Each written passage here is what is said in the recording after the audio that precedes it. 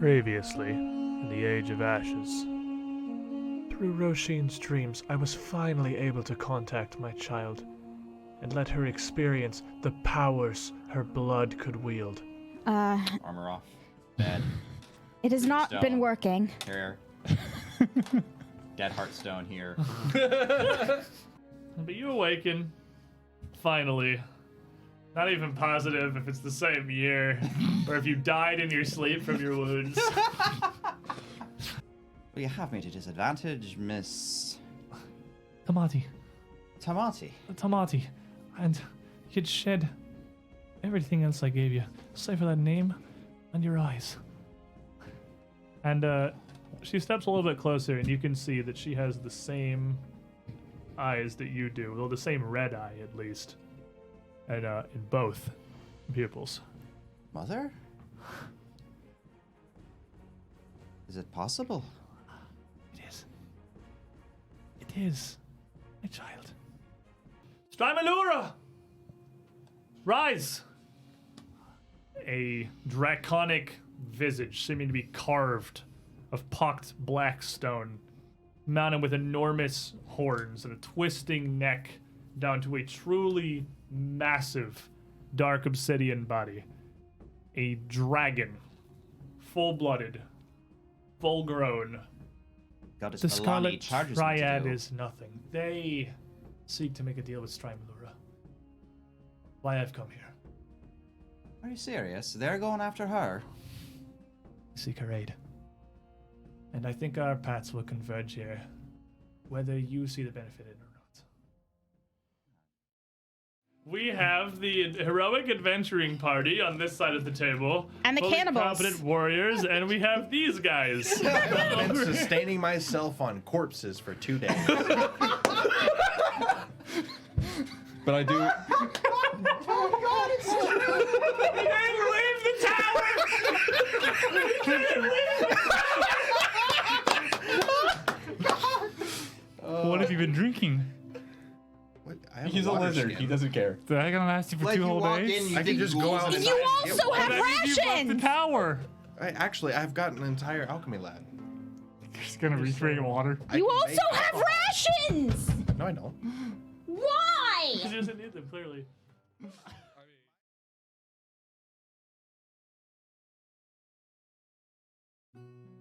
Why are you always Well- eating sentient beings?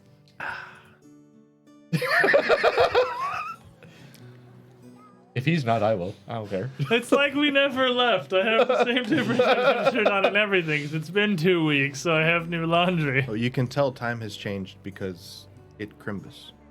Krampus. You have the secret camouflage Santa hat. It was really me, Santa, all along. Reveal machinations. No, show them. Dirt, show them your Santa Claus. Oh yeah, I'm Santa Claus. Sandy Claus. This is actually like peak rogue technology that you have a holiday costume, but it's disguised Oh, by a semi-transparent veil. It works. It's way more visible on the show camera than it is to me. in Yeah, it's person. true. You Like, guys I'm looking yeah. at it, you can That's super pretty see awesome. the Santa hat, but I can barely notice it actually sitting here at the table. oh, Squid. So hey, by the magic of technology, what's up? Oh no, I was gonna say you should show chat your clan dagger. I don't think it's gonna be legible, but just roll 20s. Just roll 20s. Forehead. Just roll 20s, forehead. So, it's been a few weeks, but as we left off 2 weeks ago, we had been wrapping things up, recovering in Kintargo, gathering our power, working on some alchemy, moving some runes, doing some side projects to ready ourselves for the long road down south to White Rock, and eventually to the Summershade Quarry, wherever exactly that might be. You had a particularly interesting interaction, Roshin. Resume finally got to sleep for the first time in a few days. Yay, sleep. Praise. It was a great experience. Alceta. And Eleanor is kind of just chilling. I'm in a good old time. Trishik's in a tower. He hasn't left in 2 days, and that's as far as we're going to consider the implications of that. Oh, we And- joined a secret magical girl school club. You did join. And now we have secret identities. You did And- join the secret like anime protagonist high school. That's true. That's Marshall true. got a new It toy. is Lady Glork's School for Girls. Marshall obtained rectangle. Yes, Marshall attained the Oh, right, rectangle. Rectangle, the giant hammer. Yeah, that's named by good old Tengu The Man. giant mall rectangle. Hallowed be the name. The emblem of destruction. Rectangle. Lady Named Cora. for it is just a rectangle on a stick. That's that it. you So, swing at so is that people. what I should rename it on my character sheet then? Yep. Okay. Rectangle And it is. you had been through to have a possibly questionable conversation with a clockmaker about trying to get some value out of alchemical golems. That is true. Well, Remnants. I was trying to replace Valia's arm or whatever that went missing. So I You're was trying like, to replace Valia's arm with a giant ball of needles and pneumatics. I was thinking he would be smart enough to shrink it down, but if that's not, It's not how crafting That's works. not well, fine. I'll just a make one. wizard. He's a clockmaker. No. According to Marshall in dwarfism, this is how it works. It is true. This is canon now. This is a thing that exists. Dwarves believe this. Valia Needle Hands. That's your name. Valia Needle Needlehands. hands. She's now a Bond Lady Valia villain. Needle Hands. So how did Lady you get that name? Valia Needlehands Let's- Argonazimov. That's it. Thank you. How did So- you get that name? I don't want to talk about it. Gesundheit. So as we begin today, still in your tower, I believe Marshall was heading to the tower. to Yes, I was heading investigate to more the of tower. rubble of these alchemical golems. So this side of the table, I know what you're up to. But what was going on over here? It was an afternoon. I know you're quite tired. You'd stayed up all night and then only got to sleep for a couple of hours because that dreamstone is. I mean, it's categorically cursed, I guess. It's just. It's a perfectly fine curse for Oshin. She's unbothered by the state of her cursedness. Is it cursed or does it have built-in security against people stealing it? I think that's what a curse is, generally, yeah. But it's perfectly fine for one person. It's just a secure item. That's a secure Anyway, What are you three up to as Roshin rejoins the group here in the early afternoon? I left Roshin her brand new boots at the foot of her bed, tied up with a red ribbon. Oh. We got to find some fancy boots. Yeah, they're lovely. these We're boots stomping were all over made all sorts of for- things with these. These boots were made for walking. Look at it. Most boots. So as you rejoin living society in the afternoon of this wheel day, Roshin, with your new fancy shoes, where is it you're heading? What are you after today? So I think we shouldn't dilly dally for too much longer. We do have an awful lot of salvage that we got out of the tower. It's not loot, it's salvage. What exactly, for the chats and for the audience's engagement, what is the line between loot and salvage? What differentiates those two things? If the previous owners are still alive, it is loot. No, loot and salvage would be if they were the good guys or the bad guys. What you're If the trying to previous say, owners were still alive, you do realize that it's like loot and plunder, like from yes, Captain Planet. I also grew up in the 90s. and, enough. And, I too. So we have a or good. perhaps booty. It could also be booty. It could be booty. Yeah. I No, mean, no, no. typically they're alive for booty too. the gold, Pirates. the gold we stole from the village and haven't given back yet is booty. you have That's to true. you have to take it at sea for it to be booty. And we have That is. Is that true? I have think to be that's pirates. the distinction. Okay. Because if pirates raid a village, that's not booty. That's just loot. No, is it If you looty? raid a ship, it's booty. Looty. Okay. Well, we got the value from Cypress Point while we were still on the ship. So Oh, the that- ship It was is docked, booty! So but it that's was booty. on board a ship. Yeah. But it was at You're sea. right. I was it on at a boat. sea? It was in a It dock. was in a like, sea. Wasn't it The map requisitioned? fell down, so we're mapless over here. for Wasn't it now, but, requisitioned from pirate acts though?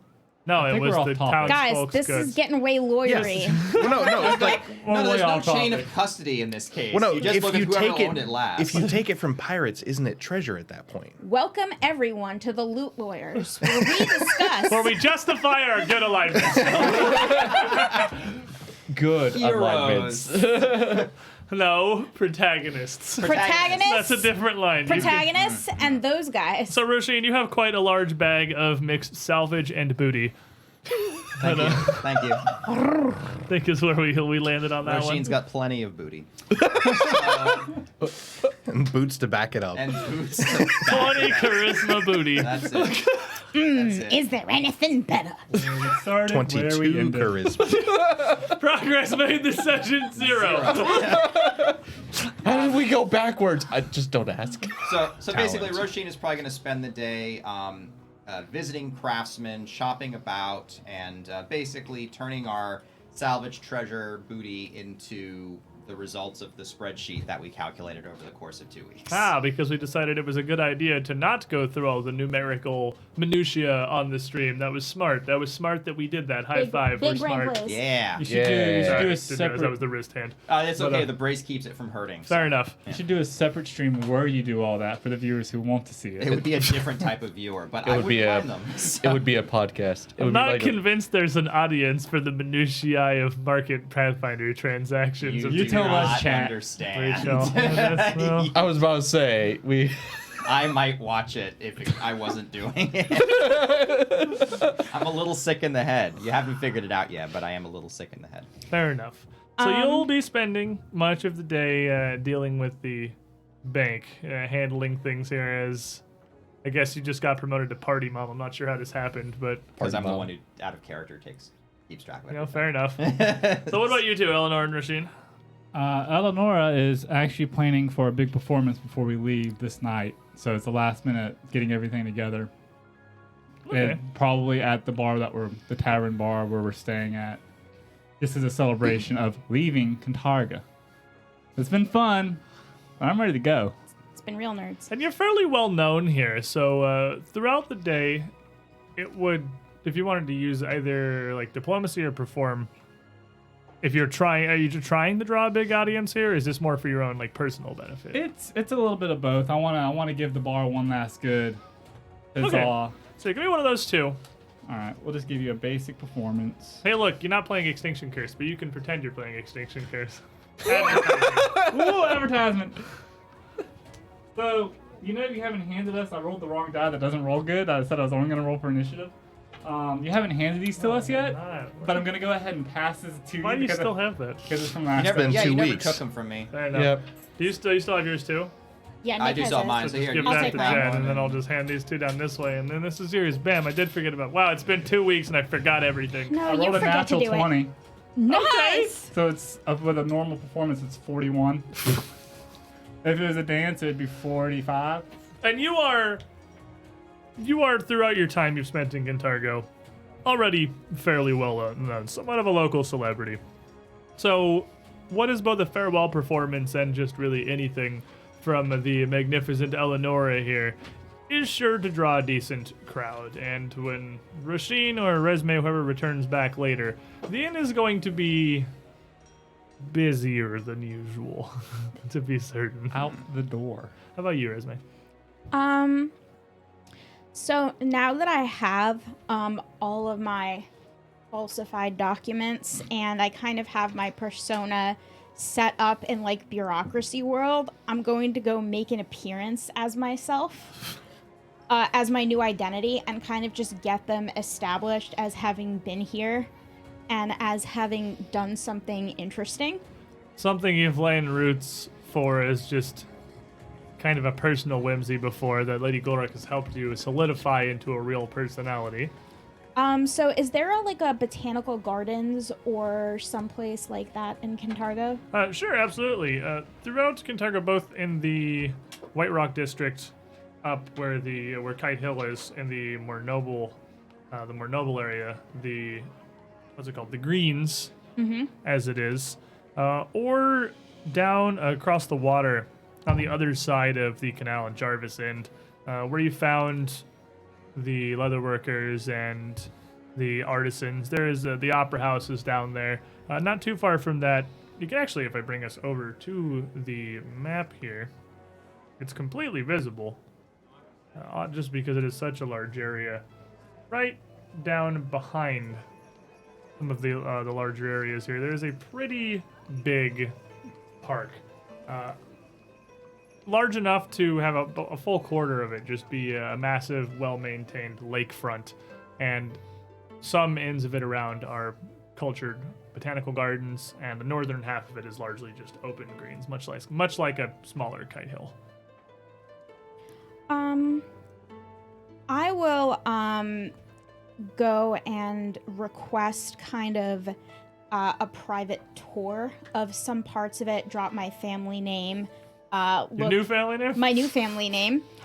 Look imperious, and essentially what I'm doing is I'm going to go and I'm going to literally smell all of the interesting things from this region to see if anything takes my fancy that I might want to go and pay a ridiculously large price to harvest and take back with me to be made into a perfume. There would be something they have here, a wildflower that would be harvested from a little further inland in Ravounel, not within Cantargo, or not native to the coasts of Ravounel and Cantargo itself, but that grows perfectly well here along the sides of this city river. It would be a purple flower with a fairly large, almost bell-like blossom. It smells somewhat like a sweeter lavender, almost honeyed to some extent. It's an interesting and unique blend that you would note as being something you haven't really experienced before, not at least as a single unit like this, not trying to mix things. And it somehow does it, well, naturally, literally naturally. It is a flower that exists. Do you know if this flower is regularly cultivated for its scent? I don't know if there's much used for the scent of it, but it's certainly an interesting one looks-wise. Largely just a perfect ornament. The blossoms, that bell-like, how they hang almost to their side, overarching other smaller plants or walkways, are very visible, very vibrant. With lore or botany, does it have any other... A thing that you have? Yeah. Druid. I was a druid, remember? That's I fair. have these things. That's fair. I was a druid once.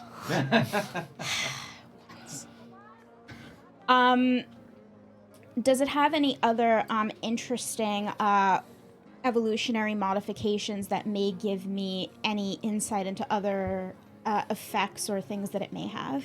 You go and roll me. You can roll me the lore botany, and Crimson Nexus in the chat. Marshall looks like his cup is low on hero points. Thank you. Can't have 0. That's illegal. Much Have appreciated. 1. Not You getting can't be you can't be bad. You can't roll a natural Can't one. be That's bad what the at dice botany. tower's for. I was a druid once. That's slightly better. It's 20. So with the 20, as you look over it, as far as its practical applications, I mean, you've just seen there's not anything that jumps out to you immediately. But what is kind of interesting is it is still Boomer. Oh. Boomer when Windows just does whatever it wants. 'Cause Windows. Make sure it's not going to restart your computer without asking. Windows isn't going to do anything dumb. Not. Go away. All Put right. that to the side. I'm so tired of Windows 10. Anyway, Something a probably- boomer might say. it is notable that you can see obviously that there is a decent cultivation of bees around the garden just to cross-pollinate and keep everything going here. But while this flower does somewhat smell of lavender, which just has interesting interactions with a lot of insects in the first place, it is still a traditional flower in most senses. But even so, the bees seem to avoid it. It doesn't seem to pollinate in a traditional sense, like tulips or something similar to this sort of bell blossom would.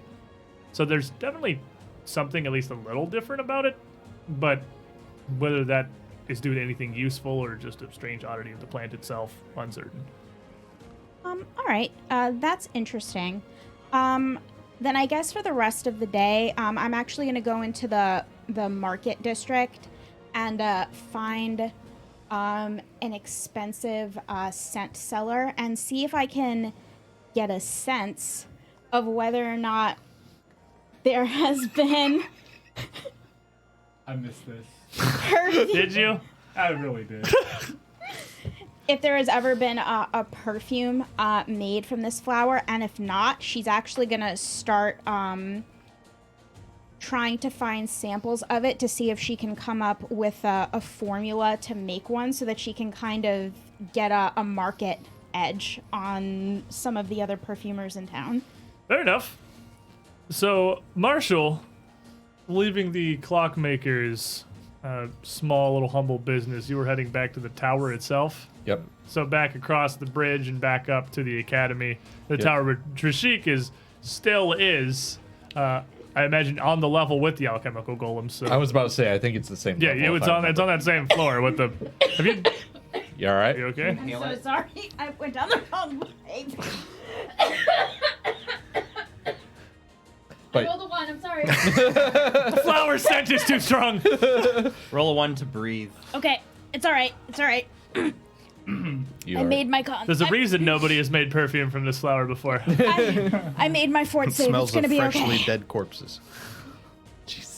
Anyway, so yes, I'm going up the tower. Trishik, have you done anything with the wreckage of the 2 golems strewn across the main landing? They're not like in the laboratory or anything, but they are Around. a wall across most of the landing and 2 large heaps of shattered glass and tubing. Maybe some of the contents of their vials and tubing would be gone for uses. Just but like pilfered sections out of them. by and large, they'd mostly just be untouched.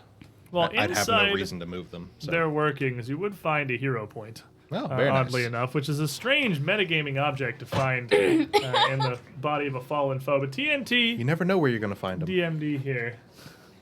You never, anything could be a potential hero point as long as it's somebody in chat with 5,000 Paizo points. Even myself. Then you would come back, Marshall, and Trishik, surely you would hear him coming. He is not subtle. I would do your typical kicking down the door, be like, "Hello." The front door would still be unlocked, the thing in front of it, so it's not like you'd have a hard time getting in. He has to I'm get past bored. the red rope Yeah. and the sign that says closed. Yep. So, like, that's a huge obstacle. Because reading is hard. For an 11th level party. That sign can't stop me. I can't read. That stopped the entire school. You're not buddy. It stopped an entire school. That's true. So yes, I'm kicking down the door, and I'm obvious. I would presume I see Trishik. Maybe Well, just she could be up I'm in the lab. Yeah, so Yeah. you two would meet back up there on the 8th floor or the 7th floor of that tower. stop. Hello. I've been busy cooking many very useful things. Oh, really? I'd probably have all of the poisons that I'd made just lined up on the counter, just sitting there. I'm just looking, and I'm just like, interesting. You using any of the remains of these golems for anything by chance, would you? Not particularly. They not exactly useful for what I'm doing. Oh, it's okay. I got a few tricks up my sleeve. Maybe you can help me later. However, as I'm collecting this stuff and just throwing pieces into my bag or just throwing it onto like a An pile. entire golem in The the whole bag. golem. Well, I'm like literally Very ripping. large bag. I'm literally ripping pieces apart that I can deem as salvageable or loot or Not trained eye. Not whatever. actively cleaved into. Not actively. Things that are But- pointy. As I'm doing this, I'm like, oh yeah, I should probably mention this. So I ran into a little a clockworksmith, whatever, downtown, and I showed him the arm of one of these things to try and make a new toy for our friend Valia, and well, apparently that won't work. So I might make one for myself. However, he didn't say something interesting. I think I should share with the others that these things, as I hold up pieces of the golem, they were issued by quote-unquote design for the academy. The academy that you are in a tower of right now. Yes, Okay. they're but like I think they're more involved with maybe the creepy elf lady school. It seems more likely that these were perhaps falsely ordered by men in tower. If they're not more around, then is likely a falsified story. Perhaps man is working for them. It would be good to tell others. I have work to do here for the rest of the day. I lock door when you leave. Okay. I just shove a few more pieces Lock into my door bag, when and leave, then eventually I just take, you know what? I just take like a giant tarp on the wall, throw it on the floor, just throw the biggest pieces in there, just wrap it And up, as you're- and then I just toss it out the window. As you're getting these pieces wrapped together, you would hear a voice carrying up the stairs, pretty distant, probably from the actual bottom floor, but it's one contiguous spiraling staircase heading up the tower here. Hello? Silver Guard! Oh, If you would like to stay here, perhaps I can dissuade individuals. okay. Yeah. Oh boy. Oh no. I'm just like slowly putting stuff back into the pile as I'm tying the bag up. I'm just like, oh god, I don't even know what's going on. I'm like, oh god. So are you going down, Mr. Sheik? Oh god. So you start making your way down the stairs. What are you doing? Just walking down. Just walking down the stairs, not trying to sneak or hide or anything. Okay. You can hear some chainmail and some metal boots on the stairs below. And I'm dressed in my nice leather jacket and stuff. I'm not wearing like Red Drake skill. His Red Drake skill suit. I'm not wearing like rogue Right. attire. You look quite dapper, I would imagine. He looks like the Mafia Don, not the Mafia Earner. Exactly. He's the sexy lizard. So very sexy lizard. So as you come down, you'd get a couple of flights down to like the fourth or third landing. During a few pairs of boots moving around before the voice finally calls again up the stairs, much closer this time.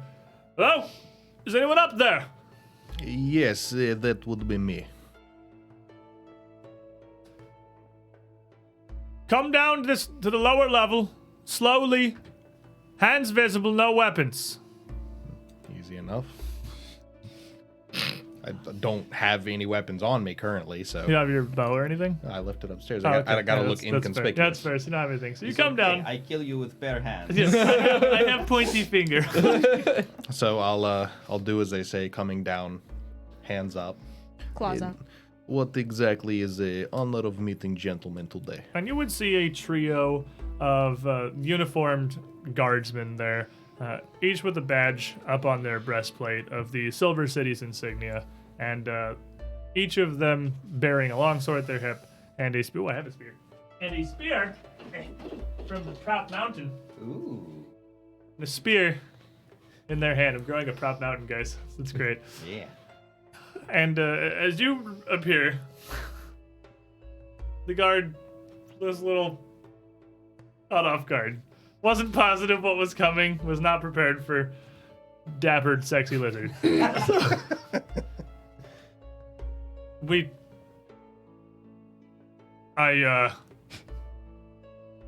I'm sorry. What is your name, sir? I do believe before I give you information, I must ask why you were on the premises of school without a necessity to be here. I was called by the dean to come and investigate noises from other night, and I found some hooligans in tower yesterday. I am making sure that they are not here anymore. Wasn't familiar with any of the dean's contacts of your sort. We had a report that's much akin to that. Something had happened here in the tower, and there was a disturbance with some of the academy's shipments. There were a couple of, I believe, about 16, 17-year-old, not so reputable children. Came in, decided to mess with a couple of windows, but I have told them exactly who I would be contacting, and I'll point at his badge Right. if they did not leave the premises, and they were very responsive. We heard that some of the academy's property of particularly expensive equipment had turned up in the hands of a dwarf, red beard, fairly large, well built, had a enormous axe across his back that doesn't. You have your academy ID with you. Currently, no. I'm here off duty. Again, just checking off day. I was here yesterday officially. If you would like, we can go and retrieve papers and whatnot later. Give me a deception check. How sexy is the lizard? Pretty sexy. Dwarf, red 29. So the- You described all dwarfs. That's just any dwarf. You did not exactly give me information to work with, sir. Stereotypes. So the guard kind of reaches up and scratches up under his kind of small, round, more of a cap than a helm that's just perched up on his head. All right. Well, just for reports, then, can I get your name and office? And can follow up with the dean and ensure everything's in order. Absolutely. And I don't know information about this place, but I assume that Trushik would, and he'd be able Right. to. So if you wanted to just try to if you've been around the town enough and you've been in this tower alone for a couple days, so it's not like you've really learned much of anything in here. Would I not know the name of, like, the main tower? Well, you know it's Tennyson Tower is what you're in. Yeah, so I could just pretend to be from, like, security of the school itself, from the main tower. Just make up a false name. He takes it and jots down. One of the guards behind him, a lady jots down a couple of notes with whatever information you give them. And the head guard kind of nods. Right. We'll check in with the dean and just ensure everything is in order here. Apologies if there's been any confusion. But reports require a follow-up, you know. I do understand. I appreciate the hard work that you have been doing. Well, pleasant rest of the day to you. And turns, just kind of gestures towards the door, and the guards make their way back out. Another solid victory for the League of Lizards. Through the power of lies. Through a high deception modifier, all things are possible. And then what do you, Trishik, what do you do? I'm going to walk back upstairs to Marshall, grab my things, and ask him to stuff the research that I have not finished into a bag. I just throw it into A separate bag. Oh.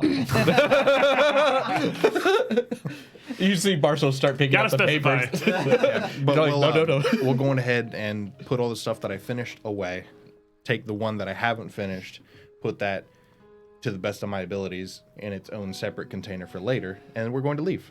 Now, that would give you some gold's worth of alchemical reagents, but with how it's all positioned, a lot of it is either sealed or connected in various ways that isn't really going to be portable.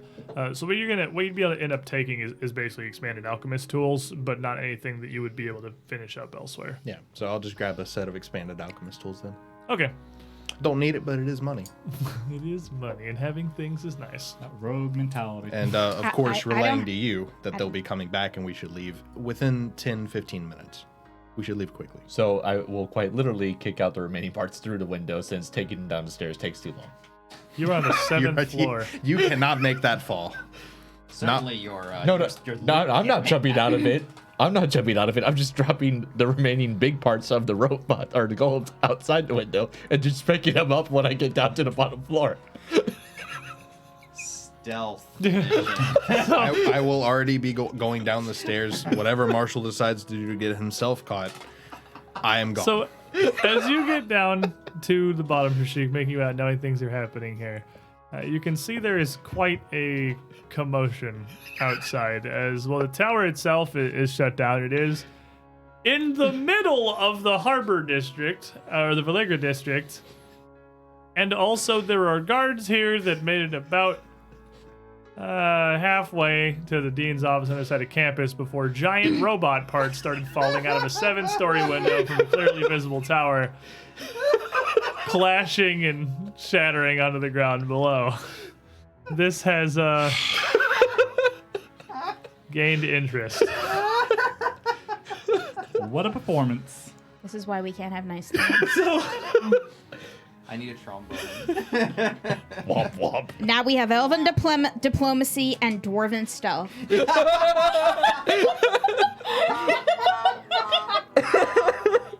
Cannon. So Sirenscape, I believe, actually has a sad trombone. That's awesome. Sirenscape has all things. Oh god, you better hotkey that. So as you get to the exit on the bottom floor here, it's clear that there is a lot of attention on the tower right now, Trishik. I have multiple ways of ignoring any and all attention. I'm not worried about that. But I'm going to Well, go the door does back. open into broad daylight on a campus with a bunch of people now all pretty much looking at this tower, not just from the campus, but also the road immediately next to it. I have 10 minutes of invisibility. I can. Cards. And I have a code of teleport a mile away.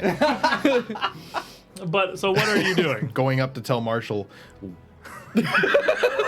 Going up to grab Marshall's shoulders. What exactly was idea? I figured it'd be fast if I just kick it out the window and I pick it up later. But now how do you get away? I just keep going. You think they could stop me? Absolutely. Shh, I'll just eat them. How are you going to get back to inn without them knowing who you are? I look like every other dwarf, don't I? No. You are approximately a foot taller and you have very big axe. And the hammer. Did you see my hammer? Yes, but the problem is you have them. Put them in the bag. Fine. And what is it to disguise him using what dwarf supplies we have there with the dead dwarves? I use mud. It is a deception check to make a disguise, but yeah, what you have around from some of the Scarlet Mercenaries is like Triad armor. It's just lighter. It's still armor. It's lighter armor. I'm gonna make it him is- look like he's not him, and he's look like a triad goon. Okay, look like a Triad goon. Do we have lipstick and a red wig? We'll roll the deception check when it becomes relevant, rather Okay. than be doing it as a secret check. But it does take you 10 minutes to make a disguise for him. Yeah, Unless you literally just want to like change his armor, making him a disguise is going to take you some time. I just want to change his armor. I want to make it so that he's not 100% recognizable when he walks around. So he's a good bit larger than the Triad dwarves. It doesn't have to like, fit. Yeah, the armor's going to get on him. It's going to be very tight. I literally, for Marshall. I It's literally gonna- move a second and then it just like rips and shreds because He's of gonna how have massive his bits of muscles it, are. Seams probably popping around it Right. as he's kind of He's a beefy boy. The only way that you're going to be able to get away from this without having to go answer to gods and go to potential jail, most likely jail. You're going to jail if you don't get away. You have to get to a place where you can lay low, preferably in a warehouse or in the water. You have to get away from the gods because they're going to want to question you. I could just go visit Iggy. Sure. Do not take off fake armor till you get there. I could barely breathe in it. You That's know the that. point. I want them to think. So he just kind of lumbers down the stair like this, trying not to rip the armor with his huge biceps. So as you make your way down to the bottom of the stairs, you can see that at this point, a couple of the guards are still outside, waiting for something. They've got positions outside the bottom exit of the Tennyson Tower, and a veritable crowd of onlookers has gathered around whatever is happening here. There were 3 guards when you came to meet them before. There are currently 7, and they're still like they're around. They have a clear view of the door. A couple of them are keeping people back at a perimeter. A couple of them are over by the randomly scattered pile of giant golem parts that were thrown out of a 7-story window. And a couple of them are near the door, Okay. clearly waiting for something. I am going to go invisible, and I will attempt to help you get away as best I can. I have 10 minutes. That gives you 10 minutes of support. Okay. So what should I do? Just pretend I'm the cleanup crew? Now you break down front door and run if you think you can talk your way out. I'm pretty savvy.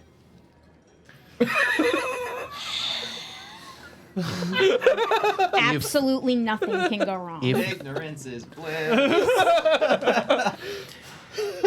If you think you can walk out of front door and get away without being questioned. It is not accurate. They're going to want to arrest you.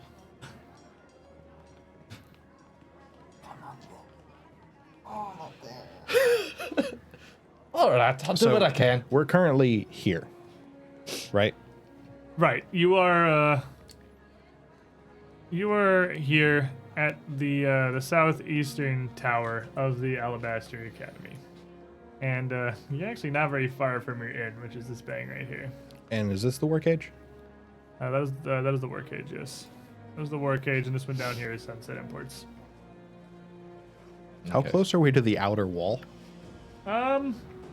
I mean, just a decent little straight shot of road. It's not terribly far. No, probably the like, wall right here, like outside this tower. Or is that not a wall like around this- the this academy? wall? Oh, the outer wall of the academy. Yeah. You're right. Right. It's basically right outside. It's not like a solid, massive wall. It's more of just like a fence. And it's not even. It's fences and hedges. It's right behind the tower. It's only a few feet high. Good enough. It's like waist height. It's good enough. Puts a minor obstacle between us and them, and then he can book it to the war cage. Okay. So, Eleonora, as you're going through your day in the Allegra here, kind of advertising, kind of petitioning for your evening's farewell performance here, you notice quite a commotion around Tennyson Tower. Which you definitely know you have been to recently. Well, And I would imagine would throw immediate suspicion into your mind. I don't look a pick of good. I'm gonna make my way over there to try to figure out what's going on. Take a little break. Advertising all day's hard work, after all. So you would arrive, as you start moving toward it, you see a large chunk of metal and glass get heaved out of a 7-story window, fall like 100 feet to the ground, and smash onto a heap of some more of this stuff. It's clearly a piece of one of the alchemical golems that you had defeated. I know exactly what's going on. Okie dokie then. I'm gonna approach and try to ask a guard what's happening.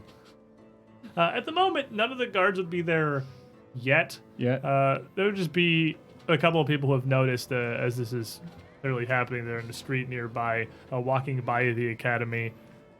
You can see there appear to be a guard on the campus a bit further away who is looking back this direction, but it's on the opposite side of the tower for them. They don't appear to have really picked up what's happening yet. All right, so I'm gonna approach the tower. I want to get a good idea. I want to get to the front door to see if I see him poking his head out, because I know he is there. And I'm making assumptions now that he is also there. I definitely would not be looking out of anything visible. No, you would certainly not see Trishik just.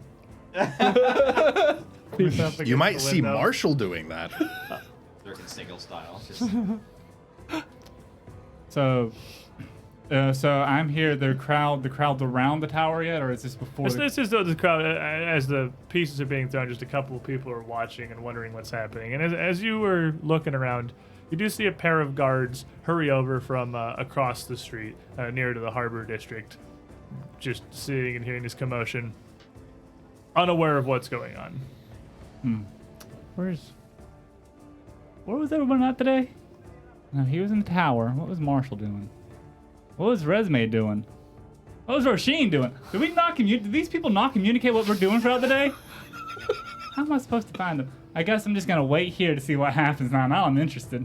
So as you wait around, the pair of guards, no more debris falls from this window. The pair of guards join up with a trio of guards who come in from deeper into campus, and are eventually joined, reinforced by another pair who start to, and as this group kind of grows, they start to form a perimeter around the tower, around the edge, keeping everybody back as they're not really sure what's going on here.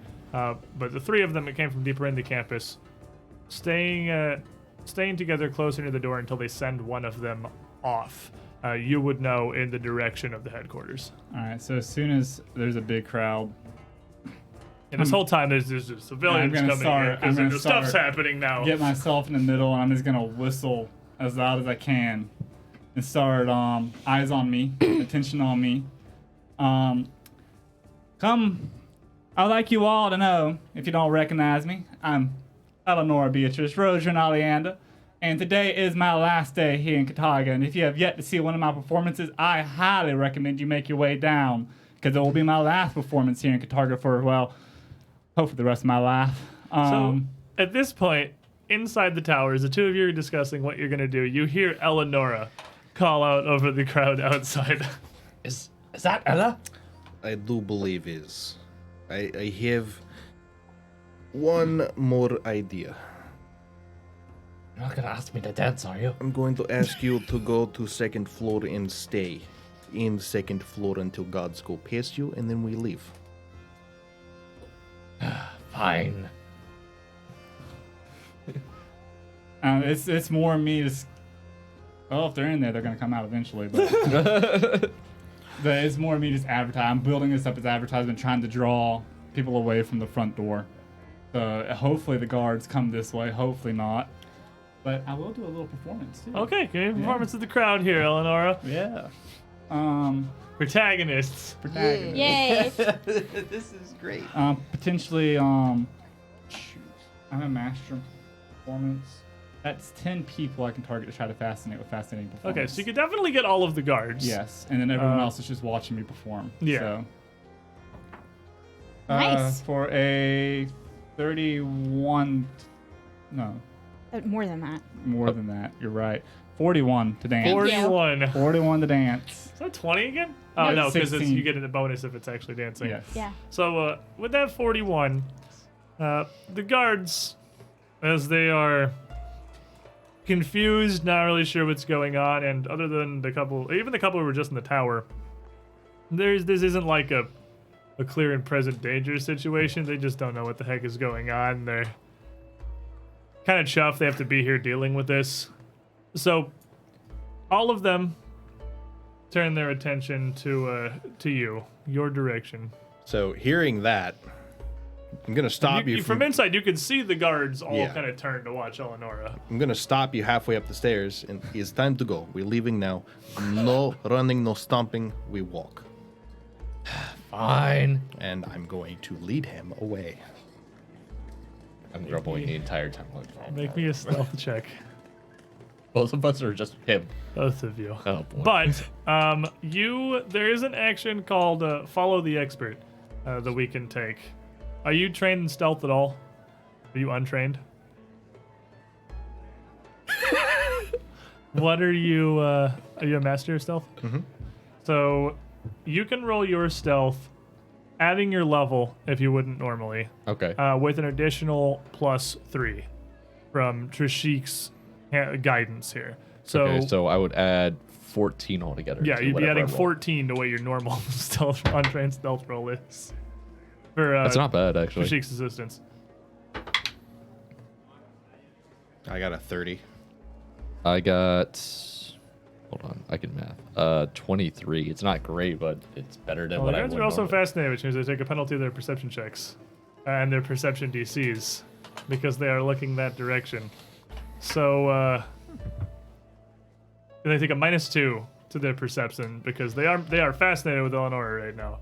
So Eleanor, as you're dancing, and the guards are kind of looking your direction, you see the door open, and Trishik and what is clearly Marshall dressed up in Scarlet Triad. Everything I can do to maintain composure. You see the biggest grin ear to ear. And she just does part of her dance. She just motions with her hands like that and does a twirl. You see them come out and quickly walking, but skirt around the tower to the hedge at the edge of the academy. Keep in mind, Marshall is carrying a giant bag of And robot Marshall parts. looks like Santa Claus. He's got a giant bulging sack of something. We're getting around Like the a corner, frickin' goblin. out of sight, and going over the hedge fence, and you're going to War cage. the war cage. Yeah, I'm gonna go visit Iggy. Yeah.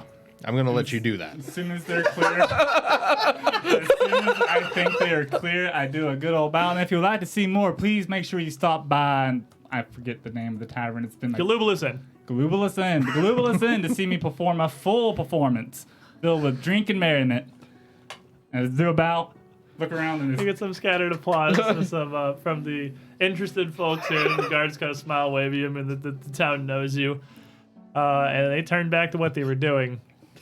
And as you leave, you would have probably seen this happen. How long have you been in Cantargo? about 2 months. You probably would have seen this happen, or heard of this happen maybe once before. When they have situations like this, it's just procedure. They've got an unknown. They're not sure what's going on.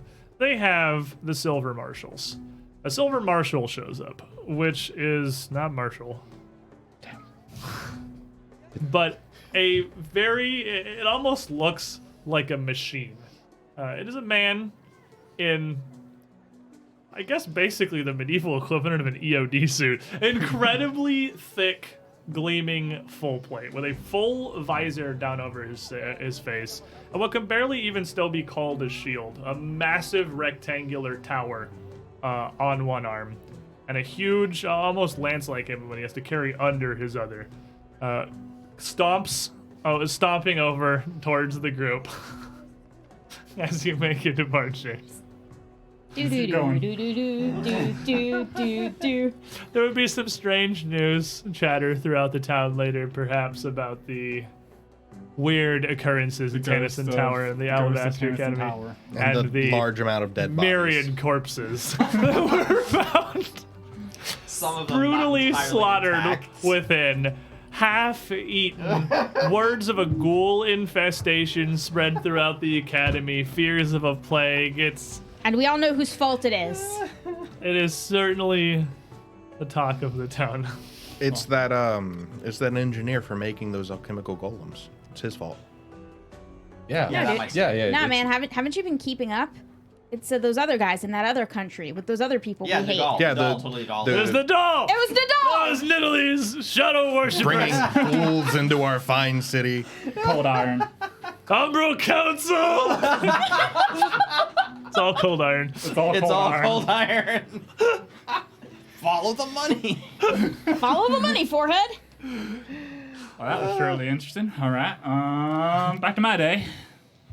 So, eventually, that evening, as Eleonora's quite packed performance in the inn's tavern hall is going through the early evening, and the rest of you trickle back in from your various adventures. I mean, Marshall, you had a rune you were trying to transfer that throughout the day's events and your best efforts, you're not really making any progress on. It was harder than you thought it was going to be. I was having an off day. Roisin would come back with a spreadsheet largely in order. Trishik and Resme She arriving has no back. idea what a spreadsheet is, by the way. With- Spread. I'm sure spreadsheets Spread still your enemies out on existed. a sheet. yeah, I but mean, Roshin's not an accountant. What's your guys' does a 37 beat your guys' perception DCs? Oh, yeah.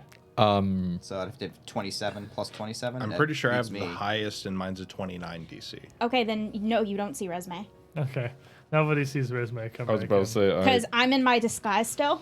But you would come back to a packed hall. You two would have been here for a hall that would become packed for the afternoon. And with your farewell performance here, Eleonora, drawing what seems to be the eyes of the entirety of the city into this large but not massive, it's not a concert hall, it's a tavern. We don't have the monoculars upgrade. We don't. But there is a pretty large amount of entertained midweek merriment amongst the patrons. What kind of a performance are you doing? It's actually if Cantarga has any type of traditional dances that are passed down through the city, like most regions tend to do. Some of those mixed in with my own. And as soon as I see Roshin, if I see I'm keeping an eye out for the rest of these idiots to come back. You'd see. If Roshin comes to a table, I just hop table to table over to hers and pull her up. Like, I offer my hand down for her to dance with me. Very sudden. Look at a backpack. Well, I guess it's just money, actually. You got rid of a bunch of stuff, mostly. Oh yeah, but rid of a bunch of stuff mostly, yeah. And there's some gear, but yeah, chicken. That's a lot of what the performance is me just dancing, offering my hand to other people to dance, especially anybody I see except for Marshall. 5 left feet. I guess Roisin will be a little surprised, but too embarrassed to refuse the star of the show in front of her audience, so... If you know, and I just lean in real close, if you know any dances yourself, just go ahead and lead, I'll follow. All right then. It's fun. So I guess Roisin's gonna try to remember a harvest dance back when she was a kid in her village. They'd have like a little celebration at fall time, even though it's not a farming community, it was a wood cutting community. They still like to celebrate. Give me a perform check. Sure. See how this goes. That is a 29.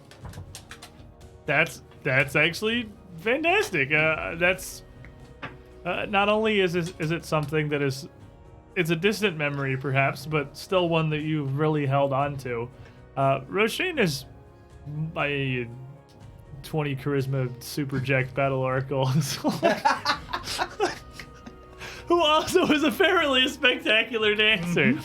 She can keep a rhythm. She can't keep her balance that well, but she can keep a But rhythm. as soon as you start, Ella just picks up the steps immediately and is doing it as if she's done it her entire life.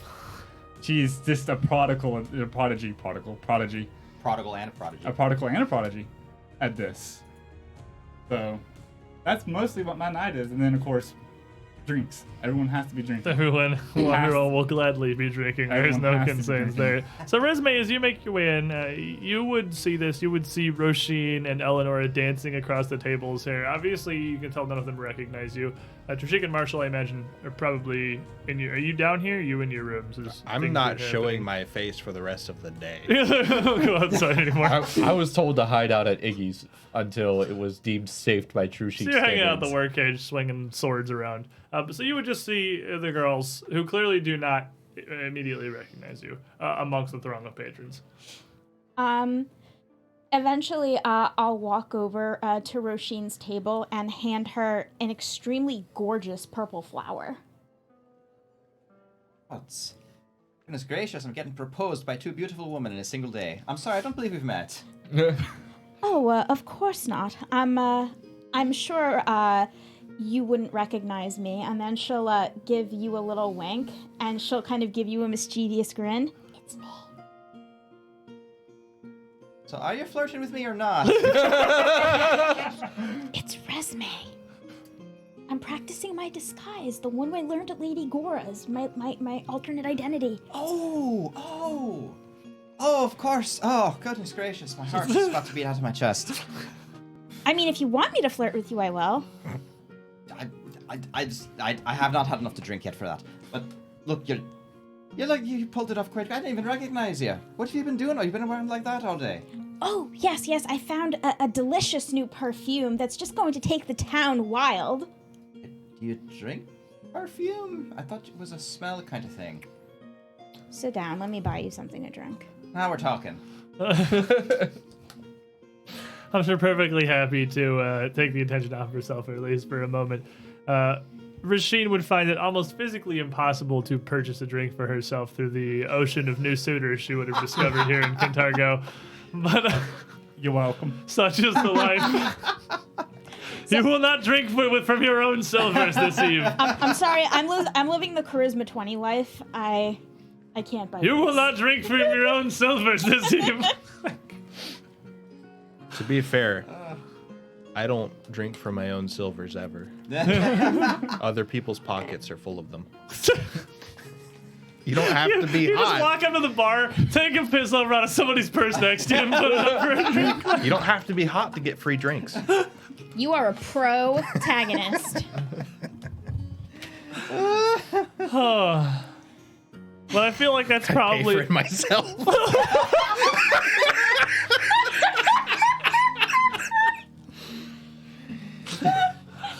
I Stop it. imagine that this night will we'll pass with Marshall. Are you gonna go get Marshall, Trishik? You just leave At him? night. Okay, so like the workage Like, does close. We're spending when shops are closing and everyone's starting to like guard shift or changing and everything, I'll go get Marshall. But while the same people are out and about, no, absolutely not. Fair enough. Ichabod feels like a baby. I mean, he's perfectly happy to have the giant, incredibly visible dwarf swing his humongous weapons around and show off his wares. Like, Ichabod has absolutely no problem with this whatsoever. When it's around the closing hours, I take him around back and we have a couple of drinks and, we have a bro moment. Weaponsmith You to made weaponsmith. friends with the local Tengu weapon master. There Why you not? go. It makes sense. How Tengu? Stop. With a straw. With this.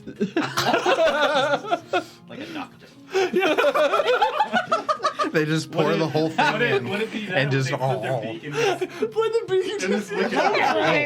beak. What happens is he gets he puts his cup on a high stool and then he stands up and it just does the bink. Bink. It's like the dog with pants meme. If a Tengu drank beer, would it do this? Oh my god. They can never finish a cup. They blow bubbles in it and it just goes up through their nose. But Oh god.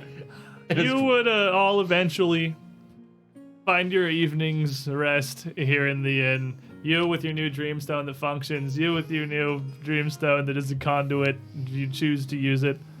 And somewhere, several hundred miles away, the Cold Brand Stonework Company is finishing up the second of the wall repairs because I have that on my calendar. So, progress. Like, Yay. stuff is happening. But this would bring us quite finally along to the following morning. Accompanied, I am sure, with scattered hangovers, great contingency plans from some like Trishik who want to ensure nothing terrible manages to follow him from this. getting a full disguise put on him. And all of you having at least caught some wind of the strange myriad rumors about Tanison Tower's massacre. Roshin just kind of doing this. Just take your hair and just part it in Miss your face Roshi. completely. That's it. Just Make sure you do ask Sheik about the tower. Yeah, most interesting story. Perhaps we'll save that for when we're on the road and safely out of sight of the city. Yeah. Speaking of getting on the road, I do think we should get going. Who are you? Oh, Roshi. Will we play resume or something? Oh, she's a new friend of mine. I picked her up at the bar last night. Good for you. Is that not perhaps what you being picked up is like? oh No, gosh, that's guys. Roshin will, Resme will muss up her hair and use prestidigitation to get all of the dye out of it. And she'll rub the makeup off and she'll kind of readjust her posture and fold her legs and sit the way Resme does and go, "It's me." Oh, that's an interesting trick. Is like a professional clown. You cannot tell when makeup is on who person is. Do you want to be killed before breakfast? You do realize that I could literally kill you, but I won't, because that was kind of funny. All right, as you were. So I believe Roasting on a professional level. Marshall failed to move his rune over the day before. And I think you have bought a slew of new runes for the party, I have. Yep. which would each take a day to set up weapons that you want to put them on. So it may not... if you were planning on doing that before you head out, you know it's going to be at least a few days' journey down south to White Rock. Well, what I was thinking actually is that we might rent a wagon and take turns in it, and that way we could travel and transfer the runes at the same time. I was thinking something along that lines myself. That makes sense to me. Because, I mean, I could do most of them myself. Fair enough. We'll see about acquiring one today. Perhaps a couple of horses to pull it, and we'll be able to make our way down there. I think we can take care of that. Eleonora, would you like to come with me? Yeah, sure. As long as we get a few extra horses to ride, too. Oh, of course. I ain't walking. We need outriders. Outriders. Well, for my guard. Are we hiring guards? You are my guards. I'm going to be the lady in the carriage who's being escorted by her guard. That's our cover for traveling. We need a cover for You traveling. need a cover for traveling? Yes, we need a cover for traveling. We're going to infiltrate a secret organization. We should have a cover so that when we go into society there, we're not just, hi, we're the people who've been killing all of your men from here to the other end of the world. How about you Nice just- to meet you. I mean, Use doesn't it the- already help that I'm a professional mercenary anyway? Use the Exactly. guise of, I'm an heir to a noble household just traveling around. You and I can most certainly do that. Thank We are you. ladies. I am not a guard. No, you're not, my dear. That's you. So I just look at resume like, I do have a slight problem. I can't ride a horse. I've never done it before in my life. I mean, you could just piggyback on Oh. my shoulders. You know how to drive the carriage. I've done it once. All right, then. That's good. fine. Oh, it's like the same thing, is it? Well, no, you're going to drive the carriage. Oh, thank goodness. All right, I can drive a carriage. I can drive a How carriage. are you at being a lady's maid? Never that mind. now? Don't worry about it. We'll handle that in a bit. Like picking things up after for you and whatnot. Yes. Babysitter. No. Babysitter. That's a chaperone. I don't need one of those. I'm married. So you've got My persona's married. you got I a was gonna say couple. Roshin desperately checks her fingers to make sure something terrible didn't happen last night. You got a couple of options for your transportation. You could rent a wagon, of course, but at this point in your adventuring careers, outright purchasing a wagon or even a carriage is not a terribly massive expense, nor are some horses. If you wanted to rent, if you're looking at renting a carriage and a pair of horses to pull it, that's going to cost you a gold piece a day. I'd rather just buy it. And if you want to purchase a carriage rather than a wagon outright, a carriage, just a traditional standard one, is about 100 gold, and a horse is 8. I So have you'd be that. looking like 116 for a carriage and a pair I of have horses, that and then you in just my own them. personal stash. Well, you have 100 gold in your personal stash? Wagons are much cheaper, but How much is a wagon? a wagon's a quarter. That's only 25 gold. Okay. Renting a wagon and a horse to pull it would only be like 4 silver a day. Could we rent a wagon and horse to carry us across the entire country? Because that's basically where we're going. They are going to require a decent down payment, Gotcha. you know, So, in case. Yeah. But yes. wagon and horse might not be a bad idea, because unless like you actually A want a noble carriage, lady carriage or a something. carriage will allow you to take downtime days to craft and move errands and do things on the road. A wagon will not, because Oh. you will have to either ride alongside it or walk with it or focus on whatever. A carriage is stable enough that you could focus on doing something I'm- precise like moving errands or alchemy. I'm happy to throw 50 gold into it. Okay, so we have 91 in the common stash. So if you toss in 50, we toss in 50 from the common. That's 100 for the carriage, and the horses are how much? I can, Horses are 8 each. yeah, I can get the horses. We need 2 to Well, pull we a have carriage. the common for it if you want. I'm sitting on 40. Oh man, you guys are loaded. I'm All sitting right. on 22. That's 40 after buying a bunch of arrows That's for what happens myself. when- I'm sorry, I have 50 as of right now. Wow. So Okay, Roshin drinks a lot. I guess that's. What's that's an The moment understatement. Roshin realized she might have a problem. She's been hanging out with Marshall too much. Must be it. All right, so in that case, I'll just take 50 out of the common stash. Take 50 off there. You get the horses, and we'll be good. And how much were the horses again? Because I'm actually just going to buy a riding horse just to ride. 8. Yeah, 8 gold apiece. You need 2 to pull the carriage, and the carriage is large enough for all 5 of you to, for one of you to drive it and 4 of you to ride in it, if Okay. you want to. But if you want to ride your own horse, yeah, 8 gold will get you a personal horse. Yeah. And in a city the size of Kintargo, and with as much wealth as Kintargo has flowing through it, it's got a fairly large nobles district. It would not be any difficulty at all to purchase a carriage, and there would be myriad stables that you could hire horses from, or buy horses from outright. So that's no difficulty at all. That wouldn't even take like a significant portion of the day.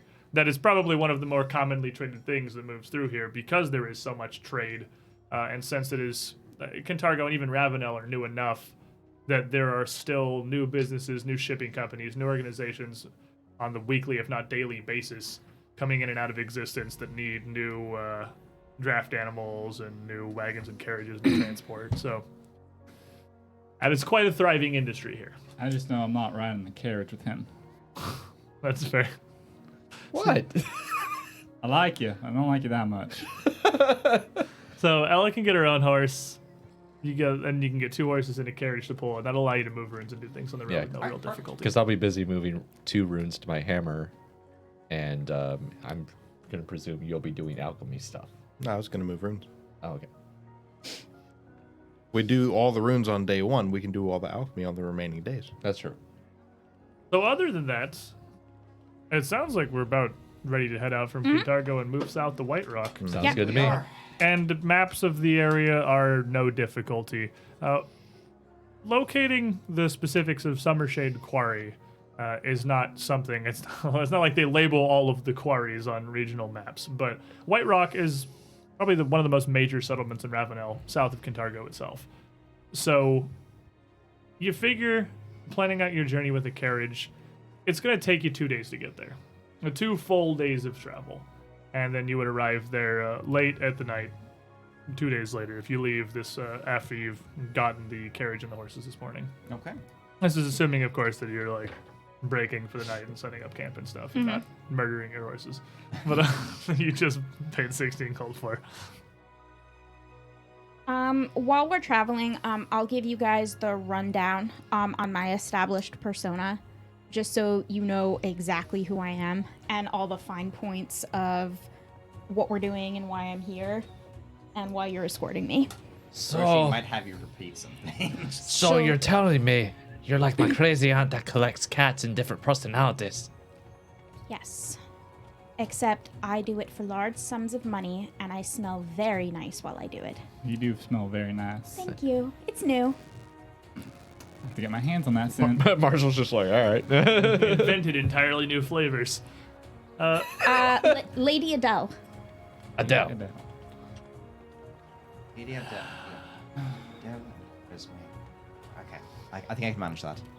So as you travel, leaving late in the morning, with all of your things gathered and ready from the inn, hit the road. And Sirenscape actually has a perfect like wagon journey specific sound set. I didn't have to do anything. Thank you for making my life easy. Creaky. Are there creaky wheels? There are creaky wheels. There's Along- creaky wheels. There's like the wobbling wagon train. There's there's- horse noises. It's great. As long noises. as You long can as hear we random don't, horse as noises. long as it doesn't turn into Oregon Trail and we all get cholera on day 2. No, just the fifth It's person. gonna be fine. Just the 5th person. We already does did the that. jungle adventure. That's true. I did not. You I'm did safe. not. You dodged the jungle adventure. did. So And you. actually- I haven't done it either. The 6th person. His Vali is with.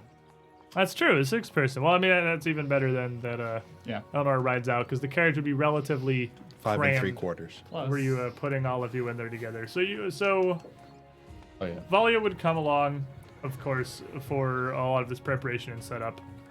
Should we forward the information that we shared to the others while we're traveling? About I had already told you to tell them. Oh, yeah, I'd do that. I forward the information to the rest of you guys about what I discovered about the golems and the clockwork people and whatever. That they were created So it per... sounds like the... They were created specifically for the academy, but there's a high chance that the school was involved, the Elvish Lady School.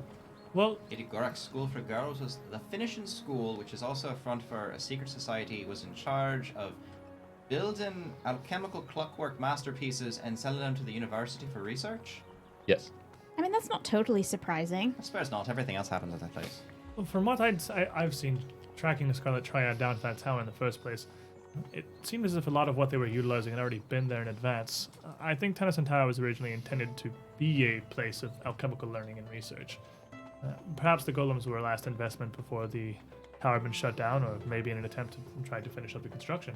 It's quite possible. I think that perhaps everything that the tribe was doing there was basically looting what was already there. It seems to be the way they operate. I have to thank you again for allowing me to accompany you on this journey. I've come this far, and I do very remiss to give up on this train now, even if it's something that's cost me dear. Of course, you're always welcome in our company. You seem to command considerable resources, being able to just simply outright purchase your own carriage on a whim. I had to take passage with my Lord Thaddeus Stoutmore. on his ship with his expedition just to get down some wongi. It's not difficult to have a lot of money when a lot of the people who come for your life carry magical items. That is fair. The Triad themselves are very well equipped. Not everything they found was from that tower initially. Also, I found that alchemy and magical crafting and, well, just magic in general and the like, generates a considerable amount of wealth if you put your mind to it. Did we say goodbye to Nolly? I don't think we did. I'm sure that we can. It's not a goodbye when you plan on a simple passage Precisely. back. May I see it? We're simply doing a job for her. We can bring back the good news when we return, right? True. Of course, I wouldn't want to get on her bad side. She is very skilled at taking down demons. We're miles outside the city. I think she could hit us from a sling stone from here. Yeah. I still don't know that I wholly believe everything you've told me about this woman's capabilities. You tell me that with what appears to be a standard gardening implement, she managed to take down a giant ice devil. It's flying in the sky, yes. I was right next to it at the time. Volia, be honest. Is that actually the weirdest thing you've ever heard come out of our mouths? I suppose I do have to quantify this with everything else about our journeys together, Mr. Esme. Precisely. Sorry, Ms. Gladherman. Well, I technically, fear I'm becoming too casual with the group of you. well, feel free to use my given name, but remember, it's Lady Adela Lady Adela. for when we get there. Do keep in mind, he literally gets twice as tall. I climb on the ceiling. You somehow dance across room and cut people in half. It is not a usual group. And you have cloud of blood that goes back into body. I was going to say, I'm also there. I The too am most there. normal people here would be you and you. I'm normal? I'm normal? Splendidly. Not exactly. Normal by, I suppose, the incredibly high bar for which we've set for normalcy here. I'm extraordinary. Almost unquantifiable. You are Bud. That is irrelevant. You are a lizard. I have quantified you. Well, I quantified you first. Had you paid from the moment I met you? If you were smaller, I would eat you. That is I mean, not I how could being eat you. invisible works. I simply disappear. So do I. So, throughout your day's travel, you guys are going to be spending some of your efforts trying to move some runes around. So, if you guys want to roll me for the first day's runic activities here. Yep. How I'll many go- runes are we trying to transfer? So you I've can got only one. you can do one. So, Like, for how your many ice rune for total your are we hammer- moving? Not ice rune. Thundering rune for your hammer. Sonic. Or Thunder. whatever they call it. Thunder. Oh yeah, Thunder. Yeah, we have +2 potency rune for Ferocian Sword. Yeah. We have Holy Rune for Ferocian Sword.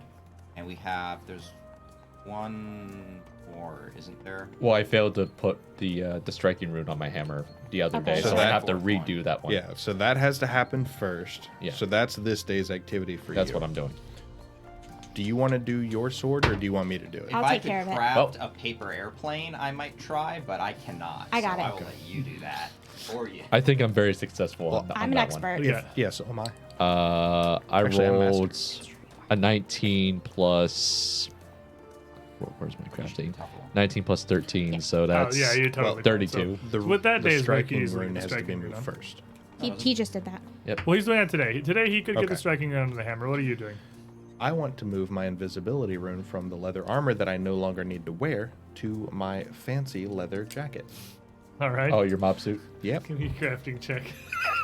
So It that gets all the attention until I don't want it anymore. All right, so I'm pretty sure that's a success because that is a 33. Yeah, you're good. 3 left. So Resume's moving around. I guess I'll do Potency? the potency rune. Potency rune? Okay.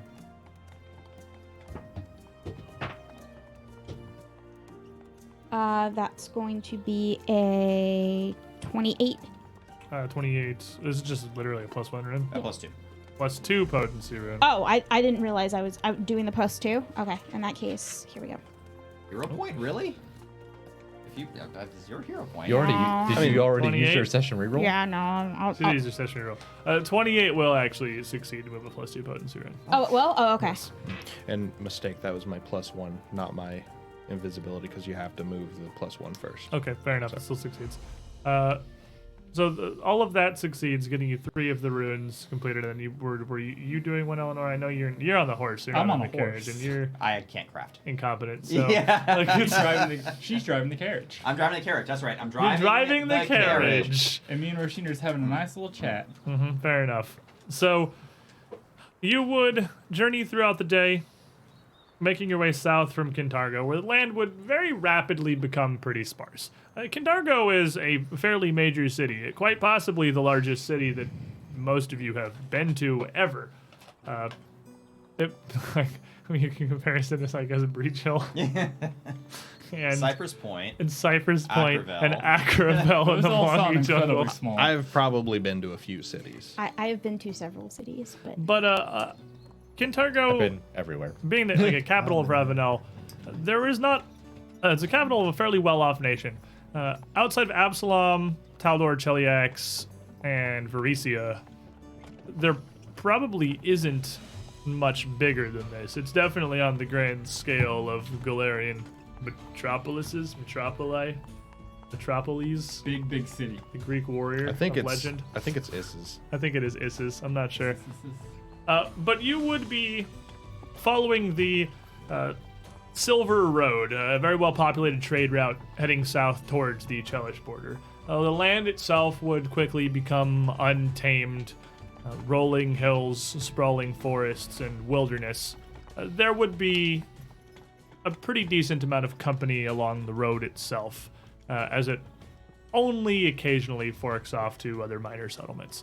But after a full day's journey to the south, you would have not ever left the Yellobolus River, the main river that cuts through the center of Kintargo, heading down.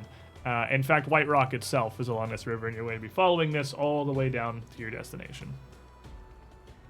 So after breaking, or after riding through, moving all of these runes, you have an evening's rest as you pull the carriers to the side of the road, largely by yourselves as darkness is approaching, not wishing to again drive your horses into oblivion after this first day. Knowing that the following evening, White Rock should appear before sundown. But as you set up your campfire, circle your one wagon. Let's take some horses around. Valia. So, I don't know truly if this is too much of prying, so none of you feel too pressured to answer if you don't desire to, but I'm following this triad. Of course, for, well, more personal reasons. Brazak El Varashma, that wizard, had used me for something, and even with him out of the picture, I'm still no closer to knowing why. But as far as I can tell, none of you have had any interactions with the Triad before you actually arrived here. This is... I believe it is exact opposite of what you might be thinking. They killed my men and ruined my business. It's a bit personal for me. As well as they attacked us in Breach Hill. They came to Breach Hill. Just so. What was it, 4 or 5? 5, I believe. There's a leader and then I had 4 henchmen with him. What in the world had you done to provoke their ire prior to coming here? well, we killed a lot of their friends in the Mwangi jungle. Apparently they actually came to try to recruit us, but they had a strange way of going about it. Kidnapping friends, threatening us, trying to get us to go capture people to be slaves. It was very distasteful, so we turned them down. They wanted us to be the bad guys, which is utterly incomprehensible. Yes, who could possibly be the bad guys? Not of us. us. Unless you They're had, all fine, upstanding people. unless you had some prior adventures I wasn't privy to before I'd met you down in Akravella and the Mwangi Expanse. I didn't know of anything the Scarlet Triad had been doing down there, save for sending me. the Triad was behind the entire escapade in the Mwangi Expanse. By the way, Resume tells it, there was some sort of gold mine down there. They were gathering it up and shipping it off to the Triad's agents. Apparently, the involvement was fairly That was where the remote. gold was going. I knew that Esvas had scouted through there and found something about their various connections. I didn't know that it had been going to them. Indeed. And, well, this... If they already had access to the Expanse and they were already working with the Cinder Claws, well then, it's only a further mystery why to bother misleading me into going down there. They already had assets in the region. Well, it's possible, though not completely out of the realm of the extraordinary, that your companion was there to draw attention from something, or draw attention to You something. mean Lord Thaddeus Stoutmore? His adventures were on behalf of a research company or a museum in Casimir, I believe. He had no part in my journeys. I simply booked passage with him on his ship. The other possibility, perhaps, is that the Triad might not have thought trust in intricate research to a bunch of crazed jungle cultists was appropriate. It is fair. I suppose putting the fates of putting the job of investigating an ancient magical teleportarium is a bit above the grade of what were largely literal monkeys.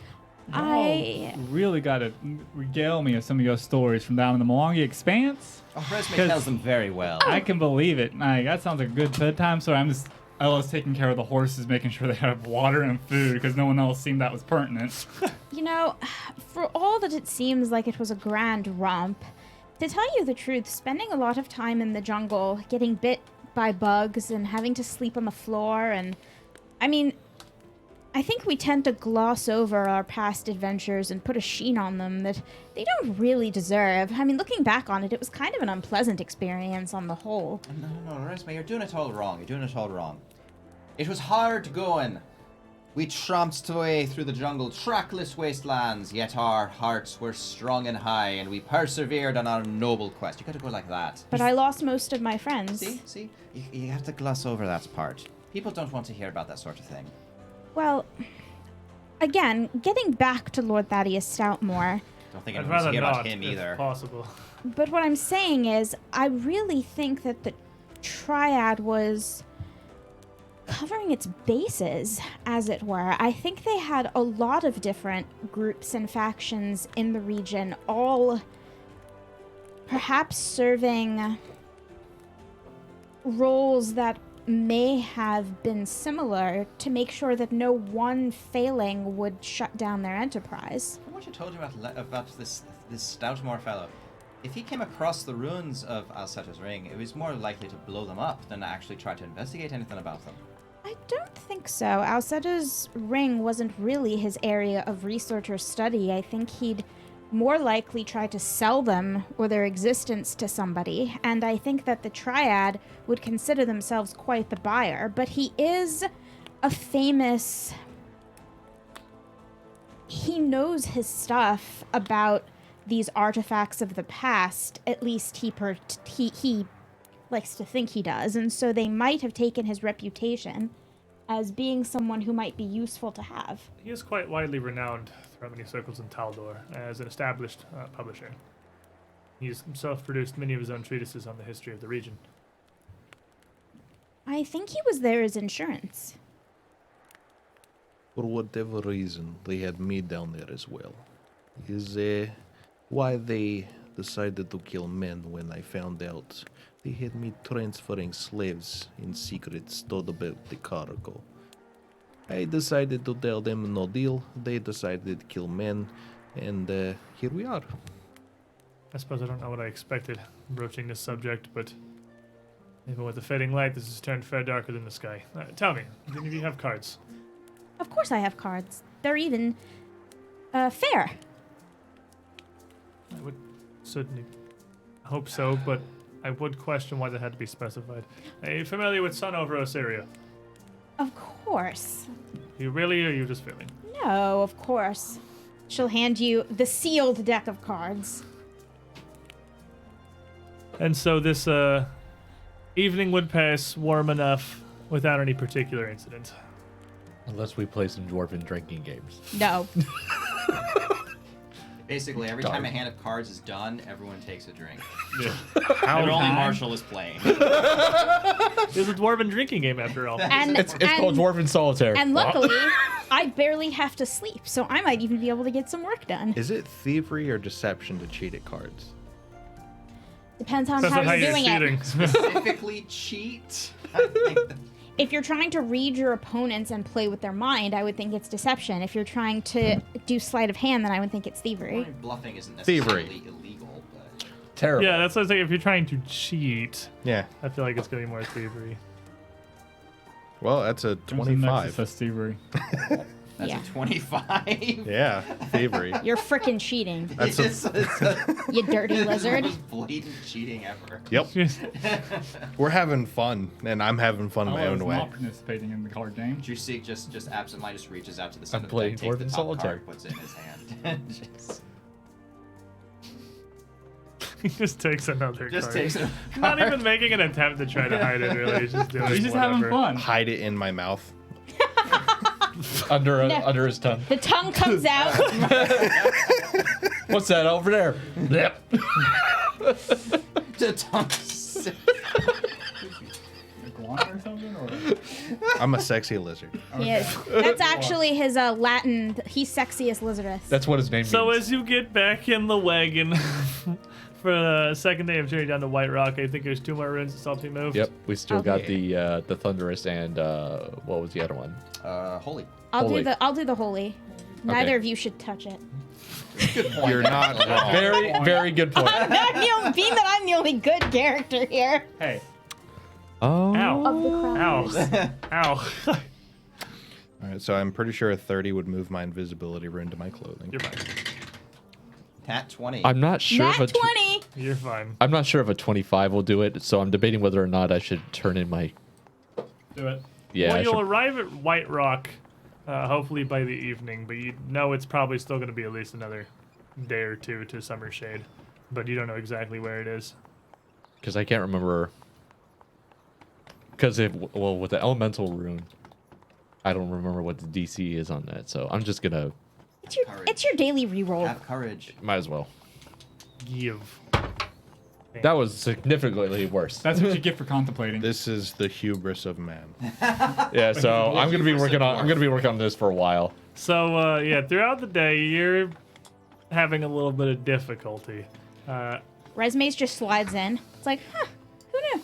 It's It's like a water transfer. And already I'm just. for it. I've been. And I'm in there with my chisel, Well, with my I mean, tools. it's done. Lonnie's sword, so Yeah, it accepted it. It really would like the holy rune. Yeah, It's Yeah. pretty happy about it. it sucks it right out of I the just don't stone. think it wants to be touched by either of them, so it was just like, oh, please just give me to her. I'll But do you- whatever she says. You travel down the road throughout this Grumble, second grumble, day. grumble, grumble. Is slowed a bit by weather.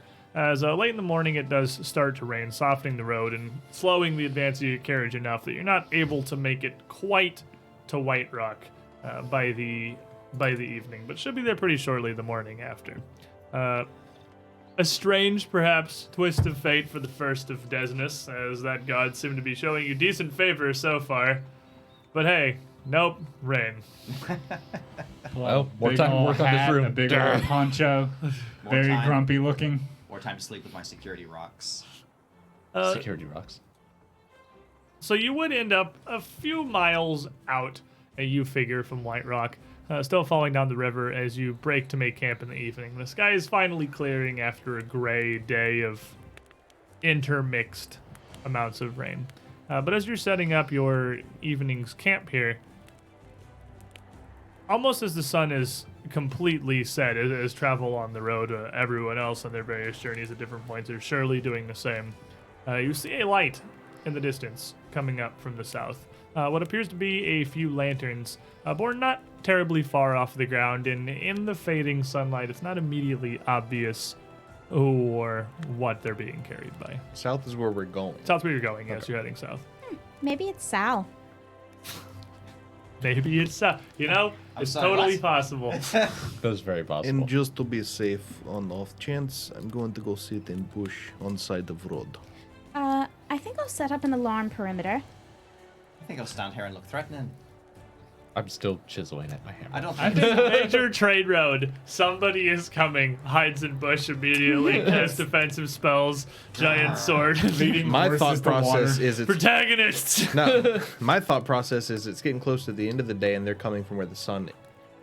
Well, no, they wouldn't be coming from where the sun So is. it's kind of going across your path. Yeah, it's going across. Well, my but curiosity is why aren't they camping for the night? yeah, why And I know we're it's not setting up Salsar's camp. high because his wagon never moves. Yeah, You've never travels seen without evidence that moving. his wagon can move. everyone else is setting up camp, but these people are still moving. So better safe than sorry. That's fair. So as you cower in your bush, Taking And, the horses to heroically. water. heroically cower in your bush, and Roshin's kind of standing there, marshals, I imagine, sitting around a fire, eating, not bothered if someone's coming. I'm still chiseling away at my hammer I'm because still trying to make the rune work. I'm still trying to get in there. I'm just having a very bad Why day. can't I do it? You just don't fit. The other one It's was so actually- easy. It's a square rune. He's trying to put it in the round peg hole. He's just banging it onto the hammer at this point. Like there's trying to actual get Re- holes in the Re- hammer for the rune.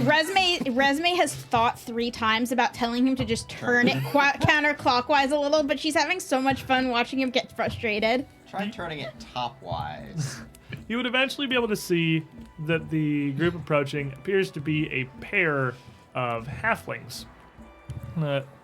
Each of them robed up in fairly heavy travel garb for how warm the time is coming, and each of them with a very visible amulet glimmering in their own lamplight, mounted on fairly fine chains. They're the only thing that really stand out from their otherwise plain garb. The amulets look to be almost just miniature swords, almost square bladed with several notches down one side with very simple banded hilts and crossguards. But as the halflings approach, the lights kind of veer towards your camp as it's obvious that there is a group of you there. And the one in the front with massively bushy brown hair set atop his head smiles and raises a hand as he comes within a reasonable distance of the camp, probably seeing Rasheen first there. Standing there, he's still looking super intimidating. As you can see, it's a pair of tiny halflings. I don't underestimate halflings. Yeah, we know what halflings can do. Halfling fearing They're God like put in you. the most capable race in all of Kintargo. Certainly could be wishing for fair better weather for travel, no? That's why we stopped at the side of the road. After all, snow rather to be traveling in, although not for you apparently. But you have no wagon. Just set up. Locals then. Aye, set out from White Rock earlier this afternoon. Making our way up to Kintargo for, well, business, proselytizing, the usuals. On foot. How else? Your business must be of a spiritual nature then, because you don't bear any goods. Proselytizing. Do I recognize the symbol they have? Give me a religion. Religion. That's gonna be 26. With a 26, you would recognize it as a symbol of Shaldira, who is a lesser deity, certainly not one that's widely recognized or renowned throughout Galarian, but one that is almost exclusively worshipped by halflings. She is actually, what little you would know about her, would probably get in pretty well with Milani. Very similar goddess of freedom, determination, protection of your friends and family. If there's anyone as anti-slavery as Milani up there in the heavens, it may very well be Shaldira. Shaldira is violently anti-slavery? Because that's basically She is Milani. less violently anti-slavery. Milani She's is like, let's "Hey, kill don't all do that." slavers, and she will more be like the god of the Bellflower Network almost. Okay. Yeah, no, actually, it's exactly what I was Soft. thinking. It's like, Yeah. Speak softly and carry a sling. It's an artillery this cannon. might be you going mean. a bit out of the. Oh my god, did I seriously just forget her name? Nolly? Thank you. Oh my god, I was like terrified. She's gonna kill me. She's gonna kill me. She's gonna kill me. Summer, Slings she down from the sneezes. heavens, just dead. You're whistling and When there's the a dwarf rock. reminds you of something. Might be a bit of a stab in the dark. You don't know Nali by chance, do you? And the lady behind him, whose hair is a little neater for a halfling, curly and wavy, but drawn more back and about shoulder length, bunched up at its end, almost in kind of a hanging bun. Kind of smiles and nods. Not that I've met her personally, but I know of her. She's about much of a legend in Kintago as the heroes of Kintago themselves. We had the pleasure of meeting her. She's quite a person. We wish we could set aside to say goodbye, but we had we had the pleasure of working with her and seeing her work. Goodness gracious. Are y'all bellflowers? Oh, we're not. No, it's something. Certainly a cause that's close to our hearts and close to the calamitous turns as well.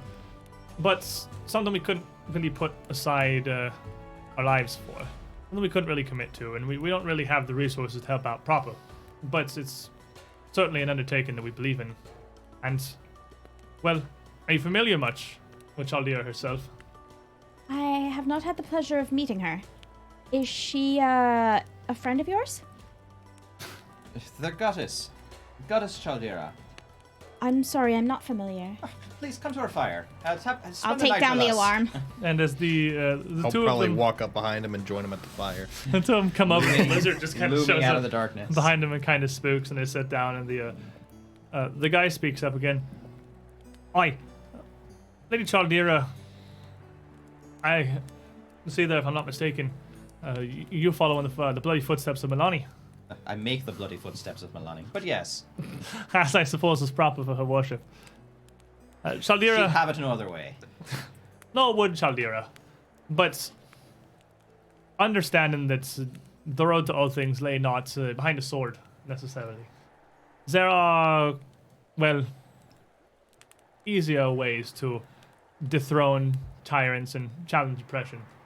Swaying hearts and minds rather than just cutting out those that don't agree. Do tell. And they'll be more than happy to. If you welcome the pair here to the campfire, they do appear to just be traveling clerics of Chaldera who are making a walk up, largely missionaries, just spreading the faith. The two of them would express that they're fairly nomadic and don't really call necessarily anywhere home, but have traveled around Ravounel, even before it was Ravounel. But it's they're much more pleased with the safer nature of journeys along trade roads these days, and not having to worry about hell knights swooping down from the trees as they are wont to do. Is there want to do? I'll make Commando Hell Knights. I'll make sure they have a warm meal. Well, Bringing up the matter that you've been traveling about these parts, and given the nature of your work, I'm wondering perhaps if you know anything about a particular quarry we're heading to the south of here. It seems a group has taken up residence there named the Scarlet Triad. Notorious slavers and terrible people and all. We're not just traveling just for vacation, you see. We're actually on mission.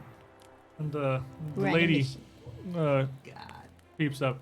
Scarlet Triad. That's a name I've heard, I'm sure. We've told us them once. We were staying with a trader who had come across the inner sea. Came through Absalom from, it was Osirian, I think, and the guy puts on Katapesh. It was Katapesh he came from. The Katapeshi trader spoke of his Scarlet Triads there as well. They were a major mercantile group. Apparently, slavery is just one of their things that they go and get involved in. Well, that does seem to be very much Katapesh. It's a truly eye-opening, honestly, as much of an affront as it is to, well, the very nature of order and freedom. But here, and well, less so now, but in Cheliax, the slave trade is more one enacted almost of a necessity of sorts, as that's the way they would see it and explain it to you. They have a natural order. Trade of slaves is not big business. It's not to fill coffers. It's to fill needs. It's to plow fields and to clean the boots of hell knights more than anything else, and to keep society running. As I mean, halflings like ourselves, they say, are born to the cause, but down south in Katapesh, it's all about the gold. They ship them out all over. They even supply some for Cheliax or from countries abound. It's a major business down there. I can't imagine basing an entire economy around exchanging human suffering. I grind my teeth just thinking about it. But in the meantime, rather than going and wage an holy crusade down to burn Katapesh to the ground or show it a better way, I'm settled myself with simply taking care of their operations up on this continent. Our quarry is in a quarry. I was walking back with the horses. You're right. Turned around and walked right back down the river with the horses. The girl would jump back in. Well, Our prey better pray. if there's one thing I've learned in my travels is that it's impressive how varied people can be, even within the same nation, and much more so crossing borders beyond. It's cultural, almost. And the things that one group can accept are, to us, this is the business of trading slaves in Katapesh is near unthinkable. It's not simply. This is no. This is not a cultural difference. Let us not forget, the divine have spoken on this matter. You and I, our respective goddesses, have laid down high and declared slavery. Oh no, to be evil. I don't mean to excuse it by any means, but that those there, even that don't have a hand in it themselves, just sit idly by. So it's something that's always happened. Something that they've raised around, and they see no problem with it. If people could figure out what good was all by themselves, they wouldn't need the divines, now would they? Well, I wouldn't go quite so far.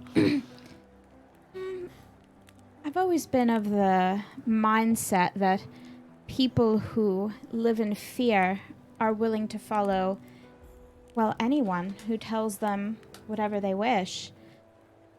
That's the purpose of having a more representative government. The more people who can be heard, the less opportunity you have for tyrants. It's certainly not an untrue thought. It is often said the enemy of tyrants is education, Oh, I agree 100%. which is also something we have to do sometimes. There are many communities throughout Cheliax and Ravounel and abound who just smaller groups of farmers, sometimes entire generations, never knowing how to write or read Taldane lettering. We do a great many things on our journeys. Very fascinating, and certainly a good service you do for everyone. But getting back to my original question, have you heard anything about this quarry or the people who live there? The guy just... There's a lot of quarries down to the south, past Fight Rock. It should come upon in the morning shortly, I imagine. But specifics of... I don't imagine there would be much news going around before the Order of the Torrent descended down upon them. The Order of the what? The Order of the Torrent. There's a group of Hell Knights based in Kintargo. Oh. They are an interesting sort, and I can't blame you for the face not knowing of them. Have they still been in Qatargo? I thought I'd heard about them being in the city for just not too long ago. Don't know if they have much of a presence anymore, not since Ravounel became Ravounel. But they were a group of Hell Knights that dedicated themselves to a very different order. And in fact, they, to my understanding, a lot of the driving force between the anti-slavery edicts that went through Kintargo shortly after it broke free from the Chelish yoke. Never would have expected it. Hell Knights fighting for freedom. Interesting. I suppose that goes to show you that any organization can be filled with very, very different quirks of belief and personality? I don't know if a Hell Knight necessarily is one overarching order so much as just a variety of similar entities that were founded under the Chelish government, or originally the Chelish government. I'm not even positive the Hell Knight orders have any official interactions any more than neighboring cities do. Interesting. Politics just makes my head spin. I suppose less politics and more just the way of the world. But the halflings would stay with you, and as long as you would be pleased to have them. Yeah. Sharing in your fire and telling stories of their goddess, the Lady Chaldera. And in the following morning, as you got back underway, your wagons would take you quite swiftly to the town of White Rock. In the 2 days of journeying you've had down the road, you've seen a couple of outlying settlements. There definitely were some almost suburbs rolling out from Kintargo outside the city's walls to its south, but they quickly kind of gave way to just very scattered farming and hunting, some logging communities. But White Rock, as it appeared in the distance, would be the first that actually looks like any kind of a proper town, a settlement of any real consequence. It's... I was going to use breach hill as a unit of measurement. I was going to say it's about 2 breach hills. Okay. Makes perfect Maybe sense. like 1.5 breach hills. Okay. So like it's not big. It's almost nothing compared to Kintargo or to greater cities. But it is actually something. It is This a has a place. super Walmart in it. It has. It has a general store. Oh, Hopefully, in the it town has baths center. and warm food. It has a in the center of the town and the outlying homes and farms around it. Wouldn't have a lot more due to its just remote location than a general store, a farrier. There would be a Desnan shrine, much like the one in Kintargo, a lot smaller but very open, less of a building and more of an area, looking almost like something Gozrin. And pair of taverns around the square. So probably none of them are inns like in Targo. There's not enough trade and visitors here for an inn necessarily, but surely they have beds for rent and at least the lofts if nothing else. But before we come to White Rock proper, we should take a break. Yeah. It's been a couple of hours. We should stand up, stretch our legs, refill the beverages if necessary. I see a lot of low mugs throughout the table. It's unacceptable. And chat, Caden Kalian would be disappointed in we us. will be back Would be. in a couple of minutes here. Thank you all for hanging out with us in your post-holiday internet adventures in Pathfinder. As we have arrived at the first of our destinations, all that's left now is to meet up with this Arthur Bristlecone, Kick the tires and light the fires. figure out where Summershade Quarry actually is, Oh my god.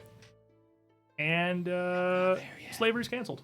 Yeah. Slavery is Slavery canceled. is canceled. We'll be right back, everyone. Don't go too far. Come on. But anyway, as we left off, the group of you were arriving in White Rock. Not a terribly large town. I guess it is kind of a little bigger than Breach Hill, maybe.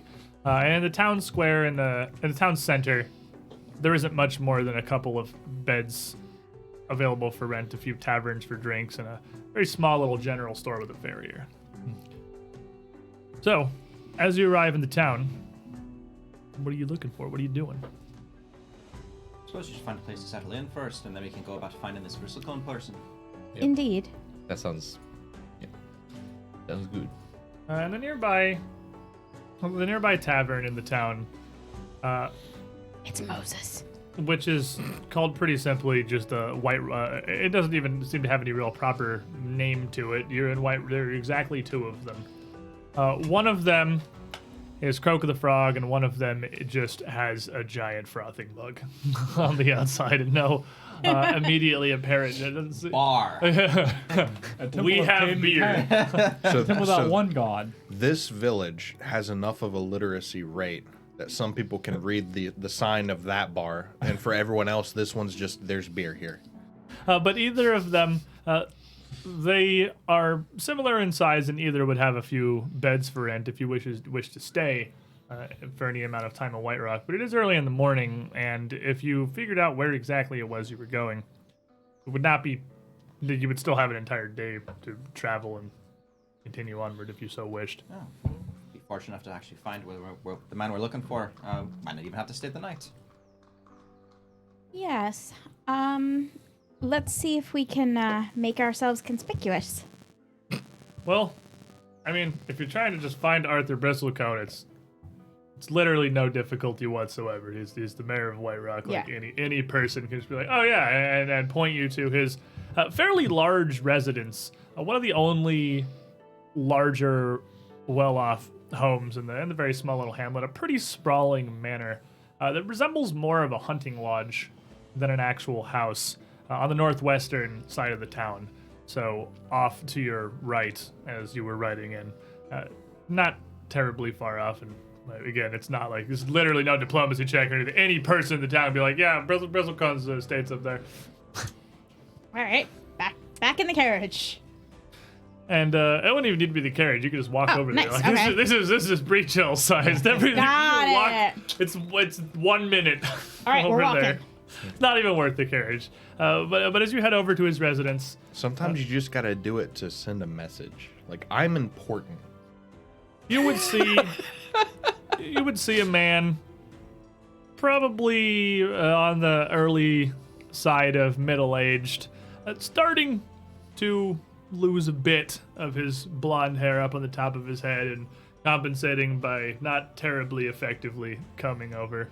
Weathered by some years out in the sun, with a set of tools and some lumber laid out next to a wagon pulled up in front of the manor, working on some minor repairs to the front porch of this lodge/estate here. The 5 of you approach, 6 of you with Valia approaching is not exactly subtle. And as he finishes hammering in one thing, he would turn and smile, just kind of nod briefly. Hi, welcome. Oh, hello. Be Master Bristlecone, I presume. Indeed.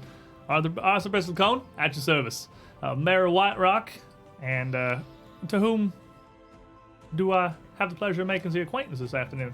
Roisin Byrne myself, but more importantly, this is Adele.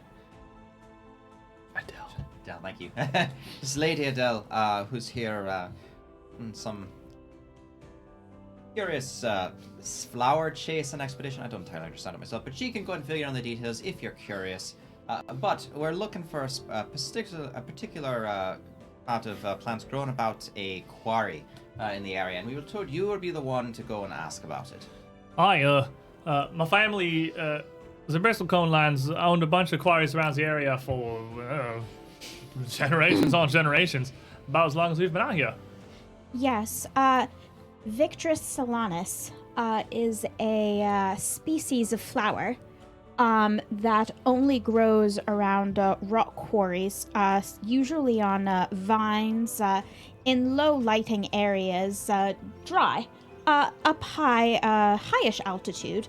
My family are perfumers, and we're very interested in cultivating it for scent, and I wondered if you would be able to point us in the direction so I might see it in its natural environs. I have no idea how the flowers grew before the quarries were dug. That's a...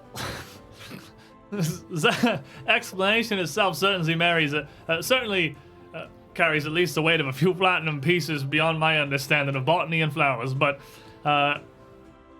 that's an interesting one. So, if you don't mind me asking, Miss Della Vaz, Yes. what if these vines only can grow out in quarries? I assume largely due to either large amount of exposed stone faces or with some of the treatments we use to, or even perhaps some of the dust left over for blast mines, if that's the situation. Where do these vines come from? What do they do before the land is quarried? So it is my understanding, at least, that what gives these flowers their intense smell are some of the minerals that are unique to some of the quarries in this area. And it's not so much that the vines find a specific growth in the rock, so much as they like the mineral content in the area. But spent the entirety of my adult life and when I was a child working with the family business, running quarries, running the town, dealing with all this, and still I'm learning new things about it every day. Well, to be fair, it's not something most people notice. I mean, a flower is a flower, a vine is a vine. Unless you're actually looking for it, it's not like it sticks out all that much. But the scent is very unique, and it could be valuable if put in an essence. It seems like this adventure of yours, this investigation, something. Would you like to step inside? I can put on some tea or coffee for you. Oh, that would be so lovely. We've been traveling in a carriage for days, and I would just love a cup of tea. Please, come on right in. Don't mind the porch here. It's perfectly stable. Just a little bit of cosmetic upgrades I'm trying to do. A bit of weathering I'm trying to take care of on these pillars. But please. And he would welcome you. As I am wont to do. Steal everything. No. Close. He takes the house. I want to suss him out, see if he's onto this being. Maybe BS. a perception check. 25.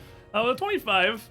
the man clearly seems to be pretty accommodating and jovial. You don't really get any sense that there's anything else going on here. He's Well, the mayor. I'm of- curious if yeah. he can tell that this is. Oh, if he can see through you. He does seem confused by this, but he doesn't. I mean, he's the mayor of a tiny little town halfway to Cheliax, and he's not paying that much heed. He can't imagine. Like, well, he's not worried about corporate espionage on his quarry business here. So, like, Hashtag people with money stuff. he's not bothered. He doesn't seem to be. Fair enough. But he welcomes you in to the entryway, and the inside of this estate is built again almost like a fairly large hunting lodge, with a well carpeted, almost like log cabin-esque interior of a paneled dark wood that's intentionally left pretty raw and exposed, but very well maintained and well treated. A fairly large hearth sits on the backside of this huge square, like 20-foot antechamber. The walls adorned with an assortment of heads of mounted quarry of a variety of sizes. Deer with truly impressive racks of antlers, even one of an enormous black bear set above the hearth itself, looming down over the dark green carpet spread across the interior. There's an assortment of different crap, my chat. There's an assortment of different leathered furniture around the outside of the area, mostly facing towards the hearth, and a couple of bookshelves as well. Not with a whole lot of actual literature perched on them, A lot of picture books. but with an assortment of interesting little trinkets, either gathered from hunts or just bits of tools or oddities acquired throughout generations.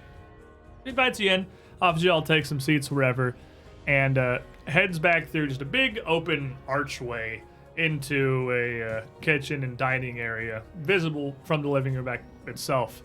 He doesn't appear to have any servant staff or anything, and starts immediately going on preparations to ready some drinks. This is a very interesting town you are mayor of. How did it come to be here?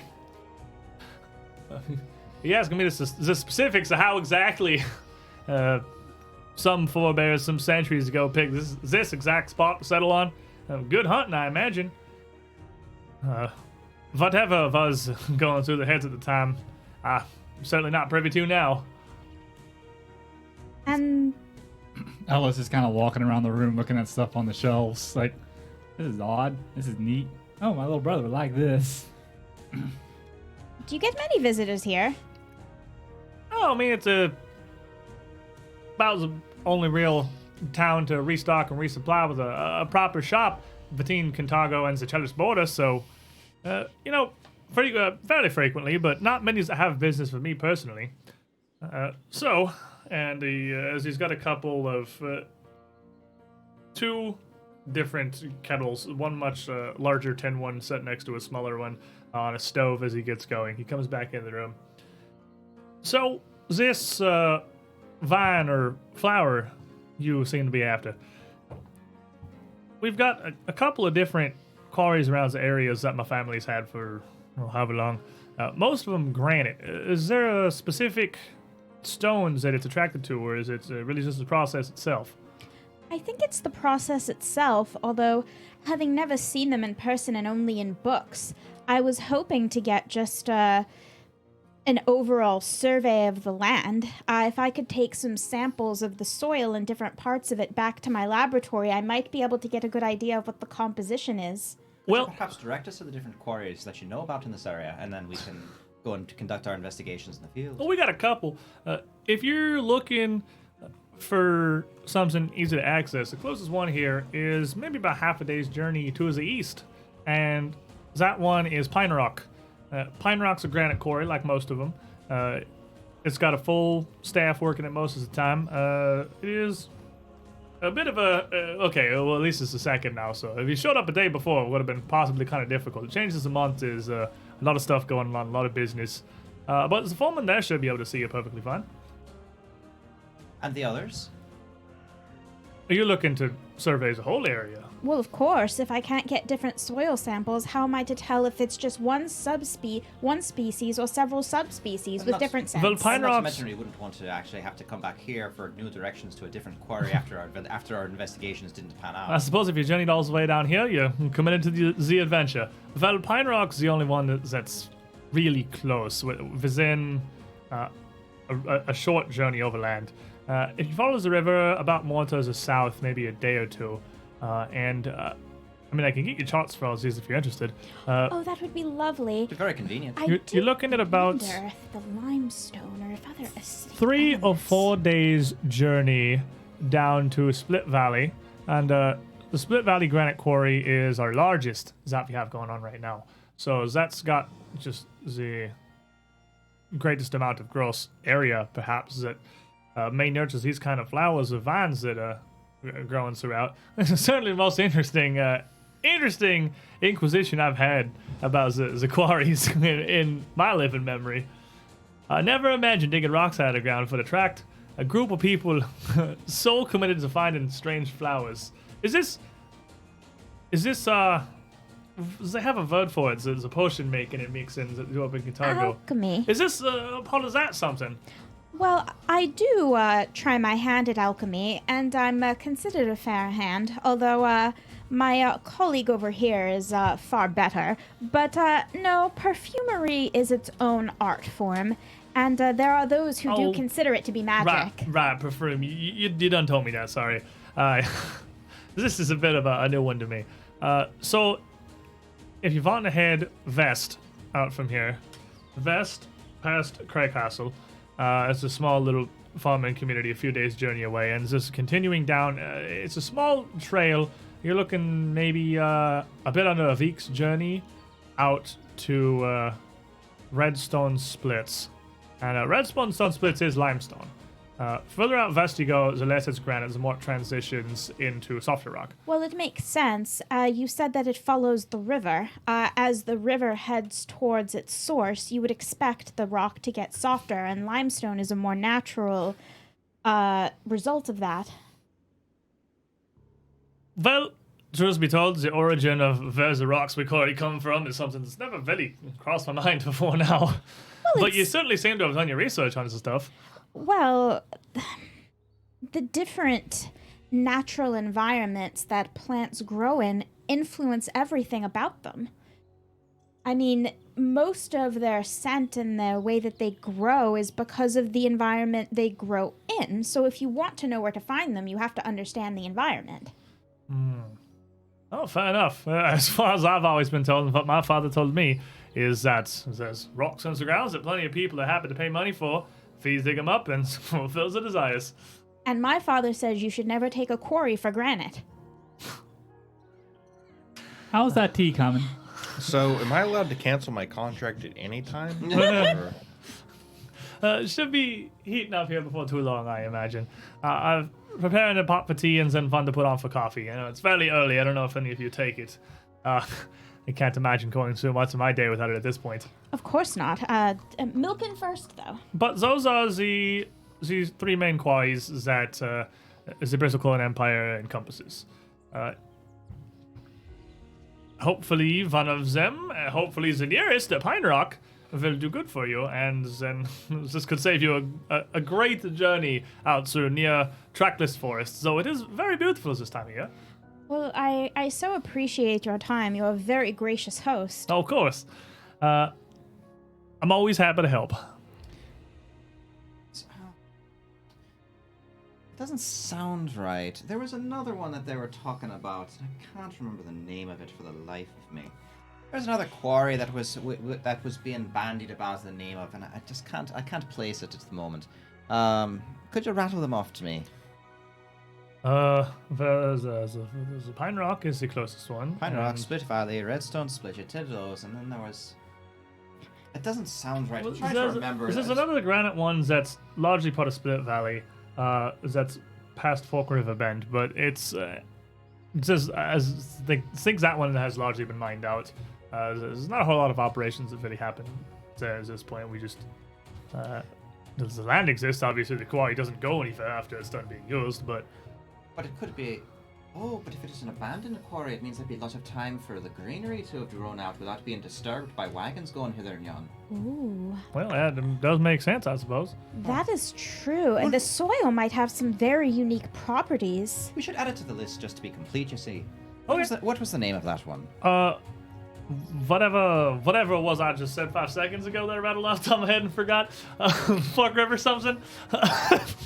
We're gonna go Fuck River Valley. Is probably what I said.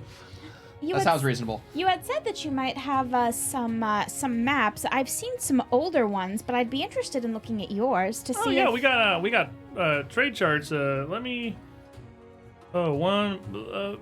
If that tea starts whistling, don't worry, I'll be back in just a moment. But let me go gather a few of the travel charts. Of course. I'm sure if the tea is finished, if there's one thing I know how to do, it's pour myself a cup of tea. But help yourself if you can't wait. I'll be right. Just a moment. I was gonna go tend the tea. And Arthur heads out down through a door on the side deeper into the estate to go fetch up these various charts. He comes back a couple of minutes later, after which point the teapot would have started rattling and whistling that you could have easily handled. He's got a decently impressive selection of various teas in a rack just on the counter next to the stove itself. And you would have been long finished preparing the teas if you're gonna take that into yourself before he comes back in with a book, leather bound, 2 small scrolls, and a much larger piece of parchment, and takes them out into this like kitchen and dining area to just a larger flat table space. The up face of a table looks like a log, pretty much just cloven in half, left open, perched on some stands. Homie, it's charming. And he rolls the big map out, and the big map is absolutely covered in various notation of like regions and peaks and forests and trade roads and trails and travel routes and everything. That just seems to be an intensive, like almost topographical map of southern Kintargo itself. The smaller charts he opens up as he puts one over down in front of you and unrolls it. Shows a couple of directions, labeled trade routes out to the quarries that he had mentioned. It says this here is the trade routes we've been using recently. The shipments bringing to and from all the bristlecone quarries that we operate. It should give you more than you need to find your passages down to any of them. You're welcome to take this. I got plenty of these. Oh, thank you. It would be good to be able to match these up with my various geological assessments later. It would be helpful to have this as a starting point. Well, again, I think this is all just very proper interesting, and I'm happy to be of assistance. Roshan's gonna look over that chart, and she's gonna see if she can find Summershade on there anywhere. As you're looking through it, it is so thoroughly detailed that finding that specifically is going to be a little difficult. Give me a perception check. All right, it's gonna be a 29. With a 29, looking through, it is there. Summershade Granite Quarry is marked on the map almost on the Chelish border. It looks like to get there, you would need to travel following the Yalubulus River down to a confluence 4 days south of White Rock. And then it would fork off to the Catharavausa River west, another 5 days journey to the quarry. Summershade is very far away. Okay, Roshan's just gonna note where it is, but not say anything or point it out. Well, this is all very, very nice of you. Can I at least pay you for the paper or No. the copies? Please make no mind of it. A single sheet of paper and a bit of ink to copy a map. Don't cost nothing proper. Thank you. And would you suggest which of the inns would you suggest if we wanted to take our leisure here for the night? If I pick sides on that debate, I'm gonna have the townsfolk at my throat for weeks. All right, you are totally, completely 100%. Perfectly enjoyable places, both staffed by fine, fantastic folk. Either perfectly capable of attending to your needs. Lovely. So you're gonna be planning on staying around White Rock for long? Perhaps for the night. I shall have to consult with my my advisors here, as I have to say that roughing it isn't exactly my specialty. This actually does remind me. And I know that this isn't necessarily right proper for mayor of a town selling his wares and whatnot, but if you do stay around, or if you are planning on traveling out to these quarries, when you're taking the journey, just be careful. We, in the past couple of weeks, have had a couple of reports of some strange happenings. I don't imagine it's nothing so severe as bandits or the like, but things do happen sometimes, and I wouldn't want to see this friendly brigade of flower hunting faces fall afoul of anything strange outside of my town of White Rock. Well, you can be sure that while I am a flower hunter, my father would never send his prize bloom out without protection. These ladies and gentlemen are all very capable, far beyond what they would seem. I just feel I can't. Am I looking capable to you? It's nothing personally slighting against any of you, of course. And you look like you come well equipped with friends and gods for the travel, which is smart. But I can't in good conscience not mention anything. Of course, you're a gentleman. We very much appreciate your candor. And thank you, Miss... Eleanor Beatrice Rojan Oleander. I forgot to introduce myself. Sounds a tongue twister of a name if I've heard one. Thank you for handling the tea. I apologize that I was fetching things and I've been a right terrible host. Oh, Supposed to it's kick me fine. out of Kentucky in the first place, my dad would say. It's perfectly fine. I always loved helping Claire with the tea when I was little anyways. Always But- soothing. Take that map of routes with you. At least it'll keep you sticking to this main road. So if there is anything odd going about, surely nothing will happen on main routes. Thank you. Just be careful if you're camping for the night on these travels, and just keep an eye out. You're very kind. You are. Lady Eleonora is actually helping me write a play about my family. She's a very talented singer and dancer. You got your fingers in a truly impressive amount of pots, Miss Resme. Jeez. Aw, gee. Well, You don't say. I am very talented. My father always said that. all right. Well, I think we best be going. Yes, I must agree. The day's still pretty young, and I have feet for traveling. So, And I have a porch to fix.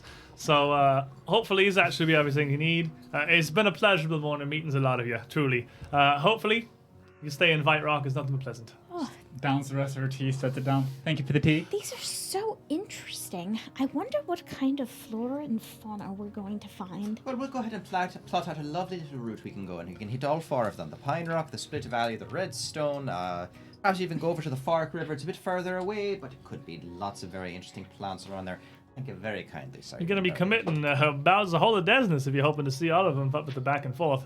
We've committed more time to more frivolous tasks. Have you considered how far we've traveled to get here? That's fair. I don't know. I'm reading it upside down. That's why. It's okay. We will plot the routes. She's Well- the nose. Our job is to get the nose to the plants as quickly and safely as possible.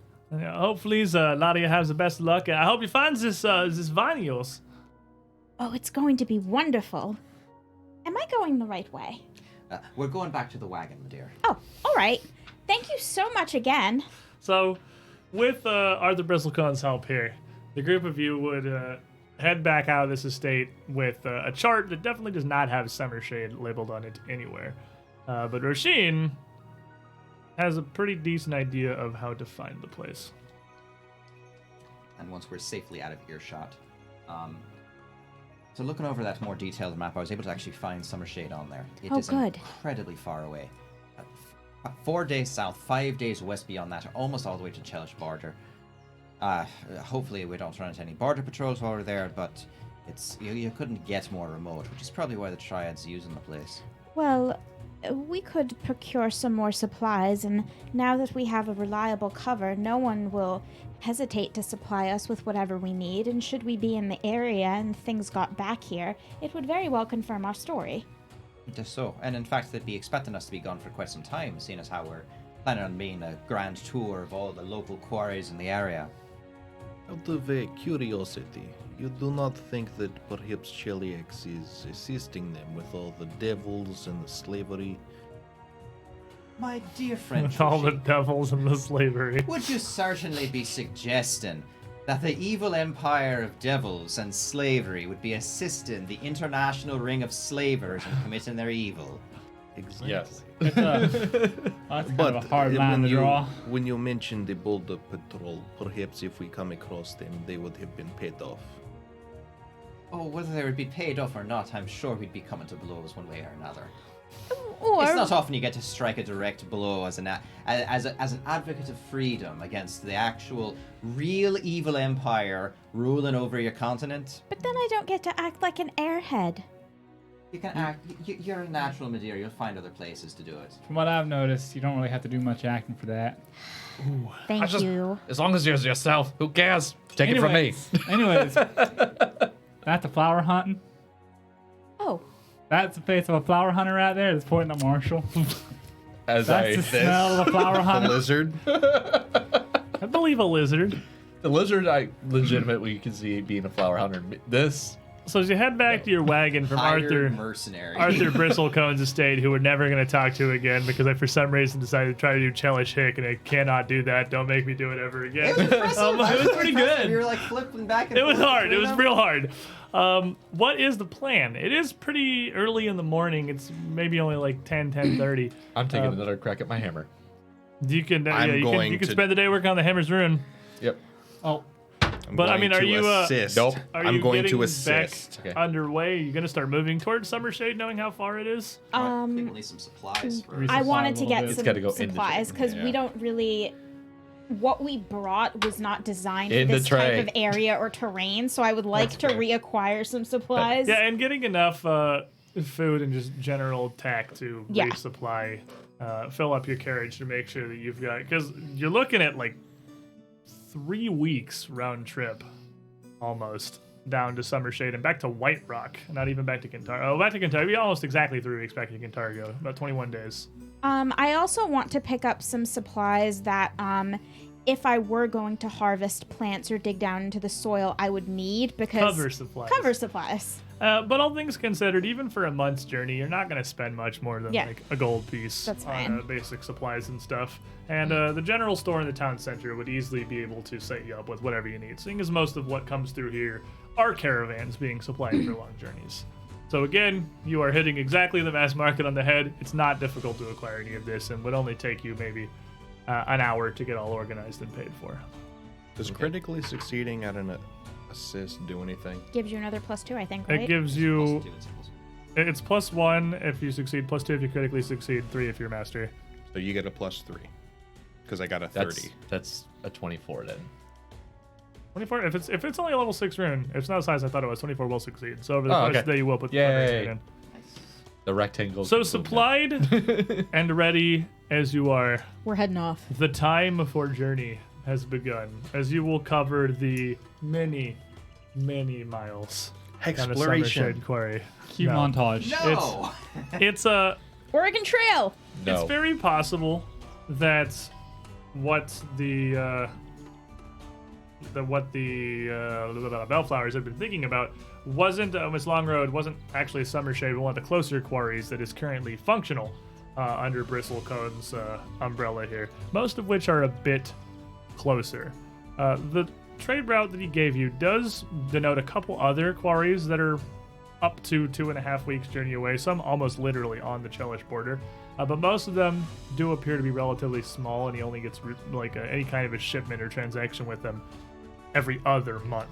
They don't make that journey very frequently. Some even every 3 months.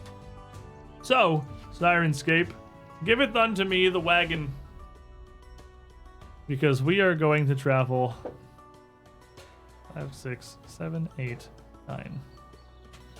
For 9 days 49. following these rivers. As you camped outside White Rock and met the priest of Chaldira, it was a new month, the 1st of Desna, After you follow the Alobalus River for 4 days, and then the Kathra of Vausa for another 5, before finally forking off to find Summershade Granite Quarry sometime in the late afternoon. It will be the 11th now of Desness. Somewhere back in Bridge Hill, Greg Coldbrand has finished his contracts, and the walls of Citadel Altarian have been at least fully repaired. There are no longer giant gaping holes in your castle's walls. It looks much nicer. Yeah. Which means that Tyrannus can finally walk around in his underwear like he wants.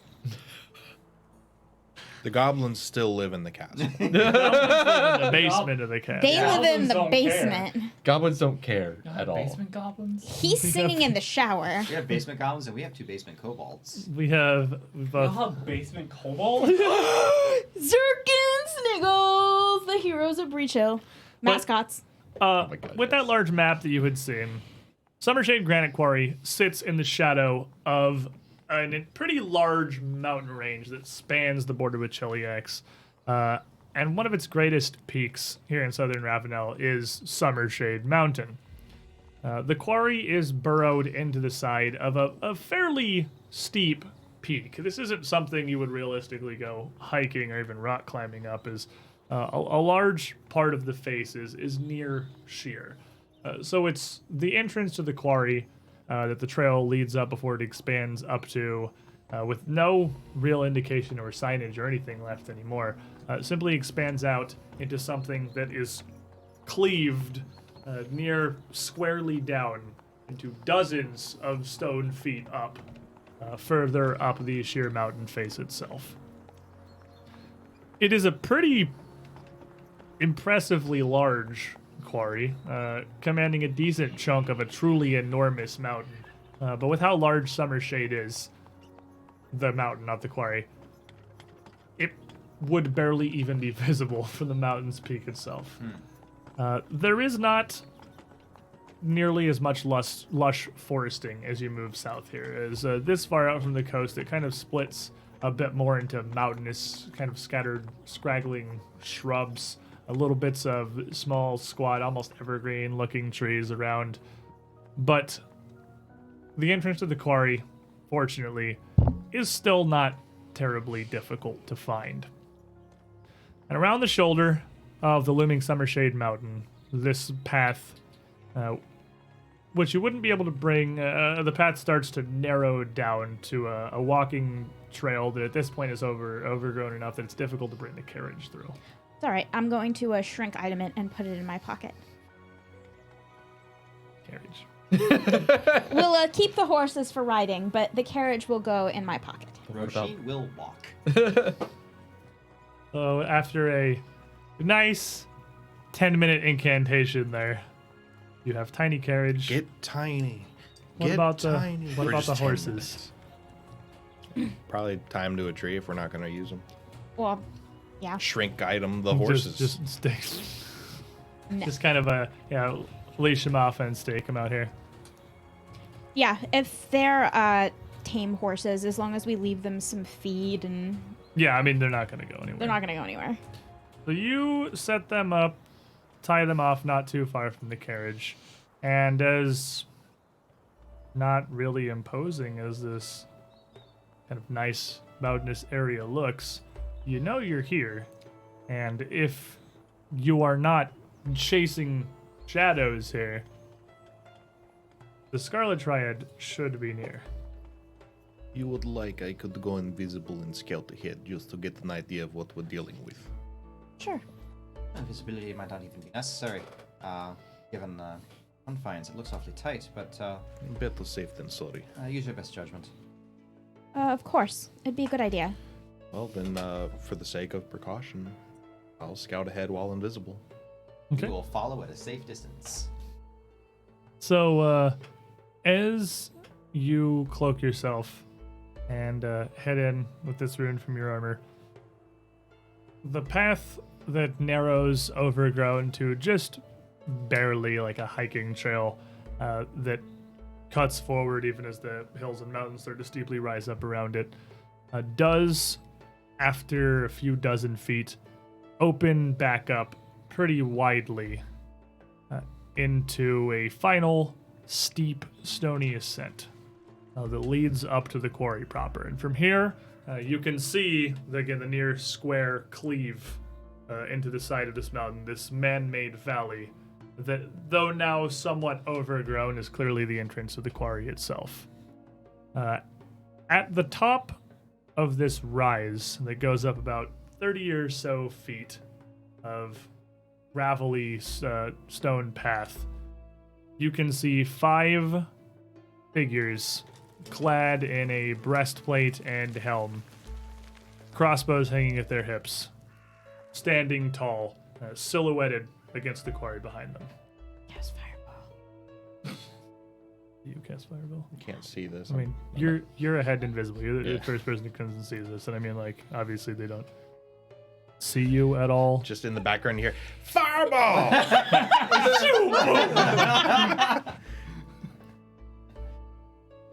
So that's That would be the first time. It's pretty much all I see. Just open quarry, 5 guys up on the Yeah, hill. well, you can see the entrance to the quarry like 30 feet up above you with the 5 guys standing at the top of the rise. You can't really see into the quarry proper without going up there. I'm just gonna go up there. Okay, so as you go up closer, the 5 men watching down this ascent are motionless, like completely still, and closing a bit of that distance and coming closer becomes obvious that they are no longer alive. There are 5 corpses here, propped up in their armor, tabards with heraldry matching Arthur Bristlecone's, what would have been in his helmet, would have been clearly on display, where they have obviously been killed and propped up to appear at a distance as if they were on duty guarding the place. You can see that there is a bit of a fork. The entrance to the quarry has a tunnel on the west that bores into the stone itself, and going forward opens up into a massive pit several hundred feet across, largely square. The walls of this ascend up another 100 or so feet of this quarry, commanding an incredible amount of area, a truly impressive amount of granite that was once excavated. And you can see kind of scattered around it in the distance, throughout the various sides of the walls, there are some other small openings as well. Whether those are just caverns that have opened with years of disuse or what is, again, not entirely clear at this distance. But you can only see one figure near the center of the quarry, a couple 100 feet away from you. In the quarry, not across. In the quarry. Yeah, like, because you're at the opening to the quarry itself. And let me see if I can. They're like where the hole was dug. Well, in the hole, probably, right? Yeah, well, there's the across from me, there's the above across from me, and then there's the in the hole.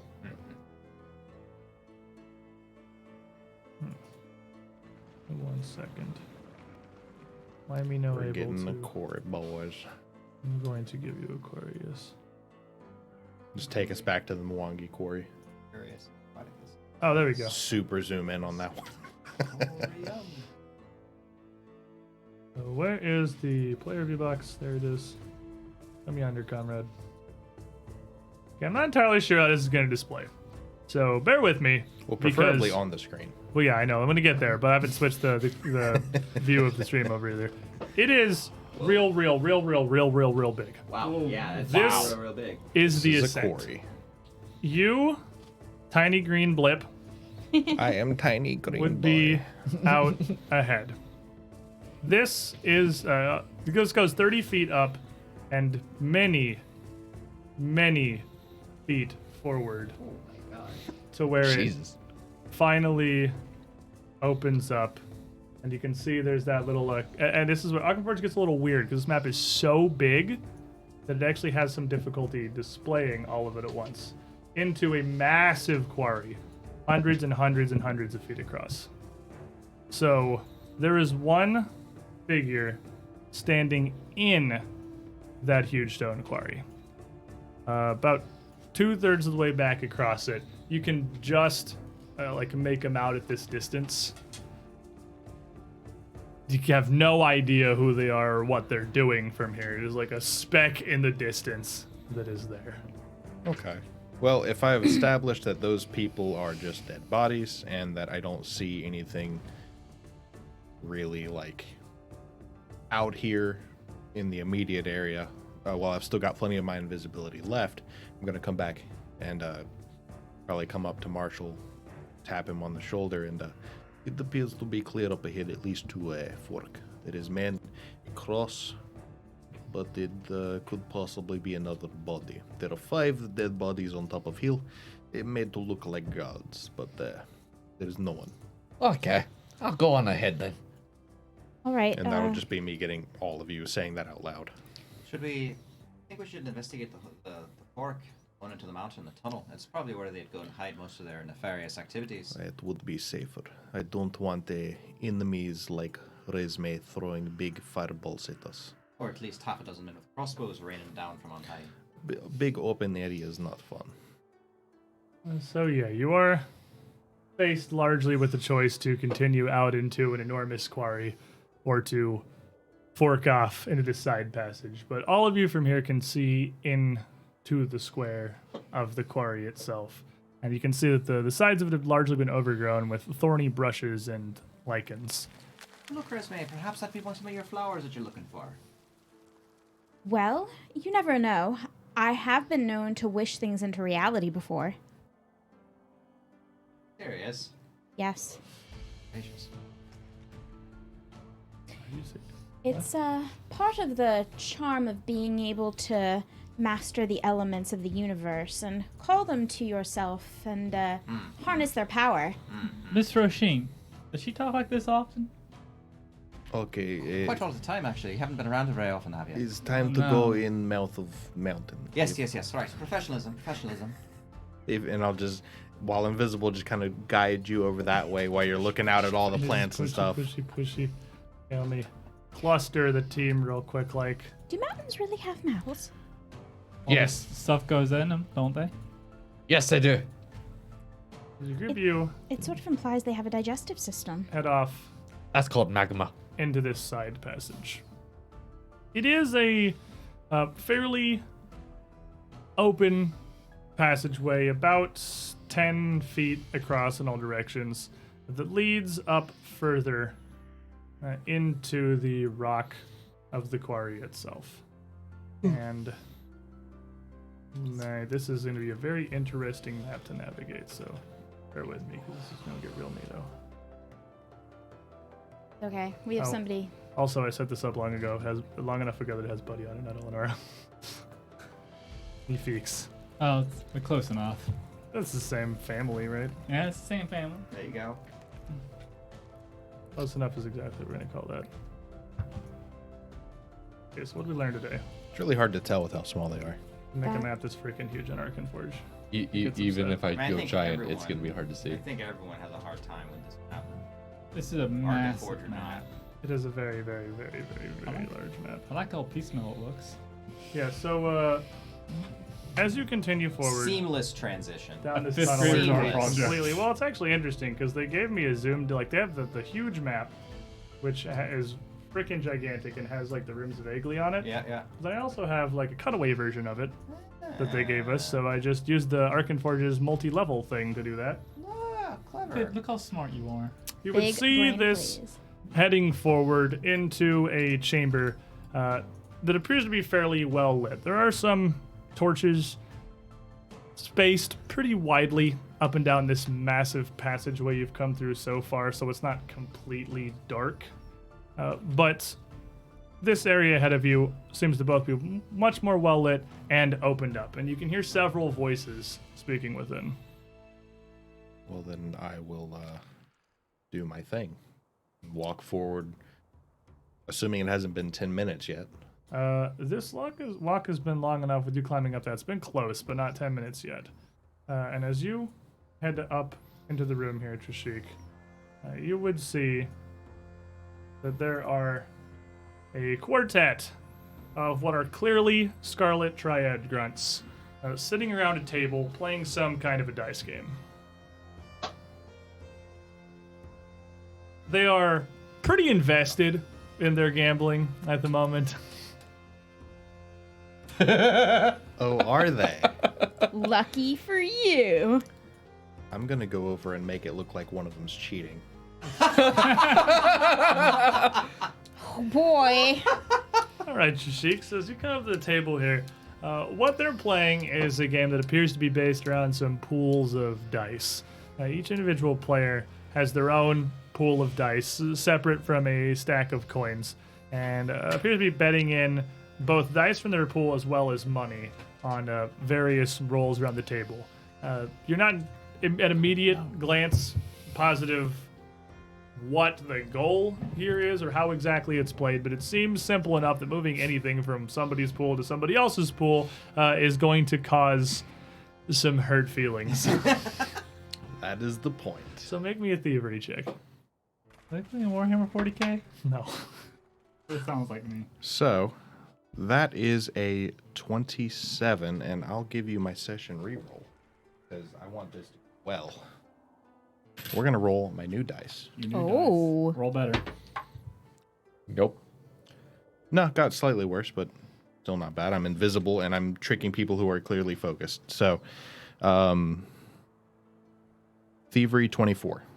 So the 24, as you reach in to try to move something, a quick reaction from one of the players, he just flings a hand out gesturing about something. He actually bumps you and knocks into your arm and clearly flinches back and looks like, and the dwarf looks like, what the hell? And starts kind of just like waving out that area. He has no idea what exactly he's touched, the one right next to you, but he definitely did touch you, and you jerk back immediately. And the rest of the table just kind of looks at him for a second. He's just swinging at the air, doing nothing here. Can I go to the other side of the table and do it again? Do it. And he looks at the rest of the table. I just hit something. And using this as a perfect The guy next to him, distraction. well, it wasn't fives, I'll tell you that much. Are you playing or not? So, using that as a perfect distraction, I'm gonna get a 27. The 27.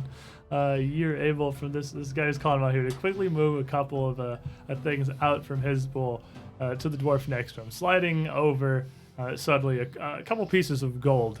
As while you have control of them, they kind of fade out for a moment as you pick them up. They're invisible. Put them down, so it's not like a stack of gold just sliding across the table. Nobody's noticing.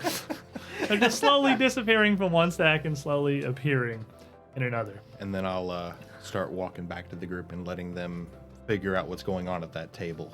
That one of them has just cheated. Obviously. Fair enough. As you head back to the party, I'm going to come right up to Eleonora while invisible. And there are 4 dwarves in the room. Probably just coming out of... there's a pair of dwarves with flails and a pair of men with a man and a woman with pretty large clubs. Okay. 2 humans, 2 dwarves. I have interfered with gambling game.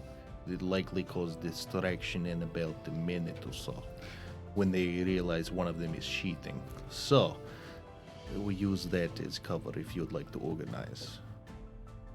There a demon under the table? There is no demon.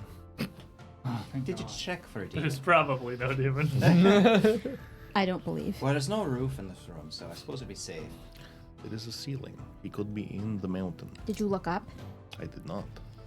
Nobody ever look up. Rookie mistake. Well, all right. I have been wanting to try something. If you wouldn't mind letting me poke my head out for a minute. What, by yourself in the room? Are you mad? No, you can stand right beside me, but I'm not going to go in the room. I just need line of sight. Yes, if you'd like to attempt. I feel I do not have long on this invisibility. Sure. Very well, very well. Timer. Sword and shield out. I'm just getting ready. Get my axe out. All So, right.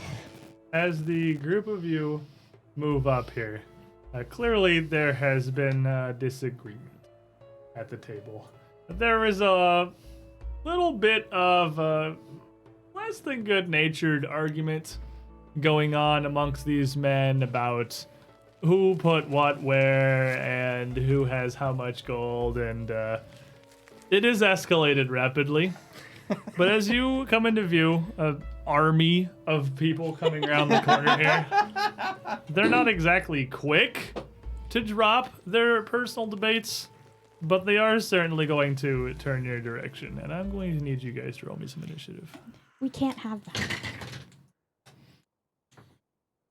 Is it alright if I roll stealth since I'm still invisible? You can definitely roll stealth. Not terrible. Wait. I like the wait. Let's go I was about to say, why do you? All right, Trishik, 31. Nicky Boy, and Marshall. 27. 31's not actually a good roll. How about you, Rasheen? 24. All over the place right now. Yeah. I think I'll bump at some point. Yeah, there we go. There we go. And resume. 28. 28, so just above Marshall here, and Eleanor is in the dumpster. After you. And Oh, Nora doesn't roll initiative. 2 clubby boys. Initiative failed successfully. One of your cards has slid under the thing there. That's okay. 2 clubby boys. One of them's gonna be up here. They react fairly quickly. They're pretty distracted. But the dwarves are not reacting quickly. Dwarves love to Dwarves gamble are very and fight. invested in this argument, obviously. They're super invested in it. And 2, like, due to the nature of the map, it's going to be a little bit zoomed in. I think Squid forgot about her. Oh, Valia's here. Crap, I need my Valia token. I can do that. I got to roll Valia, too. Well, forewarned is forearmed. She can still stab things with one arm. Let me get You Valia also on here. kick. And bite. Valia got a 30. You got a 31, Rashik? Yes. The happy I love the face. happy face. Just I'm makes glad me it so didn't happy. The happy face. Volley is so happy. The light of my day. Valia loves murder. She loves getting to kill people. Who doesn't? She gets to test out our new sword fighting technique. She gets to test out one-handed mode. Woo! Yeah. Okie dokie. So there's Valia. There are 2 men with clubs. There are 2 dwarves. Stick boys and dwarf boys. Natural enemies since time I'm sorry. immemorial. Stick boy and stick girl, because we did specify that. Trishik. You go first. Well, would it have been all right for me to have marked one of them while I was in there? Absolutely. You were just in there Yep. like they Just had no making idea. sure. Well, Definitely. Do whatever mark you want. The one that bumped me. So probably, Closest so probably dwarf. this one. Yep. How dare he stop me from cheating? How dare See how he? did he stop me from cheating for him? And I'll show you not to let me cheat for you. I suppose I'd be right there because where I am currently is in the wall. I mean, yeah, but that's like 50-50 square. You could stand there, either or. Okay. I mean, for line of sight purposes, I guess it matters. But I want to shoot him, so Fair enough. plink, plink, plink.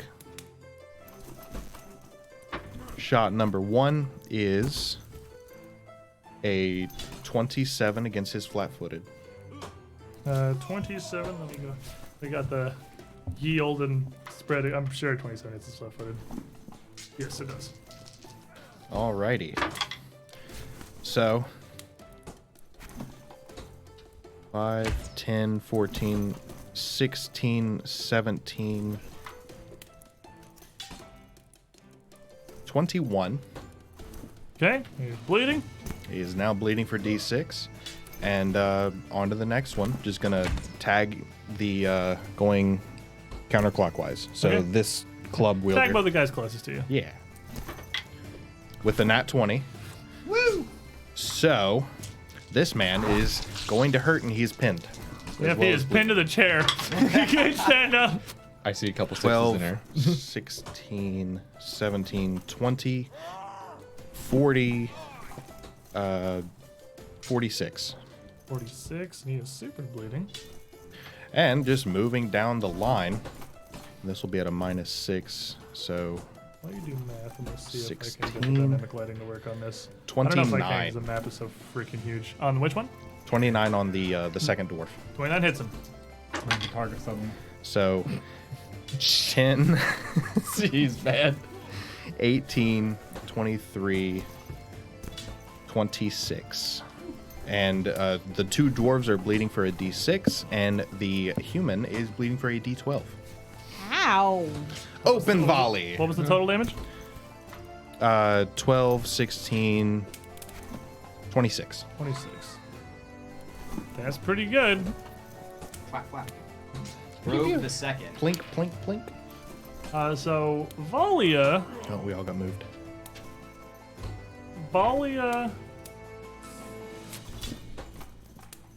she's gonna hold. I'm so proud of her. She's right kind now. of at the back of the bus She needs a bow. and doesn't want to wouldn't run help, in and but- get. How is she gonna shoot a bow? One-handed- One-handed pistol? It's a gun. Yeah, she can do that. You give her a crossbow, a hand crossbow, and then you give her the feat that one NPC had, where she reloaded 2 hand crossbows at the same Oh, time. with extinction curse when she just Yeah. flipped and reloaded them both. Yeah, with give her the that. thigh sheath. Yeah, She's an that'll NPC. do. She can have that feat. She's gonna hold probably till after Marshall. So this first guy who has been pinned to the chair Love and life. is going to reach for his big stick, pull it out as he tries to wrench himself free from the chair. And what's going to end up happening is he's going to stand up with the chair just kind of dragging behind him. It's funny because if they roll a hard 1, they might not successfully He did break not out. roll a hard yeah. one. And he is going to move, chair rattling across the stone floor to some cover over here against the far side, and just yell back, "It doesn't matter, forget the coins, we're being attacked!" The Dwarves are still arguing. And One of he's, them's been shot. Doesn't matter. he's going to bleed for 10. All right, They've both been shot. Actually. resume. Resme will move up around Roisin just a little bit so that she's not caught in the cone. There we go. Okay. And I will move half speed just in case because I don't Move know You're like what's 10 here. feet away from that Yeah, guy. that's He's fine. got a club. And she will throw out in a loud, sonorous voice, Ventus Fulmina! And she will cast Chain Lightning Zap, zap, zap. and start with the dwarf in front of her. New magic, you say? All right, so what's the chain lightning do? So, Chain 11! We have 6 level spells! he needs to go ahead and make me a reflex save. Oh, there it is.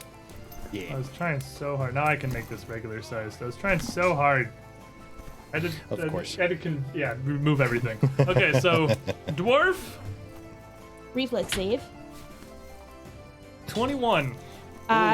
He's just- sitting down and All right, it's Not DC feeling 30, so that's just not a critical failure. woo. So he's going to take 8d12. Okay, well, why you roll that for an hour? And so then it's going to jump to his next friend, and then his next friend needs to make me a reflex save. It hits everyone in the room. It hits everyone Yeah. in the room.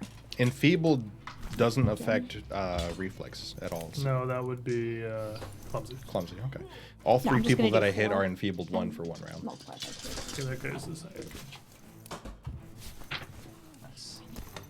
33 on the guy with stick. Okay, so he'll He'll make take it, half. so he'll take half.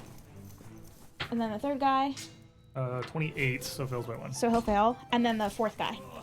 Oh, wait, it gets Yeah, stick too. everybody, yeah. Second guy with stick, gonna get a 23. He will also fail. So that's 29 times 2 is 58. So the guys who succeeded will take half of that, which will be 29. 29. And then the guys who take full will take 58. Math. Okay. Thinking with my brain. So 29 is the base damage. No, 58 is 58 is the base damage. 29 is the half damage. yeah, so Yeah. one of them will take 29. The other 3 who failed will take Okay. 58. Take that many. Both dwarves failed. This guy failed. Was it this man with stick that failed? Yes. So all 3 of the people that I tagged were like, "Oh God, lightning!" Yeah, and the one guy in the corner has got the table behind him that kept him largely okay. It's a still arrow. The shaft of the arrow is still, so it's just Lightning. And then you'll actually Yep, that's see, gonna tase the crap out of everybody. Okay. and you'll actually see Resme after it's done pull back an invisible whip of lightning that will come back in her hand, smolder for a bit, and go out. Blame her. Well, Interesting. Marshall, everyone's pretty hurt now. The way he likes it. First they get shot, then they get zapped. What's gonna happen next? A big freaking dwarf. We just invented the taser. Big freaking dwarf comes into the room. Move, drink, and grow. What square do you want to grow into? Surprise me. I pick here. That works. As long as I can hit things. You can hit everybody from there, so that seems like the most reasonable martial activity. Yep. And because I'm a level 11, I can grow for free action when I rage. So Free. that's awesome. So you got an action left. Yep, and I'm gonna smack Sticky Boy behind me, The guy that's bleeding come to cover? profusely. Yeah. Pen to a chair. Yeah, pen to a chair. he's got a chair stuck to his leg. Jesus. Dead. 39. This man is. And are you? I should have swan at this one instead. That way, axe proficiency would. 39 does not crit, but 39 will hit him. Really? One of the things that he has reduces his AC. Fair. He's just feeling really bad. Blazing giant axe coming at his face. That's. Okay, so 17 plus 17 is 34 plus 5 fire damage. 39. 39. 39 total. Okay. And it was not a crit, right? It was Correct. not, no. Okay, so 39 slashing and fire damage. Big ol' slap, some fire. Valia. That's the noise that guy made. Valia, seeing the opportunity here, is going to come up behind Marshall to here and then step up so she does not block the entryway. Turning as she does to flick her wrist for a single deft strike. Poke. Poke. Did this man just get 20'd? Was he just hit by? Did this man get 20'd twice in one Did round? he get struck Guy by? got 20 twice in one round. That man is not alive anymore. Valia, have no fear. Valia has seen to that. We don't need sneak attack where we're going. It's all in the We flick of just the hit wrist. really hard. And we'll take down the first stick guy. The one before- man who's done anything. The one man has It's been had a 6 turn. seconds. You should have kept arguing with it. Before turning back, kind of covering behind Marshall's left leg here. I'm facing the rest of the party. The other stick guy, as the dwarves are still arguing about the coin, one of them holding his shoulder where an arrow struck him, and the other one trying to wrench one out of his arm, are still screaming at each other. Very This dude stubborn. stands up, We're dwarves. flips the table, and just yells out, "We're under attack! Do something about it!" and grabs his stick, pushing past this dwarf. Tag of opportunity. Wow. 40. That's a crit. Found it. Axe gonna give it to you. Aye. So 9 plus 17, that's 26 plus 3 fire damage, so that's 29 times 2, 58. 58. Pat. And he is definitely going to. An adjacent target. There's an adjacent target, so a dwarf is getting just the weapon damage dice.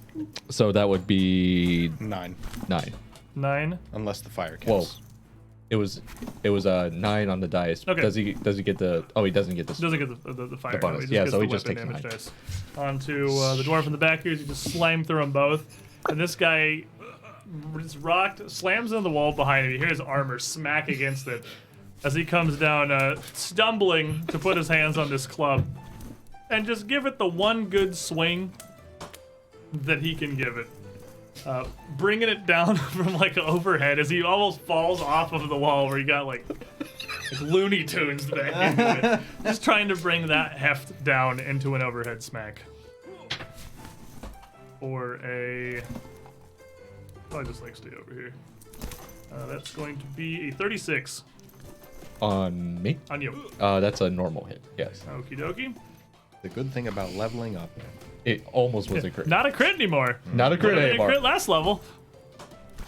Marshall's still beefy boy. Gonna hit you for 25 points of bludgeoning damage. Okay. And then as he kind of staggers here, he's just gonna kick out with one leg towards you in some desperate kind of attempt to make some space for himself. It's going to be a 35. 35, that's also a normal hit. You going to get boot, Is that a In the hit or shin? a shove? boy. That's a donkey. 12 points of bludgeoning damage. Big boot. What's your raging? Bludgeoning. Wait, pretty it's sure. bludgeoning. Oh, so I literally take 2 damage. You got 10, 11 raging resistance? 10 rage resistance to bludgeoning. It's make it's like your, I think It's it's what not it, quite it's, every it's your con plus something else, I believe. So Rushing. yeah, it's ridiculous. Okay. So the guy's got a little bit too close to Resume for her comfort, so she's gonna ride up. This right one next to him is to gone. engage. You're so gallant. He's clearly very focused on the gigantic dwarf that takes up most of the cavern space here. Excellent, just the way I like it. Oh, I forgot to cast Heroism when I came in here. That's fine, I'll cast it afterwards. These guys aren't a problem. I'll cast it later. Raise the shield and take a slash with the sword. Oh man, it's not rolling well today. That is. Gotta use the other side. That's a 27. I don't think that's gonna hit him. 27 will not, no. Okay, that's my 3 actions. Okie dokie. So now we have the dwarves. One of which who has a much larger dwarf looming over him. He's gonna grab his flail off of the floor where it got knocked when this fight started. And he is just going to swing it just kind of up wildly. What would unfortunately pretty much be towards places Marshall would rather not be flailed. Just because that's what's in about flailing region. It's all It'll right. be like a It's- cat it's- playing with a toy. It's not. It's pretty small, so he doesn't have a big target. You're so mean. 35 to Why hit you. mean? 35 hits. Oh, it's a big enough target. Bludgeoning again, so raging resistance. Yep. 15 points of bludgeoning damage. So 5. And it's easy as that kind of just be rebuffed by your existence. Super buff man is super buff. His pecs take it. He's going to make the very questionable decision to attempt to shove the gigantic dwarf back. But nothing with his flail. He just kind of puts his shoulder down and pushes up against your leg where his ally had struck. Oh, he's a damn big one! Go! He's kind of grunting wordless rage as he pushes. 27 versus your fortitude DC. It's My probably fortitude. Fortitude DC. So, Plus your 4. 10 plus oh, your 4. yeah, no, he fails. He fails hard. So just kind of feet Does he crit fail? No, he does not. like pushing in the stone And he takes 6 as bleed. you shove against him. He takes 6 bleed.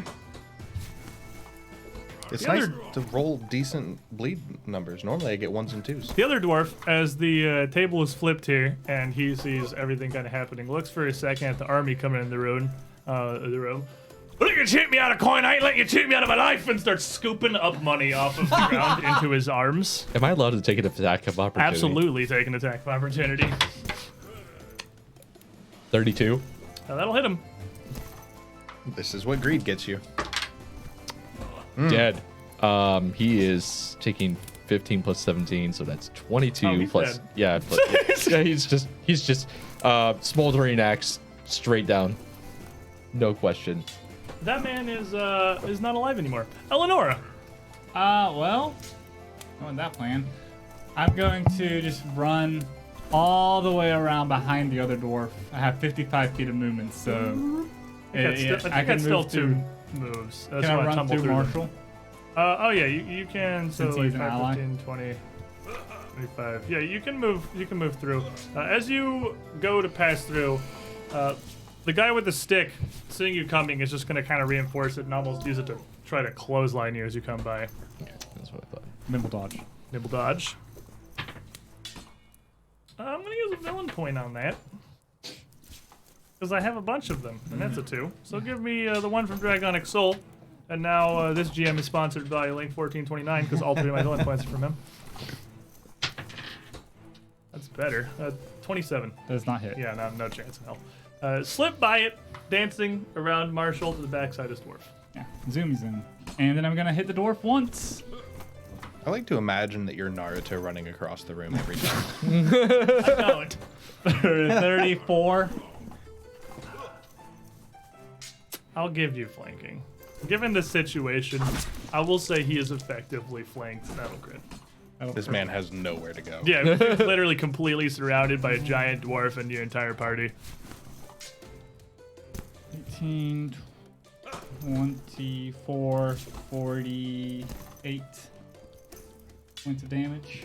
He is not alive anymore. Um, Sirenscape has the best timing.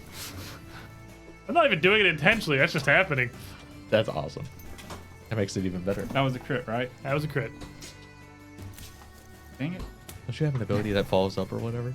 I have if it was a finisher I could 5-foot step. Oh, okay. They got one action left. I have 5-foot step. Well, where you are, you're kind of surrounded by a bunch of stuff. You can't 5-foot step. Like there's a body and chairs and a I table. walk towards the other dude menacingly then. Oh, you're approaching. You already took your ammo. What are you gonna do, buddy? Trishik. I'm gonna come out with 30-foot movement now. Right to Oh, in between them, I see. yeah, and I'm gonna draw an arrow back. Look at this guy, and Perhaps you'd like to put down club and answer some questions. Maybe you walk away with pile of gold and your life. But And, I was planning on keeping the gold. going to intimidate him I'm sorry, you're the good one, right? with a nat 20 for a 37. All right, he is frightened. Definitely sees the face again for a moment. And I just won't take my third action. All right, resume. This man, as he kind of stumbles back a bit, boxed in entirely, is a bit wide-eyed, clearly terrified. Does not show any immediate signs of not fighting. Resme will let some lightning build up in her hand, and her eyes will flare, and she'll say, "Really, you ought to think about that offer, because we're only gonna make it once." And I will also not take any action, but I'm just gonna hold. Marshall? Ha! You're all talk. I go to pick him up. Athletic. This is for me? I can has? I can has chew toy. Want go skateboards? It's a 37 on So, athletics. 37. As he goes to turn, you'll grab a hold of one arm, so he's kind of stuck there. He's a bit stronger than he looks, and your size does not afford you massively prodigious strength, so you can't quite pick him up while he's resistant, but you got a hold of him. I do have a feat. I believe it's called Titan Wrestler, where I. He's not huge. so that doesn't Oh Doesn't wait. matter. Oh, it works the other way. Yeah, Never mind. Titan Wrestle He lets is- you wrestle up. He Oh, is okay, never much mind. smaller than you, so Okay. that does not apply. He is Okay, not my a bad. I thought it was But the you other got a one. hold of him. Yeah, I got a hold of him. Okay, so that was my first action. Just in case, I'm going to psych up as my second. And with that, I'm going to look at him like, you got two choices. You can behave, or I can eat ya. Intimidate. Well, he's already frightened too. Well, I just added another 30 to it, so. So, EPs. continuing out around you, Valia's gonna move over towards a curtain that's bolted into two sides of the wall. It's separating the areas here. And flip her rapier, take kind of a wide stance, and just watch him and wait. Never has a dude been more screwed than this guy. That said, he knows what he must do, and he's going for it. Step one. Poop. Step one. Well, so if he goes to take hostile actions, can, Well, he's trying to pull away from Marshall. He's not like attacking. well, can her held turn go before he does his turn? I mean, Yeah, he didn't do any actions. Yeah. He's trying to pull away from Marshall. He's not like swinging or attacking, but he's definitely trying to like get out of Marshall's grip. He has not agreed to our demands. He has So, not, no. He just said nothing. He's just grit his teeth. He's like, all right, I gotta escape this grapple. I gotta shove Eleonora, and I gotta get past Valia. Oh, Survive 2 shove AOs. Like, That's cute. So at that point, the well, I'm frightened too. I'll frighten too. We can do it. the lightning will go out in her eyes, but he will actually see her eyes projected into himself, and he will feel his death come upon him, and he You're will gonna know that he is phantasmally kill this doomed. man. No, agonizing despair. Okay. Is that a will save? It sounds pretty Yeah, will he's savey. gonna make a will save. That is very much a will save. No universe that's not a will save.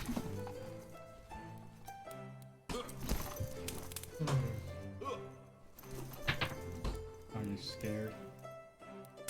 Are you will scared, be. boy? 31. It's gonna be a regular success. So yes, that'll be a regular success. So he's gonna go ahead and take.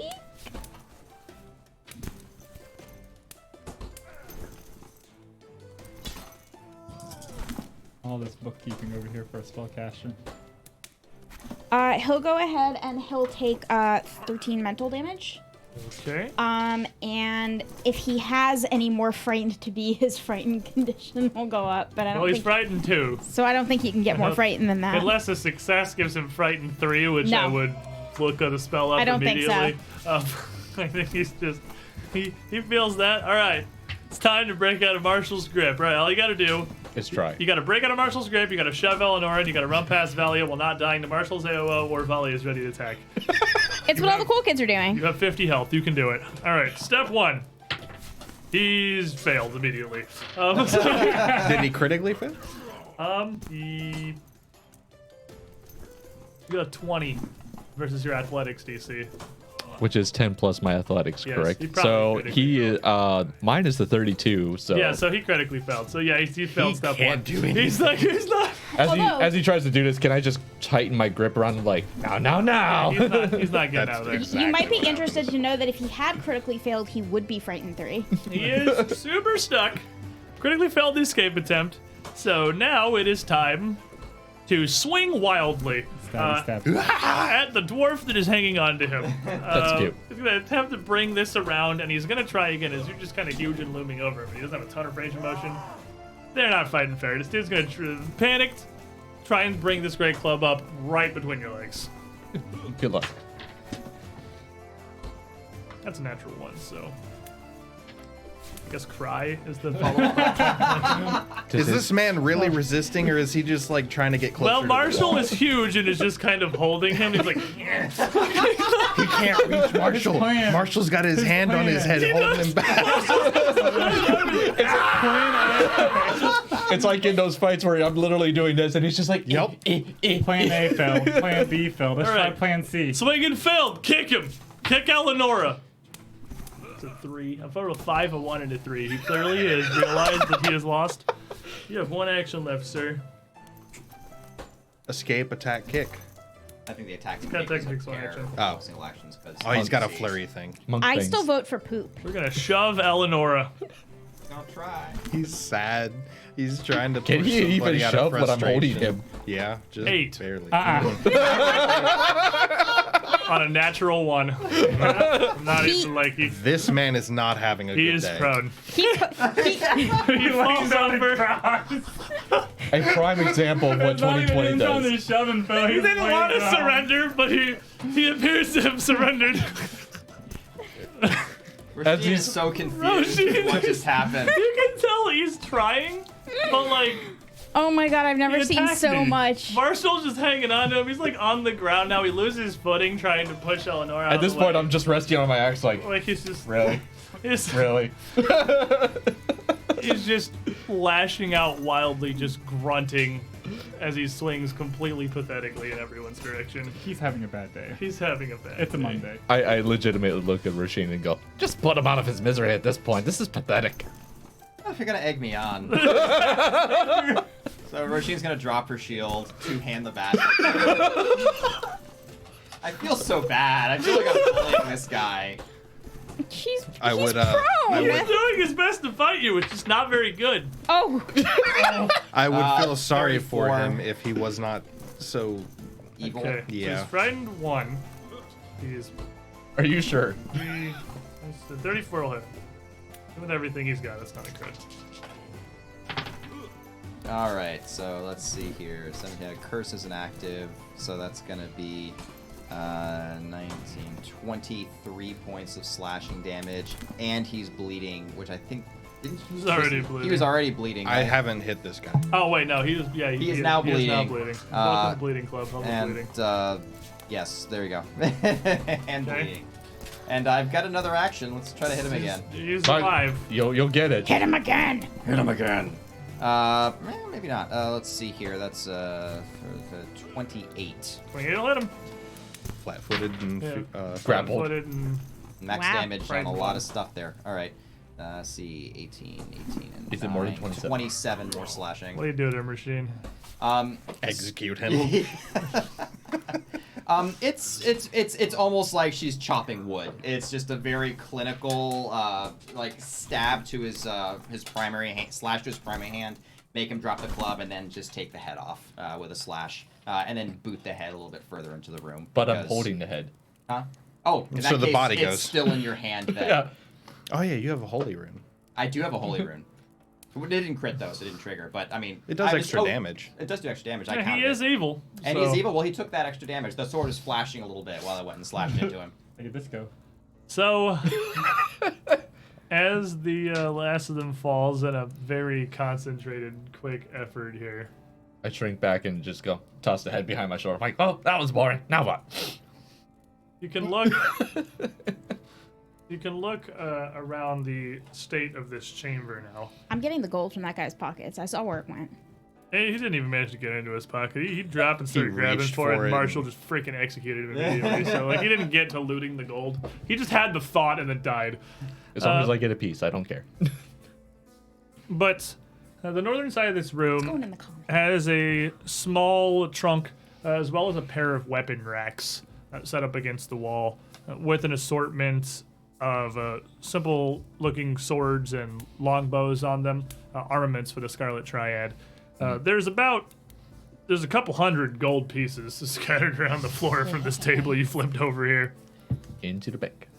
They appear to have gotten pretty invested in it based on just the quantities of money that they were going through here. I mean, they're literally in the middle of nowhere with nothing They else have to do. absolutely nothing better to do, so that's fair.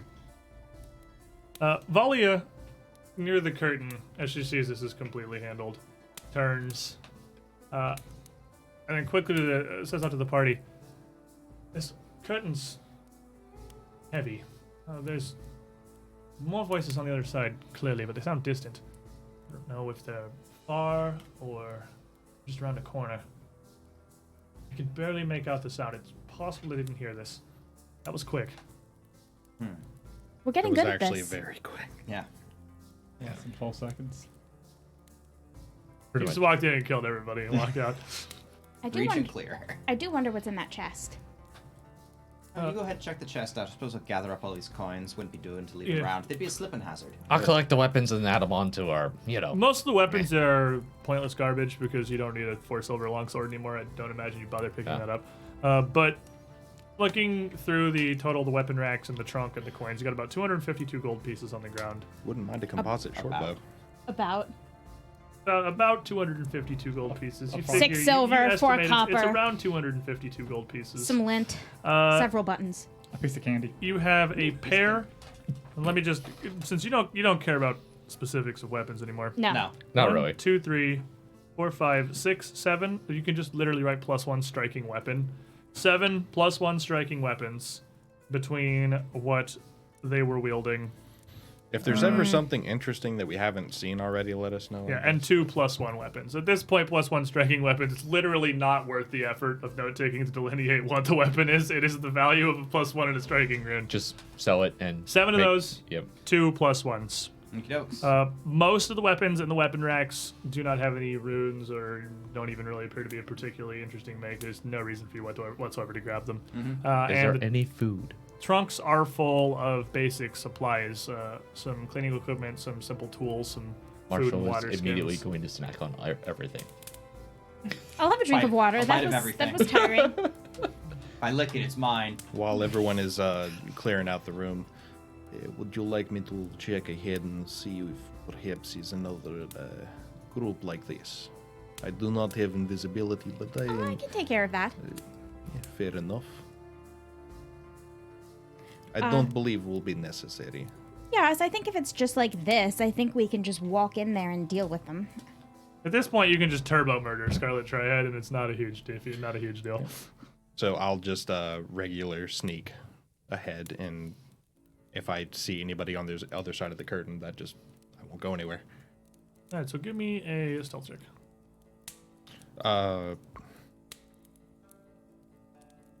27.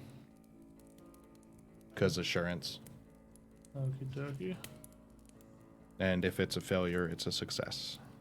So as you peek through the curtains, you can see this follow-up chamber straight across from you, about 40 feet back or so. There is an alcove with a pair of bunks set into it. There are another pair of triad dwarves there. One kind of resting on the lower bunk, and one just sat on the floor in front of it. And they're just talking. They don't appear to have heard this from the distance and through this large curtain, and with how quick this takedown was. But there are clearly more forces in the next room. Okay. Can I see the next room? Or is it like around the corner or something? Let me see. Don't worry. I have the power of Arkenforge. Ta-da! I have the power. I Grayskull. I just want to bring all the bunks down on each other. Let me give you vision. Like camp shenanigans.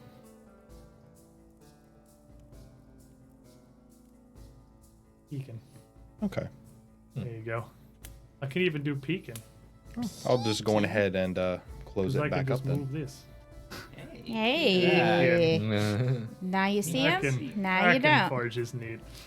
I'll just close the curtain back, and we have what appears to be a bunker. The couple dwarves, a couple of dwarves across, straight across. Could be more men to left or right, but should not be a problem. Do you and Valia want to try to get a jump on them, and then we'll follow you into the room? I'll look at Valia. I don't know if any proper state to be leading charges or anything, but What we could do is open the. Trushi could take some shots from the curtain. That's and what I once was that's thinking. triggers, we can then push in. Sure. I feel it's more better for Miss Roshin or Marshall to frontline this, what with their armor and general nature. I'll just be back here filing my nails then. How about this, Valia? I will have you pull curtain back. I shoot a couple times, move out of way. You'll drop curtain, and everyone move into position. A little, hello, so to speak. Hello. Okie dokie. If Oh, you listen. comrade. So I guess can I open with just a surprise round Wanna shot? Roll me, that's called initiative. Okay. So if you want to roll me a little bit of initiative here, let me take these down for reorganization. I'm not doing anything for a while. I'm doing While they're something. planning, I'll actually throw heroism up this time because I remember things. Smart. Would a battle cry matter at this point? You're not gonna be able to see them when the fight starts. Probably What not. he's doing. Oh, I I'm gonna can't be even- the only one who sees them, pretty much. Okay. Because it's just pulling it back, let me fire a couple times, and then Right. move out of the way. Right. You know what? I'm gonna try my hammer this time. Of course. Alrighty, well, Trishik, 38. Marshall, 19. Very. just leave you over here. That's cool. just I mean, this is what's expected. We Rasheen? want you to move forward after. Roshin actually got a 31. Ooh. Thank you, heroism. Resume. 28. I go before Ella. Yep. So over here. I rolled. Wait, you rolled? I rolled. 23. What? Gotta change it up. You gotta be different. Performance. A performer never does the same routine over and over and It's over. giving you the face. It's called the circus. That's exactly what they do. That's the I don't trust you. What do you Something's fishy. Alrighty. I don't believe this is So real. as the like this. curtain, as you pull it wide enough to get a shot, the dwarf in the bunk immediately notices you are there, calls the alarm, and This lad's gonna also come in with a 28. I'm gonna put him right in here. So really, he's gonna get shot and then call the alarm. He's gonna get shot, and he's gonna call the alarm after he's been shot. If he's alive. If he's alive after being shot numerous times. What'd you get, Trishik? 38? 38. Oh, did this guy? I rolled a But he 16. couldn't possibly know you were here. I want to put him there. Valia, ready for frickin' action as usual. Ready for action. All right, Trishik. So who's the man that looks like he noticed me? The guy in the bunk. Because the one sat on the floor is turned towards the bunk, and they're just kind of talking. All right, he's getting shot 3 times. So, shot number 1 is a 30 against his flat-footed. 30 will hit him. Shot number 2, I'm going to re-roll because that is a 2 on the die. Who's it dead? 2s are no bueno. Lots of numbers on the D20, and most of them are higher than 2. 19, another 30. 30 will hit him. Still hits him. Do it again. Do it again. Woo! So that's at a -6. So 16 plus 19 How are you at -6? to bow. Really, it's -8. Bow's agile? Yeah. So -8. Okay, so I'm dumb. Yes, -8. So the last Like, I one. don't know Last how one. on earth you got to. Did you take ranger He's a levels? ranger all of a sudden. He's No. a ranger. He's a ranger. So That's not 6. 13. Isn't an option. so that was actually my highest roll of all with a 32. That also 'cause hits it's him. a 19 on the die. Now this man is hitting 3 arrows, Like you. and they're all sneak attacked. All right. Low D6. 10, Soft. 16, 22. 12, 17, 23. So right now 45. he's at 45. I got you. 6, 12, 16, 18. Okay. 63. And bleeding for D6. 63 and bleeding. So as you loose these 3 shots, Oh, and the last one's a skirmish strike because I was getting out of the way. no. Shooting and scoot. His lizard things. Yep. Then you are, as he kind of cries out in pain and calls the alarm, you hear from around the corner, "What in the bloody hell is happening? Get up, you louts!" There are clearly more people that you do not see. Valia is going to let go. And of he the- takes 6 bleed damage. Come, D'Artagnan, you're saving me. He hasn't gone yet. Oh, he held his turn. He hasn't gone yet. He's He doesn't take it until his turn. Oh, I thought I was targeting this dude. no. No. You didn't see Gotcha. that, dude. I just had to roll initiative because he's there. Gotcha. Valia will let go of the curtain and then up against the wall, kind of lean, sort of taking advantage of the lack of an arm to lean one side up against, with a rapier just straight up in front of her, clearly ready for anybody who should make the terrible mistake of disturbing this curtain. Roshin? Roshin is going to raise her shield, and she's going to ready a strike with her last 2 actions. Alrighty. Meanwhile, in the background, somebody is bleeding now. Now he takes 6 damage. Yeah. Give me a band-aid. And does it end? Yes. Okay. Found his band-aid. Yes. You gave him time to tend to his wounds. Somewhere back there, he stops bleeding. Resume. Resme will. The curtain's closed, right? Yeah, curtain's closed, yes. Resme's gonna move up behind Eleonora and just hang out for a minute. Eleonora. Oh, I'm waiting from the curtain, right? We're It's waiting not for open, so you can go through it. The plan was to wait for them to come to us, but Oh if yeah, you want no, to no, go forward. No, I am definitely not going in first.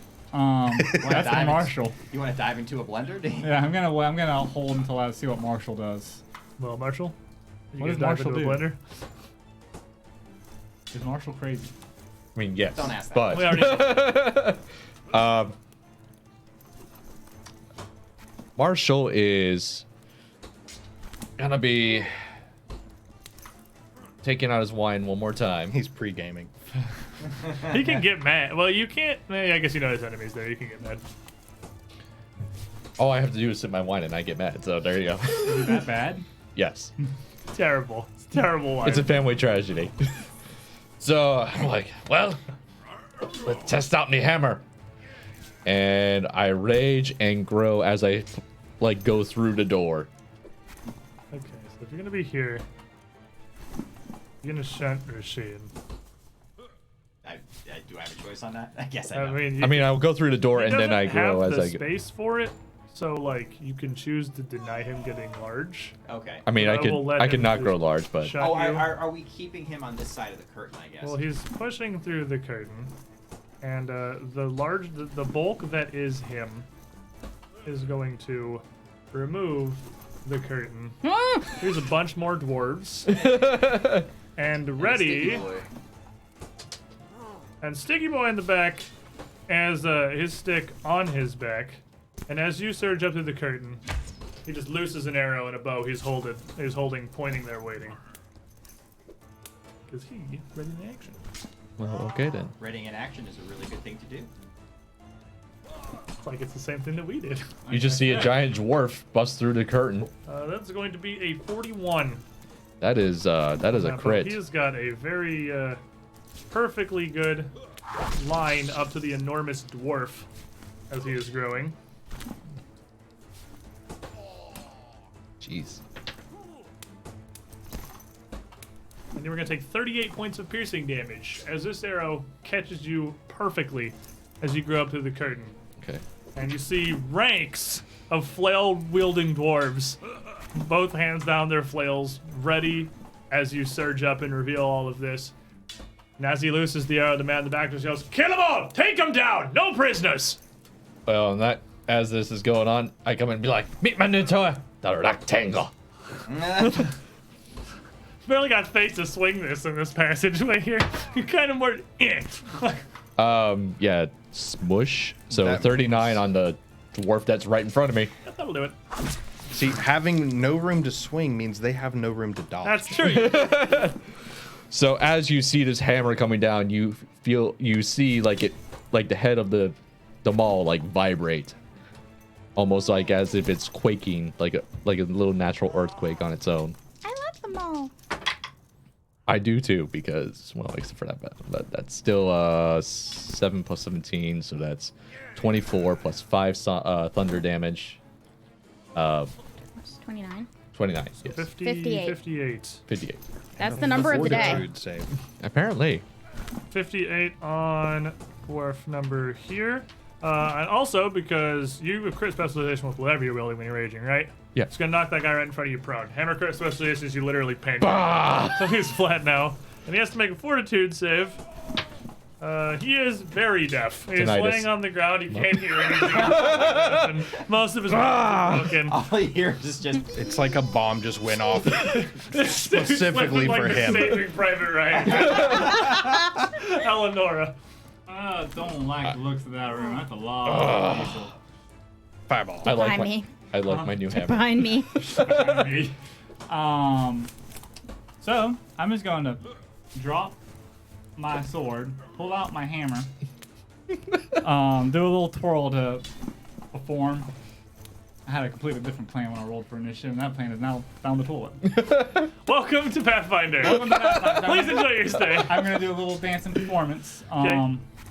Attempt to fascinate, I guess, the guy on the very back. I would say you cannot fascinate someone who's actively in Yeah, combat. you're right. It doesn't matter. It's a 30. I just have to pass the will. Okay. Yeah, well, it's a 30. You do a pretty dance. I do a pretty dance and I throw the hammer at the closest guy to me. Woo! Bonk. I die. Get down tonight. For a 36 to hit. The guy who's prone on the ground. Hey. That's the closest guy to you. Yeah. Might as well. I guess That's a crit. that's He's on the ground. He's adapting to what's happening. He's a smaller hammer. This man didn't even hear it coming. It is the bad He's times. pancake with a giant hammer and then just literally flung from nowhere a smaller hammer hits him very hard in the face. Don't talk to me or my That's son you. ever again.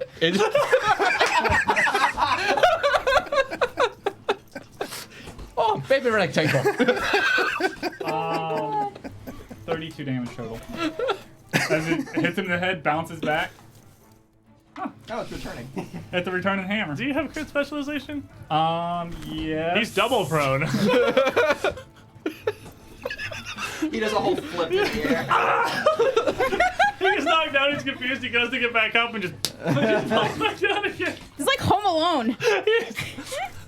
This dude's infomercialing. Tossing the hammer up in the air. Next.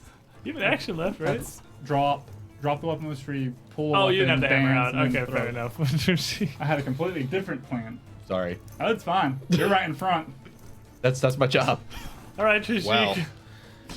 The guy doesn't appear to be moving. You're not even sure if he's alive anymore. I'm gonna hide since I'm out of line of sight for most of these people. Okay. He does have a lot of angry friends, though. Mm-hmm. I'm not scared. I assume that a 35 will hide me from everyone, and I will suddenly pop back out between Marshall's legs, shoot a shot at the guy in the back, and then put 2 more into the guy in front of us. Alrighty. Or 1 more. You can just hide behind my calf. From So between Marshall's 1 legs. into the guy that matters, and then 1 into the guy on the ground. I'm gonna re-roll the 1 on the guy in the back, so that is my last hero point. Much better for a 40. The guy in the back, Mm-hmm. 40 will hit him. Ooh. Whoa. He does have lesser cover. 11, 16, 19, 21 bleeding d6. And now I'm gonna fire at the poor soul in front of us. It's had a really bad day. It's just like, it's a mercy kill at this So, point. 29. Point out him. He's flat-footed, so he can Yeah. sneak attack. 6, 12, 17, 18, 21. Why did you do 21 to the guy that's... Oh, you hit. Right. So 21 also to the ground guy. 21 is finally going to put this Poor Poor soul man. down. poor soul out of The his deaf misery. dwarf. He's gonna show up at the gates of hell. Like, I don't understand what. I don't, Still can't hear right. I don't know what happened. What? I see the instant replay. Meanwhile, Pat Sajak is there with the Make sure wheel. there's subtitles. So, in the back, the guy with the short bow back here is just going to continue loosing a flurry of arrows up towards Marshall. Just really the giant target, the only thing Blink, he can blink, really blink. see. Loosing a pair of them. Here's your short bow. For 38. That is a 38, you said? 38. That is a crit. You are petty. Use that crit specialization thing. Aw. I was about to say I'm Not going anywhere. not going anywhere. Your short bow's agile? Because this short bow sure isn't. I thought they were. No. They're not. Oh, they're just deadly D10. Yeah, they're just deadly. They're just deadly D10 is all. Just deadly. I've definitely been forgetting the D10 and treating them as agile. So Fair enough. This one is going to be 36. Guess that works 36 on the second one. 36. Okay. Is to hit you. Oh, 36 to hit. Yeah. Yeah, that's just a normal hit. Okie dokie. So the first arrow is going to strike you for. that is exactly why I said that was my last one. It was bait, and you took it fantastically. Wait. Math. Math? Math. No, I got it. Are you I having got a it. stroke, sir? Loser. I got it. Loser. 46. No. 46 points of piercing damage. All right, so hold on. 46 is the first one, right? That's the first one. That was a crit. That was the Okay. crit. Hold on. And the second one is boxcars for 20 points of piercing damage. For how much? I'm sorry. 20. 20. Did oh, you okay. roll for the Sorry, I'm the doing other math on my dwarves? own. Yeah. 'Cause lots of health points. And then he is going to move to the side out of sight. And he will take a D6 of bleed for 3. 6-3, still bleeding. Death by Turn one 1,000 into a failed four, that's easy. DC 15s. Valia. I would like my hero points, sir.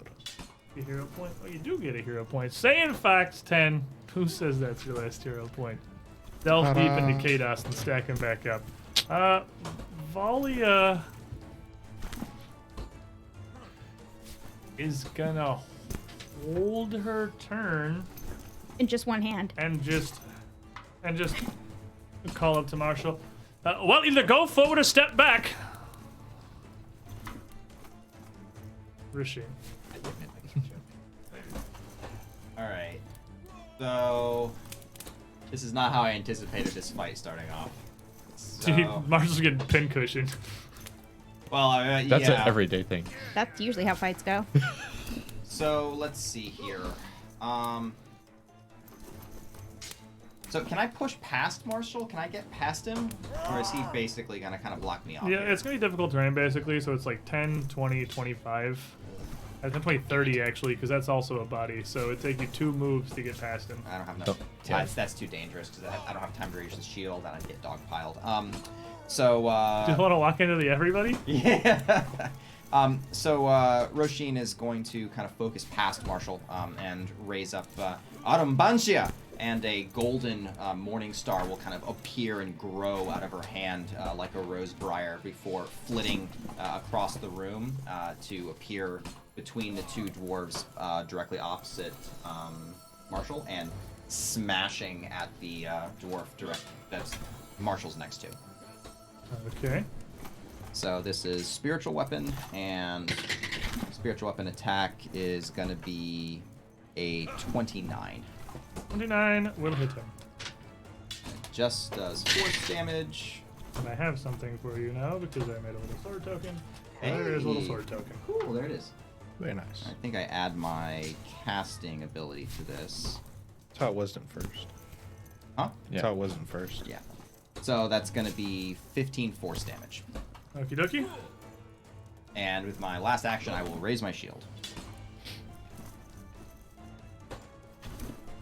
Now we have the legions. So the one directly in front of Marshall has but a single choice to make in his life. Save it. I hit. But how hard? And he hit. So he's gonna swing his flail up towards Marshall. Just kind of battering you back for villain point. I got a stack. He's one of the great many from Link 1429. Who's made it his mission in life to try to kill us all. We would like you to have a bad time. Yep. Let's get a 27. That hits me just exactly. So the first one, they're bludgeoning damage at least. I also looked that up. It's I miscalculated. It's not 7. It's not 10 resistance. It's 7 because it's 3 plus my con. So. Okie dokie. So 18 points of bludgeoning. So you're gonna take 11. Yep.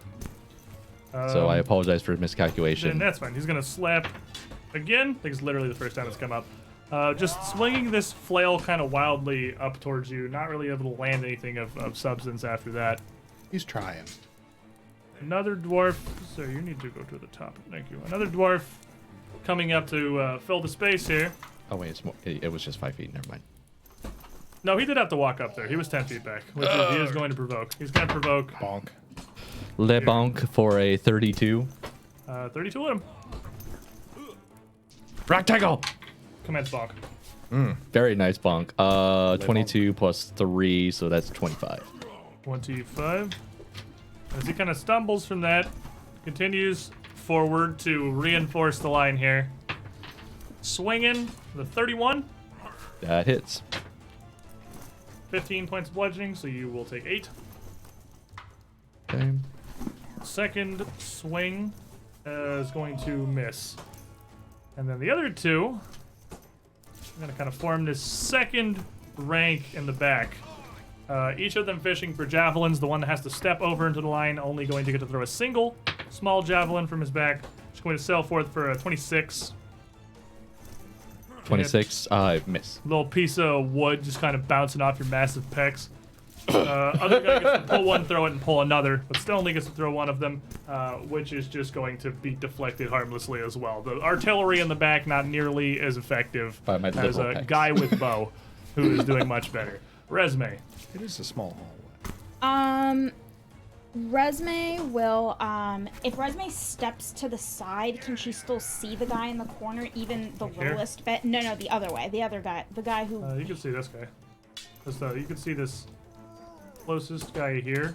That's the only Now, guy you can see. then never She's trying mind. to find the guy Mo- who left. Oh no, you can't. All right, then No. move back. So, quick question, just because it's never come up before. If I know he's there and the spell targets multiple people, can I still target You him cannot with the target spell? him with no line of sight or line of effect. Gotcha. You Okay. cannot target the concept of somebody. This is why Fireball was made. Fireball can target whatever you like. True. It's time. I have Do it, fire. I please. have fire resistance, so it helps. It's been here for so long. It has Thanks been for waiting. Inferno Maxima! That room, goodbye. That was the direct translation to English. Yeah, Yeah. Common. yeah, fireball time. Oh, look at it go. Fireball.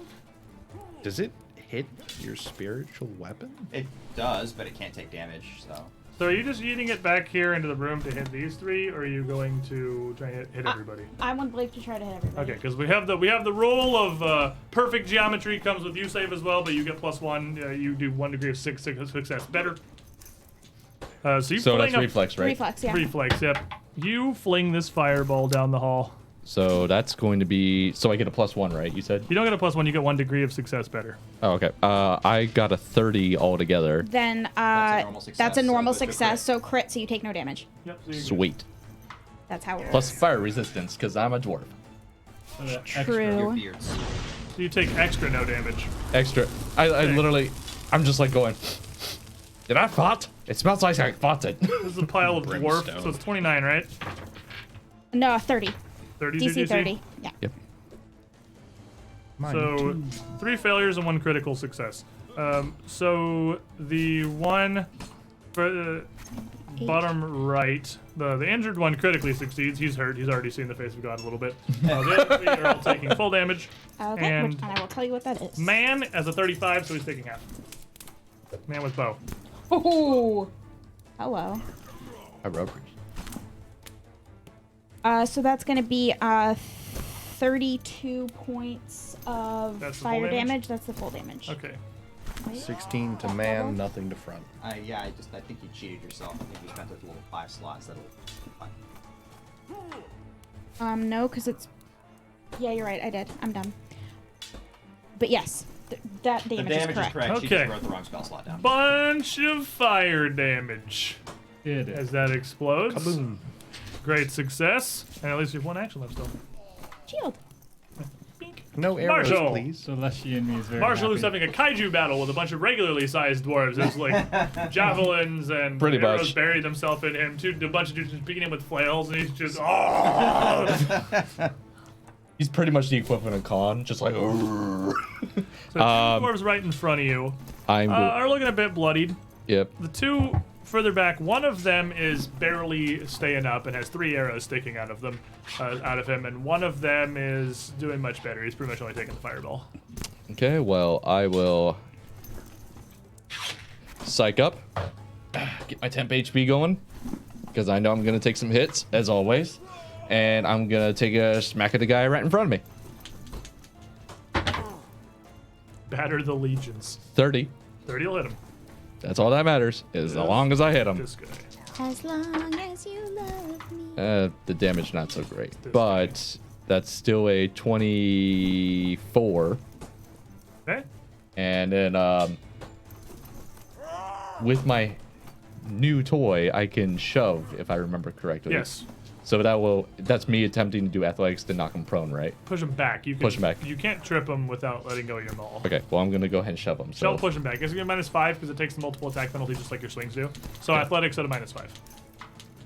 Okay. Yeah. So it would be a plus 17 then. That's very nice. Yep, so that's a 33. 3? 33 will succeed. So you give him a good whap, and then you push him Bonk. back. Shove him back. Give yourself a little bit of breathing room. Just a little bit. That's the idea. Eleonora. Now my question for you, can I still hold a 2-handed weapon in one hand, not use it, Yeah. and be able to attack with a one-handed weapon in the other hand? Like I'm carrying around this one and swinging with the one-handed. Yes. just It can't is an action To to shift your grip. So I think it's only an action to if he wants to go back. Yeah. Yeah. So like letting go of it's free. When you want to go back to two-handing, it's basically the same action as drawing it again. All right. But you can let go of it for free. All right, because I dropped the sword. I'm gonna actually pick up the sword. Now that there's a little bit of breathing room here. Okay. Sword and hammer. Sword and hammer. And can I get past Marshall? I have 55 feet of movement. Get past Marshall, and then go diagonal between those two dwarfs. To where The the spiritual spiritual weapon doesn't weapon take is. up any Yeah. space. I'm gonna. Yeah, I'm gonna call that a tumble through, because they're kind of. Well, Marshall pushed him back, so you got a little bit of an opening. You can move up through there. Because then I just want to tumble through the other door. Like this was that question about me moving and then tumbling through that backline door. Okay, yeah. So give me a tumble through on the backline dwarf. That's versus reflex. Versus his reflex, it is an acrobatic. His so reflex it is is a not good. 39. Yeah, you critically succeed. How much movement was that total? It's difficult 5, terrain 10, to go through 15, him. 20, 30, 35. All right, and I'm back here. Do I see the other dude? Yes. Yeah, I'm gonna use the rest of my movement to get up to him.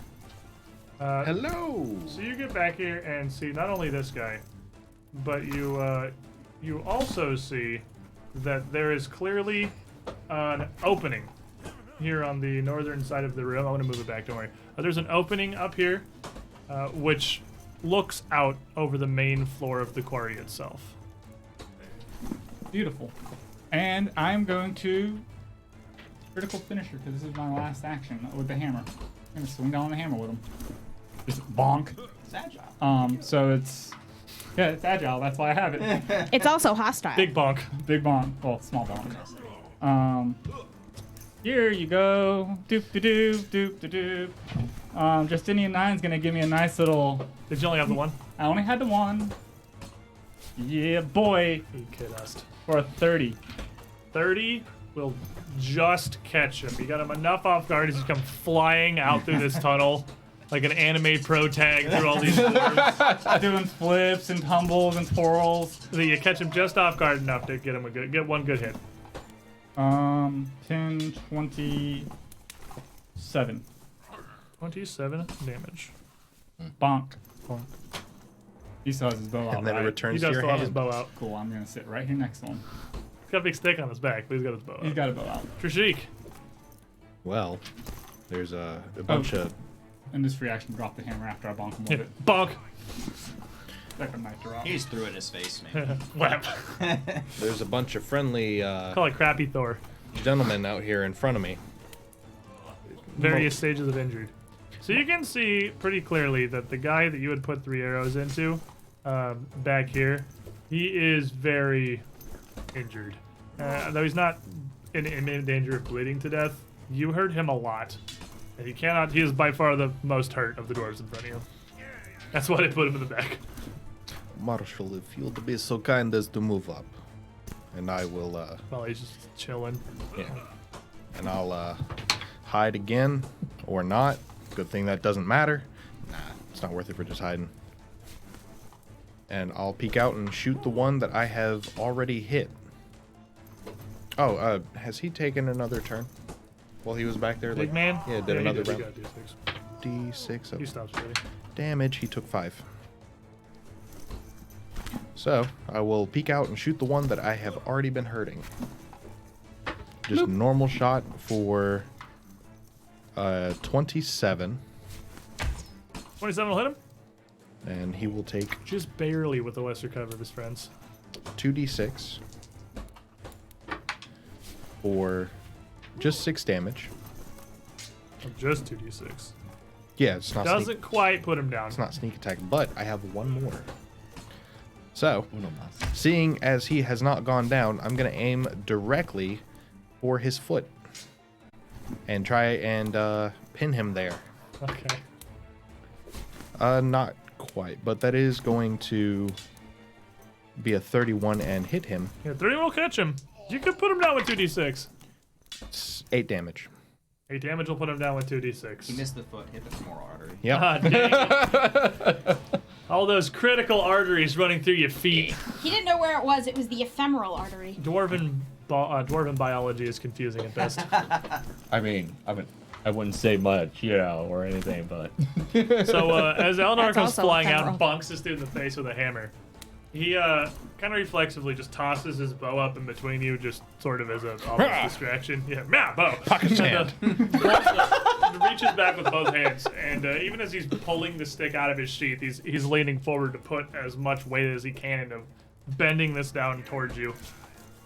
And just big ol' meaty swing. Nimble dodge.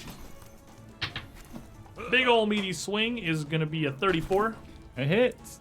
And as this blamps into you, as he feels it connect, as he's kind of looking down at the ground, putting it all into the swing here. It's gonna thump you for 19 points of bludgeoning damage and knock you to the ground prone. Ooh.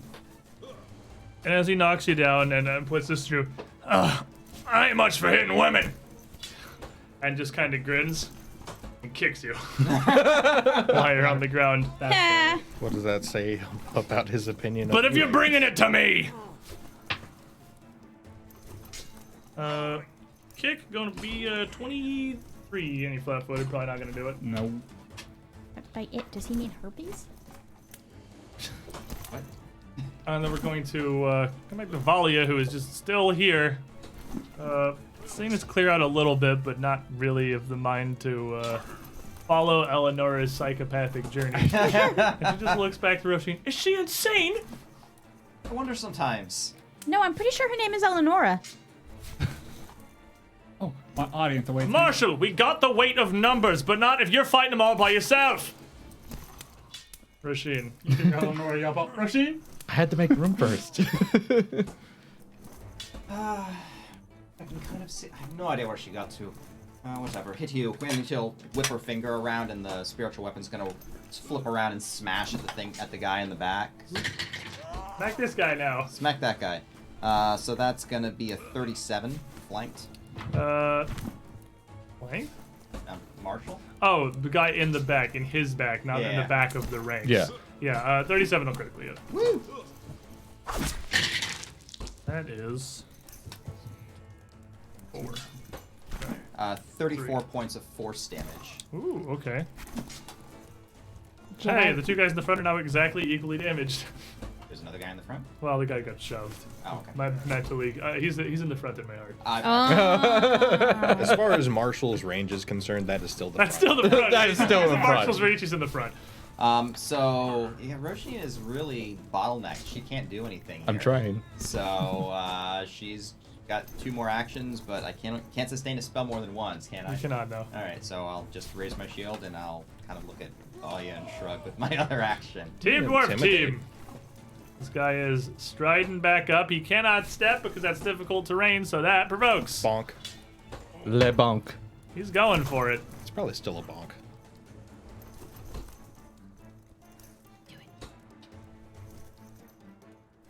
A coin, you say? The coin, you say? That's probably not a bonk. 24. Well, you swing. You don't catch much of anything, though. Is he flanking with the spiritual weapon? It's about the heart. That's not that guy. The spiritual weapon can't provide flanking, unfortunately. So this guy's gonna step up, I need to go to bigger I was like, spell for I was that. not sure about it. and if they're not positive, like this fight's not going super spectacular for them, it's time for a new approach. And he lashes out with this 3-headed flail, down, pushing and striking across at your ankles. As the flail tries to wind around your shoes, this is against your reflex DC. 10 plus reflex save. Villain point. I'm making him waste his villain points. You're welcome. I've rolled, I think 11 natural ones today. Sir, come back. Thank you. Just take the advice of the die. That'll be a 27 versus your athletics Nope. DC. A reflex DC. Nope. Reflex DC is 29. Woo! Ooh. And Beefy then, fast dwarf. Failing at that, she's gonna try it again. He flailed at it. And with a natural 20 on that one, get a 32. It takes him 2 actions worth of effort to get it in and push it over. But he is going to topple the giant. And Marshall is going to fall down and take 0 bludgeoning damage because it's resistance, but you take some from falling on a critical success. The dwarf next to you has now got a prone giant to just kind of lash wildly with his flail. He's still just as large though. Like He's still It's very hard to large, find good but he's perches. flat-footed now, so progress. Ooh, -1. 2. -2, sorry. WAP number 1, 38. That's going to crit. That's what you get. You made fun of it, man. WAP number 2, 24. No. WAP number, roll a 20. That's the opposite of a 20. So he gets one real good can we bring back the 1 and the 20 counter? beefy hit on you. For 34 points of bludgeoning damage, so you're gonna take 27. Okay. And the one in the back, seeing the meat grinder, that is this giant dwarf that's just kind of being lashed repeatedly by flails and doesn't seem to care. Kind of offended that you just ignored him. Patted him on the back. Gonna move Give him a high over. five. Crisp high five. He's a very polite man, and he's going to absolutely attempt to beat the shit out of you while you're laying on the ground. Oh, that's rude. Bonk. No, I said he's a nice man. It says so in the book. Oh, that's the different. book can't lie. The book can't lie. The book is the book. So while you're on the ground, he's just gonna slap down with the flail against your flat-footed for only a 25. Does not hit. And They just roll. then as it kind of hits on the ground, he's just gonna come down with his other hand and just try to hold you down. Now this is a grapple versus your fort DC. For a 32. Yeah, you do it. So you are prone and grabbed.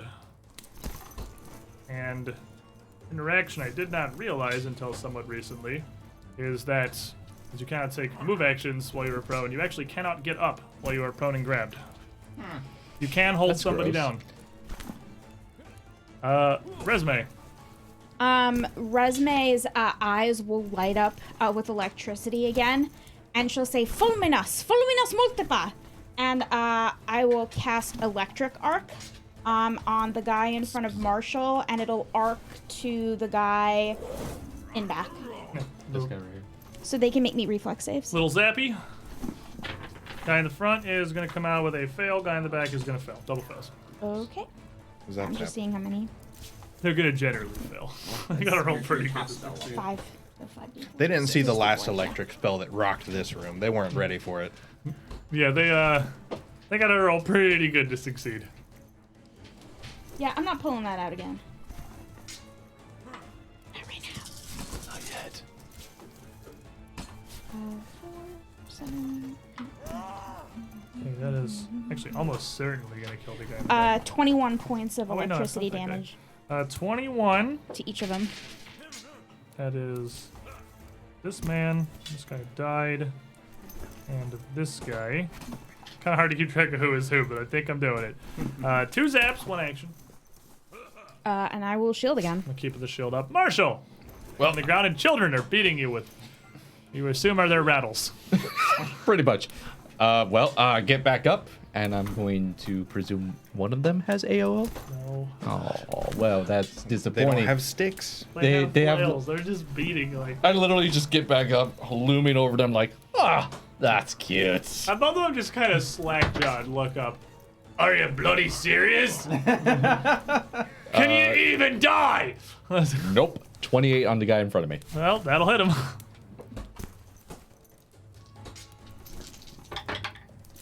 There we go. That's some big boy damage. So 21 plus 17, that's 38 plus He's 1 got 18 Sonic. health. Can you even die? I literally just smash. And then do next time. Shouldn't have said that. You're tempting fate. And then I just take a step up and just stare at the other one right next no to room him. to take a step up. Oh, there isn't? Well, then I'll just smack at the other one. Why not? He's there. Bonk. Extra bonks. That's probably not going to hit him at a -5. It's 21. So 21 will not know. yeah. So that's it for me then. So Eleonora, I am being held down, man. I do not like that. It's an acrobatics to skip a grapple, right? yeah, you can acrobatics. You can acrobatics or you can whatever. It's versus athletics DC. 34. That critically succeeds, which means you can either escape or you can grab him. You can escape or reverse it. I escape and kip up. Give up. Does that not provoke? Or That does does not provoke. And it's a free action. It's a free action. I know it was a free action. I Doesn't wasn't sure if provoke. it provoked or not. Ooh. That's 1, 2, or it's 1 action, It's one. free action. Readjust my grip. 2 action. You just twist up and this dude really. Just like, I'll get to you in a minute. And leading dance to do with a big stick. Okay. I want to dance with him. I don't. It's one person at a time, please. Nice. For 19 on the die plus Other things. plus other thing plus 25, so A lot. 40. Critically succeeds at whatever it is you're doing. What's leading dance? Me and him move up to 10 feet in the same direction, and it does not provoke attacks of opportunity against him. Okay. So we're gonna actually move him back with me in line of sight of Resonate. Oh, thank you so much. I think it's following you, like following in a step as you bait him, as he's just like a pure blind rage, trying to find an opportunity to hit you, and you just keep dipping and twisting, and you just can't get it. Step and step back, step and step back. All right. Well, Trishik. What is going on? Everything. you see, I'll rush into the room and come back with another guy. Got him right here, folks. Well, The dwarf is still just like looking at his hand, like what? How? I had her. It's like trying to hold a fish. I suppose I'm gonna scoot my way through Marshall to. With 30 feet, can I just get behind him? With 30 feet, you can get to him. Okay, then skirmish Difficult strike to terrain, behind difficult him. terrain, difficult terrain. Okay. This lizard boy stuff. Yep. And am I now flanking him with Marshall? Sure. Marshall's Marshall the at the entire wall. tunnel. He's on one side of him, you're on the other. That's flanking. All right. Close enough. And we're going to give him the claw. It's my first time I actually got to use it today. And you're not even wearing You it. don't even have it on! That's because they get sore after wearing them for a while. That's what Marshall said. For a 29. 29, I'll hit him. Nice. 18, Crap. 20, 27. Big boy claws. All right. That was- That doesn't quite bring him down, but it Back there. can't take much more. Well, guess what I'm going to do? Does it hit him again? Let's hit him again. They stab, stab, stab. Yep. Okay, so 34. 34 will crit him.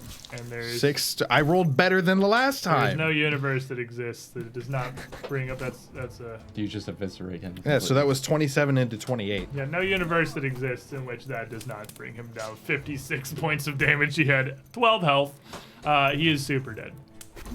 There's room now. Everyone, would you like to join me in the room? Volley is gonna take her turn. She's been waiting patiently in the corner for 6 years. I'm sorry, okay? I made an opening for her. I tried.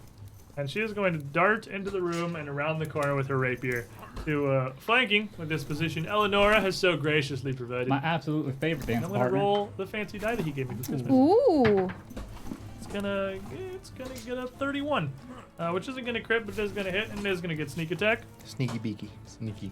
Well, these dice, please. 10, 18, 21, 30 points of damage even on a solid flanking hit as she finally gets to take her turn. So, seemingly not even noticing that Volley is coming into the room, this guy with the stick now is single-mindedly just bearing down on Eleanor with complete focus. Hold still, will ya? And just swings. Nimble dodge. Just taking big ol' hits. Please don't hit me. 32. Yeah, you hit. Oh, it's gonna knock you back down to the floor. That's rude. And he'll turn the dwarf next to him. Will you just hold? And sees him get stabbed by Volley. Useless. All damn dwarves are useless. That's offensive. Hey. As Marshall mulches it into the I was about to say. Of dwarves. You're the combine just going through the field. 23 points of bludgeoning damage as he knocks you prone. I was about to say, I hope Marshall didn't hear that because he would be very, And very then angry. once again, he's just gonna raise a foot and just strike right down And he's not so much. He's just blind to fury at this point. Is a whip. And you just roll. And he's just gonna kick again. He's gonna kick again. He's just trying to stamp on you at this point. He's knocked you down, and This he's is an interesting dance. clearly here to prove yeah. something. Square dance. It's a square dance. Yeah. Left foot this time. It's because he can't It's heal. the same foot. Oh, well, right foot again. He's got a peg leg. He can only kick with the right. Oh my god, he's got a parrot? 28 I mean, versus you gotta- flat-footed. That'll do it. Had to work out the -8 for swing number 3. He did it. He did got it. there. He got there. managed to stomp on Eleonora one I time. hope he's proud of himself. He's very proud of himself. Not the right thing. Did he- Oh, that is interesting. If you have a non-agile attack and then an agile one, would it be a -5 then a -4? No, it's still just No, -4, it'd be a -4. -5 and a -9. You're gonna keep going. The agile Yeah. bonus is on the agile attack. Yeah, so it's it'd how be a- many attacks you Another take. 23 I was just curious. points of bludgeoning That's a damage. hefty boot. What's he got in there? While you're on the ground, Big boots. his stomp seems to be about as effective as the giant stick. He's got a big ol' iron boot he's pounding down with. And as he finally catches you, you see a grin spread across his face, very proud of himself. Roshin. Little. All right, so Roshin's kind of been peering. She sees people starting to move into the room now, and she can kind of see an open spot she can get to. She's going to double stride to get to that one open spot right by True Sheep. She can actually get it and kind of see what's going on. I can't get that far. Oh, here? Yeah, Double stride? Are you 20? Oh, you're it's 20. all difficult terrain. Yeah. Oh, yeah, and this I would was be about to say it's 45. difficult. Yep, you can only get to there. Yeah, I can't make it. it's just too much of a bottleneck. It, I'm just kind of squeezing The my floodgates way. open as the PCs pour past Marshall. It's like, pardon me, excuse me, coming through. Ah, there you are. Spiritual weapon. Whip behind the stick guy. Whack him in the back of the head. Le bon.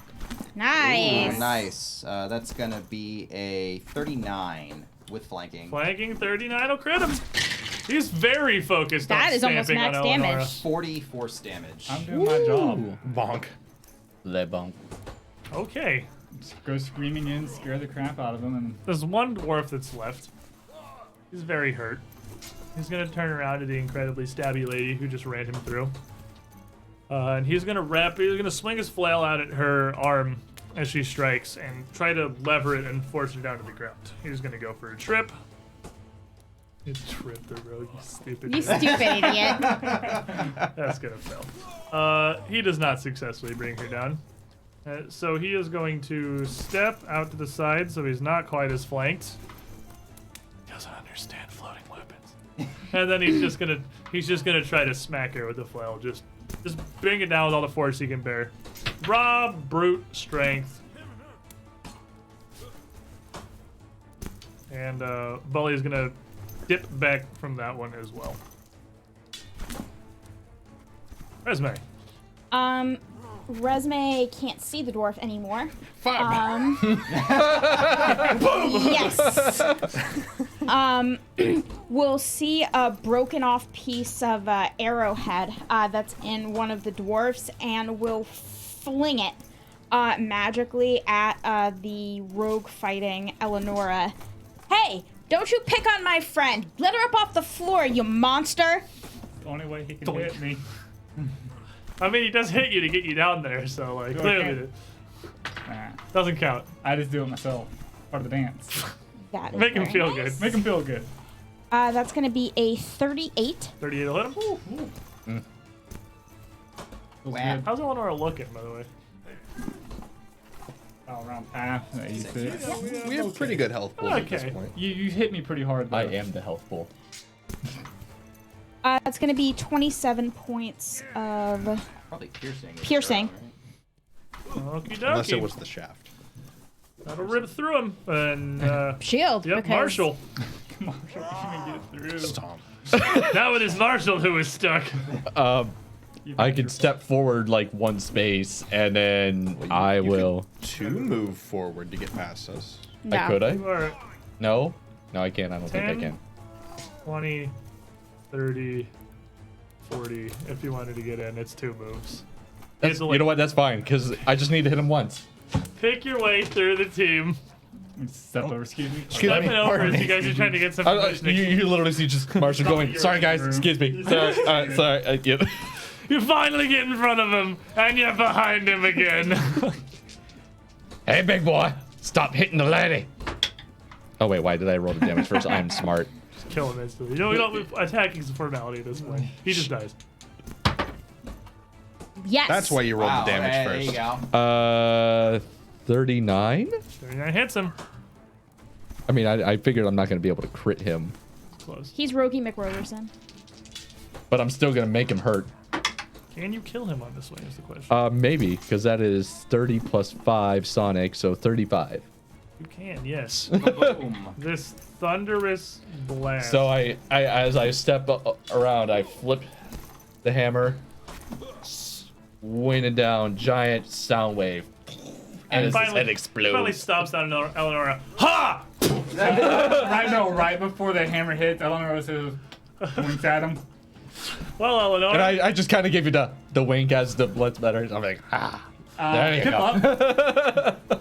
Gotta love Kip up. I'm standing, boys. I'm just gonna walk where the spiritual weapon is. Just walk. Just kind of bounces over your head. Your walk is very fast. Very fast walk. It's a brisk pace. And we're gonna just Naruto walk What hands do kind of like you behind do? your There's no hips. way this guy survives this. What do you This do? could to be this three guy? hard ones. You never know. 2 hard ones, but it was a 31. I just grab him on the shoulder and spin him around and just run him through. Like, you wanted to dance, now's your chance. And as you take down the last of the Scarlet Triad forces here in the cavern, the din of battle here. Oh yeah, clipping. Saturation is. Din of battle, falling silent. As you can clearly see, this cavern does continue on further on the other side of the room. This is a intermediary chamber, but this tunnel you've been following passes through and looks like it may very well wrap much, if not all, of the entire width of the quarry. In the grand scheme of things, as far as this quarry is concerned, you've come what's probably half of the distance around one side of the circumference of the entire quarry. From here, as I said, as you all pour into the room and more and more of you get view of this as the fight continues, you can see there is a large opening that looks out over the quarry itself. And here, the passageway apparently ascended a little bit up as you were going, because you look like you're about 15 feet or so above the floor of the quarry, but it was a long enough distance, it wasn't really a noticeable ascent. You have a bit of a better angle looking out into the pits. And pits, plural, is indeed what you see. While the quarry itself is one massive square excavation, there are other deeper holes, maybe 20, 30 feet across. Four of them you can see spread across the floor of the hull of the quarry. Each of them covered with a lattice work of wood, a grate. You can see movement just barely beneath the closest one. It looks like they have repurposed the floor of the quarry itself into a massive set of slave pits, Well, we're gonna have to do something about where that. where they're keeping what could be dozens, possibly hundreds of captives with the amount of space they have down there. That said, you can see more of these openings circling around the western, northern, all the way around almost the full circumference of the quarry. Going out into the open of the floor would be visible to anyone that was looking out there. However, the distances are quite great, and none of the guys that were here were paying any attention. Had you walked out of the middle of the quarry, you're pretty sure nobody in these two chambers would even have noticed.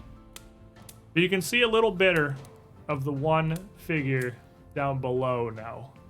Standing in the center, maybe 250, 300 feet away from you, there is a gray-skinned humanoid figure. It's almost impossible to make out specific features other than some fairly long, straight white hair flowing down their shoulders, and that they are pretty well built. as they appear to be standing out there, quite literally using a few loose chunks of granite as in lieu of actual weights, literally just curling boulders in the middle to pass the time. Weird flex. It's unclear if they're obviously much larger than a traditional human. You're not sure how much larger because, again, the great distances and lack of any clear reference makes it hard to tell if they're 12 feet tall or 30. But They're big. there is definitely much more than just Triad goons defending the Summershade Quarry. And next week, when we come back, I suppose we'll have to find out what all that is. A good foothold we have, though. A good start of progress. I chipped a nail. That's unfortunate. A bunch of dudes also died, so, like, it's... I got kicked. You got kicked in the A hand. lot. We'll have to heal up from this, I had to use like 9 arrows. figure out how we're going to deal with the great size of Summershade Quarry, as the fact that much of it is concealed behind these passages and tunnels makes it very difficult to tell exactly how much Scarlet Triad force there actually is. They could have 100 men here defending this. Squid, I didn't ask how big the room was. I said I cast Fireball. If you cast Fireball into the quarry, it's just going to be like, The good news is it's barely an AoE at that point. that figure is within fireball range. It is within Fireball range. You can make the tiny little appear right where he is. Make him drop his weight to the middle of doing curls and like That's just stub his wrong. That's Thank just you. rude. You don't burst He's with a getting man like- swole. Coming by, everybody. Thank you for hanging out. This nice Armband. man's just Hi, weightlifting we in the missed middle of you the slave so pit. much. Yeah, Yes. thing. You guys just working out. How He's would I just feel? lifting, dude. He's just working out. He's How a would- bro. Dude, and then I see little Tiffany here. Quantum physics books, middle of the ghetto, middle of the night. Hopefully we'll see you all next week. Should be back to streaming our normal do. Can we With call the- him the elevator? Continuation No, we Because can't. all he's doing is lifting. of this I hate final you. arc of Book 3 of the Age of I love Ashes. you. Varys is here somewhere. Somewhere. And we know that she, at least, is a pretty major figure amongst the Triad. And hopefully, maybe, we get our first hint of what the hell Is they going on. even... Well, she has a lot of I mean, there's a lot of slaves. That's enough for us Yeah. right now. I think that's enough for any normal person. Good night, Good night. night. everybody. night. Safe New Year, guys. Enjoy Make your New Christmas Year's. and happy holidays. We'll see you next Good New year. Year. I'm gonna be 35.